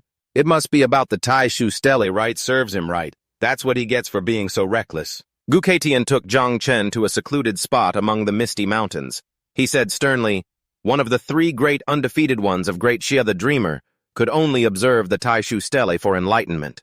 Tell me, how did you use the 9-herb poison miasma to absorb the Taiu Stele? Jang Chen's heart pounded. He thought in a panic, oh no. He knows about the 9-herb poison miasma. Did he summon me here to kill me? He stood frozen, not daring to say a word. Gu Kaitian let out a cold snort. You kid, did you really think you could turn the 9-herb poison miasma into a bone poison and fool everyone? Beside him, Nin Hongjiao giggled. Hey, junior brother's clueless expression is so cute. Jang Chen silently assessed the situation. Judging by their demeanor, it seems they don't want to kill me. I guess I'll just tell the truth. He explained honestly, the 9-herb poison miasma and the Taiu Stele both come from the abyss. They share the same origin. Or you could say the Taiu Stele originally belonged to the 9-herb poison miasma. Gu Kaitian nodded. I see. He looked at the boy with a grave expression. Kid, you should know the stance of the Great Xia. When it comes to taboos, you now have only 2 choices. Either stay in the Cloud Dream Marsh forever, living as an exile and clinging to your life, or return with me and fight for your survival. Millions will want you dead, even those at the general or invincible level. Jang Chen was stunned. He realized it hadn't been his imagination earlier. The old master had come all the way to the Cloud Dream Marsh just to give him a way out. But why? We've only met once before. Seeing him silent, Nin Hongjiao urged, What are you thinking about? Master is asking you a question. Jang Chen raised his head, his eyes firm. Although I carry a taboo, I have only killed evil people. I believe I've done nothing wrong, for I have a clear conscience. Why should I run? Gu Kaitian burst out laughing. Ha ha ha ha ha! As expected of the disciple I chose, my will is heaven's will. If I am not wrong, why should I yield to the old order? He wasn't like you. Jang Chen was bewildered. What does this have to do with Uncle Ji? Nin Hongjiao cheerfully explained, Oh, remember this. I am your eldest martial sister, and Uncle Ji is your second martial brother. He mumbled, So that's how it is. She continued her story. Back in the day, your Uncle Ji was nearly killed by General Xiao when he stormed the Xiao estate to snatch your Auntie Tang. Master told him to stand his ground, but he didn't want to involve Master. In the end, He was exiled to Zhujiang City. Jang Chen understood. Oh, so Uncle Ji also has a feud with the Xiao family. Gu Kaitian turned his back, his voice full of power. The old grudges no longer matter. Whether they are invincibles or generals, as long as your will is firm, we master and disciple will face them together when we return to Jiangnan. The blade in my hand will forge a path for you. Jang Chen was deeply moved, stammering, Master. He bowed deeply, performing a grand ceremony. Master, please accept this bow from your disciple. The scene shifts to a modern building. Inside is a conference room where the titled kings of Jiangnan have gathered, the supreme commander of the Jiangnan war zone. Duan Xinghai spoke up. Since all 12 of Jiangnan's titled kings have gathered with the exception of Gu Kaitian and Nian Hongzhao, I will get straight to the point. He announced seriously, based on our investigation, Jang Chen's poison bones are indeed the 9 apothecary poison miasma, according to the taboo edict of the Great Xia. Article 1. Anyone who awakens a taboo profession or controls a taboo item shall be killed without mercy. What does everyone think? Mu Hanqiu's grandfather. Mu Hanian spoke up. Although the 9 apothecary poison miasma caused a catastrophe in ages past, it's nearly impossible for it to grow to that scale today. Therefore, I believe that as long as Jang Chen is closely monitored, it won't be a major problem. At worst, we can seize the 9 apothecary poison miasma and destroy it. There's no need to kill him. Tang Kan's father, Tang Wanshuan, concurred. I agree with Senior Mu's assessment. The Great Xia's taboo edict was issued 500 years ago. At that time, the Great Xia was extremely weak, but today it is powerful and we can approach taboo matters with more flexibility. Another person spoke up mockingly, ha. And now we see who has connections to Jang Chen right from the start. Mu Hanian. I hear your granddaughter was quite close to Jang Chen in the Tianzhao camp. Jang Chen belongs to Jichang, and Tang Wanshuan, isn't your daughter also involved with Jichang? Suddenly, the conference room door was shattered by a blast of crimson sword energy as Xiao Zhengguo strode in. His aura was overwhelming. That brat Jang Chen is to be killed on sight, he declared, drawing his sword. Anyone who dares to speak up for Jang Chen had better ask my blade first, Commander. Duan sighed to himself, General Xiao, old Gu. If General Xiao hadn't interfered, perhaps I could have helped negotiate this. But now you're on your own. Outside in a mountainous region, Ji Kang's men were preparing. One reported, Big Brother General Xiao has deployed the Heaven's Punishment Squad. They're all hidden in the nearby mountains. Jisong snorted coldly. Such a grand setup. Little Chen and the others are about to return. He drew his saber, declaring, If a fight breaks out, Tang Kan and I will draw our blades. Old and new grudges will be settled together. Duan Feng, the Zhujiang Night Guard, is now in your hands. Duan Feng objected. No. Back when you stormed that wedding, I was by your side, and I'll stir up trouble again. Don't hand it off to someone else. A green-haired girl chimed in. Get lost, I love a good fight. There's no way I'm missing this. A blonde woman smiled.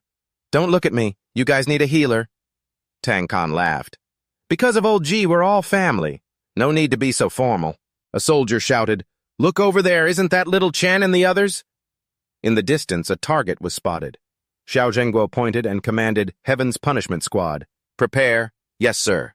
The divine crossbows activated. Seeing this scene, Nian Hongzhao mumbled, This setup. Is almost like when Junior Brother stormed that wedding last time. I didn't get to fight enough.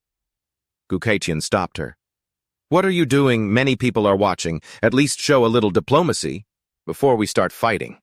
Otherwise, people will think our lineage is full of brutes. Nian Hongzhao pouted. You're the one who's itching for a fight, master. Like disciple, indeed. She turned to Jang Chen. Don't you agree? Junior Brother Humph spacing out again, are we? In Jang Chen's mind, a grand notification appeared. 3rd-generation reproduction of the 9 apothecary poison miasma complete. Reproduction quantity 5 million. Mother insect little 9 level 27. Genius level 5.1. 9. Apothecary. Poison miasma. Descendants 1 million. He stood amidst a sea of purple bugs, thinking confidently, Excellent, we've spawned. The 3rd generation was produced before this battle. 5 million 9 poison miasma. Even if we can't defeat the general, he won't have an easy time. So Hongzhao placed a hand on his shoulder, comforting her junior brother. Even though they've brought a large force, don't be afraid. Master and I are here, Jang Chen replied blankly. I'm not scared. Senior sister, I was just... I think I see Uncle G and the others on that mountain over there. I want to go over there and give them a gift first. Gukaitian nodded. Go ahead. We'll be passing by there later anyway. Jang Chen immediately flew towards Jigong. Elsewhere, Zhang Wushuang's group was watching from a distance. Tang Ying sighed. So that's a forbidden item. No wonder he could kill Xiao. Beihan in an instant. What a pity. Zhang Wushuang said I didn't get to fight him properly last time. I hope Grandpa will... Bai Fengshi sighed. He's the second person in history to complete the Taiu steps. Jang Chen's 2 female companions were worried. I wonder if Master knows about this. Will he intervene to help? The other replied, worrying now is useless. A battle of this scale is beyond what we can handle. Just staying out of it is good enough. Jang Chen flew before Jigong and Tang Jin calling out happily, Uncle G, Aunt Tang. They replied joyfully, Little Chen. Uncle G, I told you I'd get you an epic-grade piece of equipment, but I couldn't get one. But I think this is just as good. Jigang was stunned. This is an origin crystal with this. It's like having the key to reaching the 7th awakening. He turned to generously give gifts to the others. Aunt Tang, this scarf seems to suit your style perfectly. Brother Duan, your bow isn't flashy enough. This is the Sun Dragon arrow for you. Brother Bulang. I have a dark gold grade weapon for you. Don't get too emotional, okay, Sister G? This is a platinum grade set of equipment, and most importantly, it looks gorgeous. On the mountain peak, Xiao Zhengguo coldly observed Little Chen. He ordered, his eyes blazing. It seems Jang Chen is about to make his move. Heavenly punishment. Squad, await orders. Commander Duan hurriedly intervened. General Xiao, wait. There are over 100 geniuses from the Heavenly Pride camp still with Gukaitian. We can't afford any mistakes. Xiao Zhengguo gritted his teeth and snarled. Fine. If Gukaitian doesn't know what's good for him, I'll kill him too. He stood on the floating island facing Gukaitian. Old Gu, hand over Jang Chen to me. Don't make a mistake. Commander Duan stood between them, thinking in despair. Old Gu, I'm sorry. You and Xiao Yunshan are both major figures in Jiangnan. If we fight, Jiangnan will suffer a heavy blow. But it's better to sacrifice Jang Chen. Gukaitian raised his head proudly and retorted, A mistake. In my life, I have no regrets in Jiangnan or the Great Xia. How is it a mistake, my old friend? I brought back all 150 geniuses from the Jiangnan war zone. Not only that, I also led them through the Taiu Palace. The parents below immediately broke into an uproar. The Taiu Palace. The place of miracles. Many great figures have searched for it, but never found the way. I never would have guessed that the Heavenly Blade King could actually get in. With such a great favor bestowed upon them, our children will surely make us proud. We can't just accept this without reciprocating. Even though we might not be able to protect Jang Chen, we definitely won't stand on the side of the Xiao family either. Commander Duan was astonished. The Taiu Palace, such a monumental contribution. These 150 geniuses will all become prominent after this. And the strength of Jiangnan will soar, all of you. Xiao Zhengguo went berserk, roaring as he threw a punch through the air. Silence. A gigantic wall of water rose up, separating the two sides. He stood amidst the wall of water, declaring with authority, Jang Chen possesses a forbidden item. According to the laws of the Great Xia, you must die. Gukaitian, you are going against the law by sheltering someone who bears a forbidden item. Blockade all the examiners of the Heavenly Pride camp. What contribution? It was a reckless gamble that put the Heavenly Pride camp in danger. The wall of water parted, forming a path. The other titled kings were terrified. Walking on the sea, turning heaven and earth upside down, this is the power of a general. It's over. I can't move. It's too terrifying. We should remain neutral. Gukaitian ordered Little Chen get up here. Hongjiao handled the flight of the Heavenly Pride camp. She replied, yes, master. But Jang Chen had already acted on his own. He created a barrier that enveloped Jigong's group. Sorry, Uncle G. Everyone just stay inside the barrier and enjoy the show. If I really can't handle it, you can save me then. Jigang was amazed. Little Chen, when did you learn to erect a barrier like this? Gukaitian stood atop the water cliff and roared, Bring me my blade! The blade immediately flew into his hand. Xiao Zhengguo faced him. Gukaitian, are you really going to draw your blade against me? Gukaitian scoffed. What? As an 8th awakened powerhouse, you hold dozens of forbidden water system spells, while I have only a single blade. What are you afraid of? What? Commander Duan flew out again to intervene. He erected a giant ice barrier. Both of you calm down. If you two really start fighting, forget the Heavenly Pride camp. Even the nearby Jiangnan base will be destroyed, for the sake of the people. Suddenly, Xiao Han appeared. For the sake of the people. Or how about me and Jang Chen? Being settled this with a one-on-one deathmatch, Commander Duan was shocked. It was Xiao Han whose right arm had been replaced with a demonic one. Xiao Han laughed arrogantly. He's the one who took my arm that day, so today I will end him with my own hands. A Commander Duan rejoiced. That's the best outcome. Let the younger generation settle their own grudges. The older generation shouldn't interfere. Jang Chen faced him suspicious. A one-on-one Xiao Han, you're not that generous. I don't believe it. What's the catch? Spit it out. Xiao Han smirked sinisterly. Smart boy, the condition is, you are not allowed to use the 9 poisons miasma. Xiao Zhengguo laughed. Ha ha ha ha ha. Just as expected of my grandson Xiao Yuanshan for the peace of the Jiangnan base for the people. No one should have any objections, right? Gu Kaitian roared. Nonsense. Don't think you can do whatever you want just because you're standing on some moral high ground. He was pulled back by Jang Chen in chibi form. Hilarious. You old bastard Xiao. I've wanted to cut you down for a long time. If you have the guts, stop bullying a kid and come fight me. Jang Chen interjected. Master, calm down. Don't let people think we're just a bunch of brutes. He whispered to his master, not using the forbidden item. Don't worry, master. I have a way to deal with him. Gu Kaichen was surprised. What way? Jang Chen looked Gu Kaitian straight in the eye and said, Master, didn't you say you'd teach me the heaven-splitting first slash? Teach me right now. Gu Kaitian nearly fell over. Learn it right now. Are you serious? Nian Hongjiao also flew over, yelling, Junior brother, what are you joking about? It took me 15 years to grasp it. Even junior brother Ji is only at the basic level. Xiao Han burst out laughing arrogantly. Ha ha ha! Are you saying I should wait 10 or 8 more years? Keep dreaming. Jang Chen smirked and held up 5 fingers. That won't be necessary, just give me 5 minutes. Gu Kaitian erupted, his face comically exaggerated. What did you say, you little brat? Are you implying my heaven-splitting first slash is some low-level technique? Xiao Zhengguo couldn't help but laugh mockingly. Foolish. Xiao Han just remained silent, ignoring them. Jang Chen stepped forward and gripped the hilt of his master's heaven-splitting saber. He looked at his master with expectant eyes. Master, please teach me. Gu Kaitian was utterly astonished, feeling a vibration from his weapon. What is this? The saber is resonating. He stared intently at Jang Chen. An unbelievable thought flashed through his mind. Back at the Taiu palace, the one who resonated with the saber's heart was actually little Chen. Jang Chen called out shyly. Master? Gu Kaichen was frozen solid. Finally, he regained his composure. He crossed his arms and declared loudly, All right then, I will teach you right now. Commander Duan immediately got to work. Since this is a life-or-death match, I will construct an arena right here. A giant ice arena was erected in midair. No one is allowed to interfere except for Xiao Han and Jang Chen.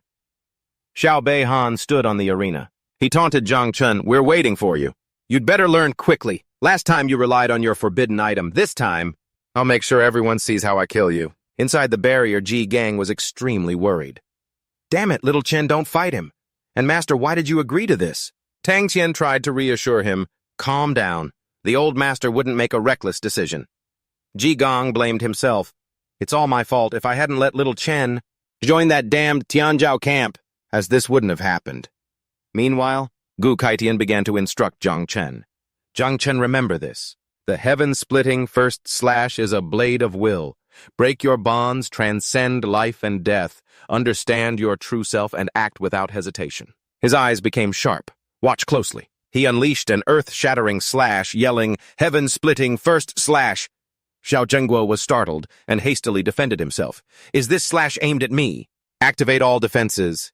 Does that old geezer really think he can take me down like this? What? A Commander Duan was also alarmed. Old Gu has gone mad. This was supposed to be a one-on-one match and you're completely breaking the rules. He realized, wait a minute, that slash isn't aimed at General Xiao. Xiao Zhengguo was also bewildered as the blade tore through the air, slashing into a completely different direction. From the void, a giant black dragon's tail was severed, blood splattering everywhere. It roared in pain and anger before disappearing. "Gu Kaitian, you old bastard, I'll be back to settle this with you." Commander Duan was horrified. "That's the black dragon from the bottom of the Yangtze River. It's been hiding nearby." What a close call. Everyone's attention was on the duel, but only Gu Kaitian noticed. Gu Kaitian propped the saber on his shoulder. He explained, "That dragon just now was definitely after the 9 poisons miasma. Based on its cultivation level, it must be in the middle stage of its 8th awakening." Commander Duan silently admired him. "Old Gu really has some skills." Gu Kaitian turned to Jang Chen with a smug grin. "So first time seeing your master use his saber. Pretty cool, huh?" "Looking super cool." Jang Chen gives an excited thumbs up. The old man laughs loudly. "Ha ha ha, I thought so too." "So have you learned it yet?" Jang Chen holds out his hand.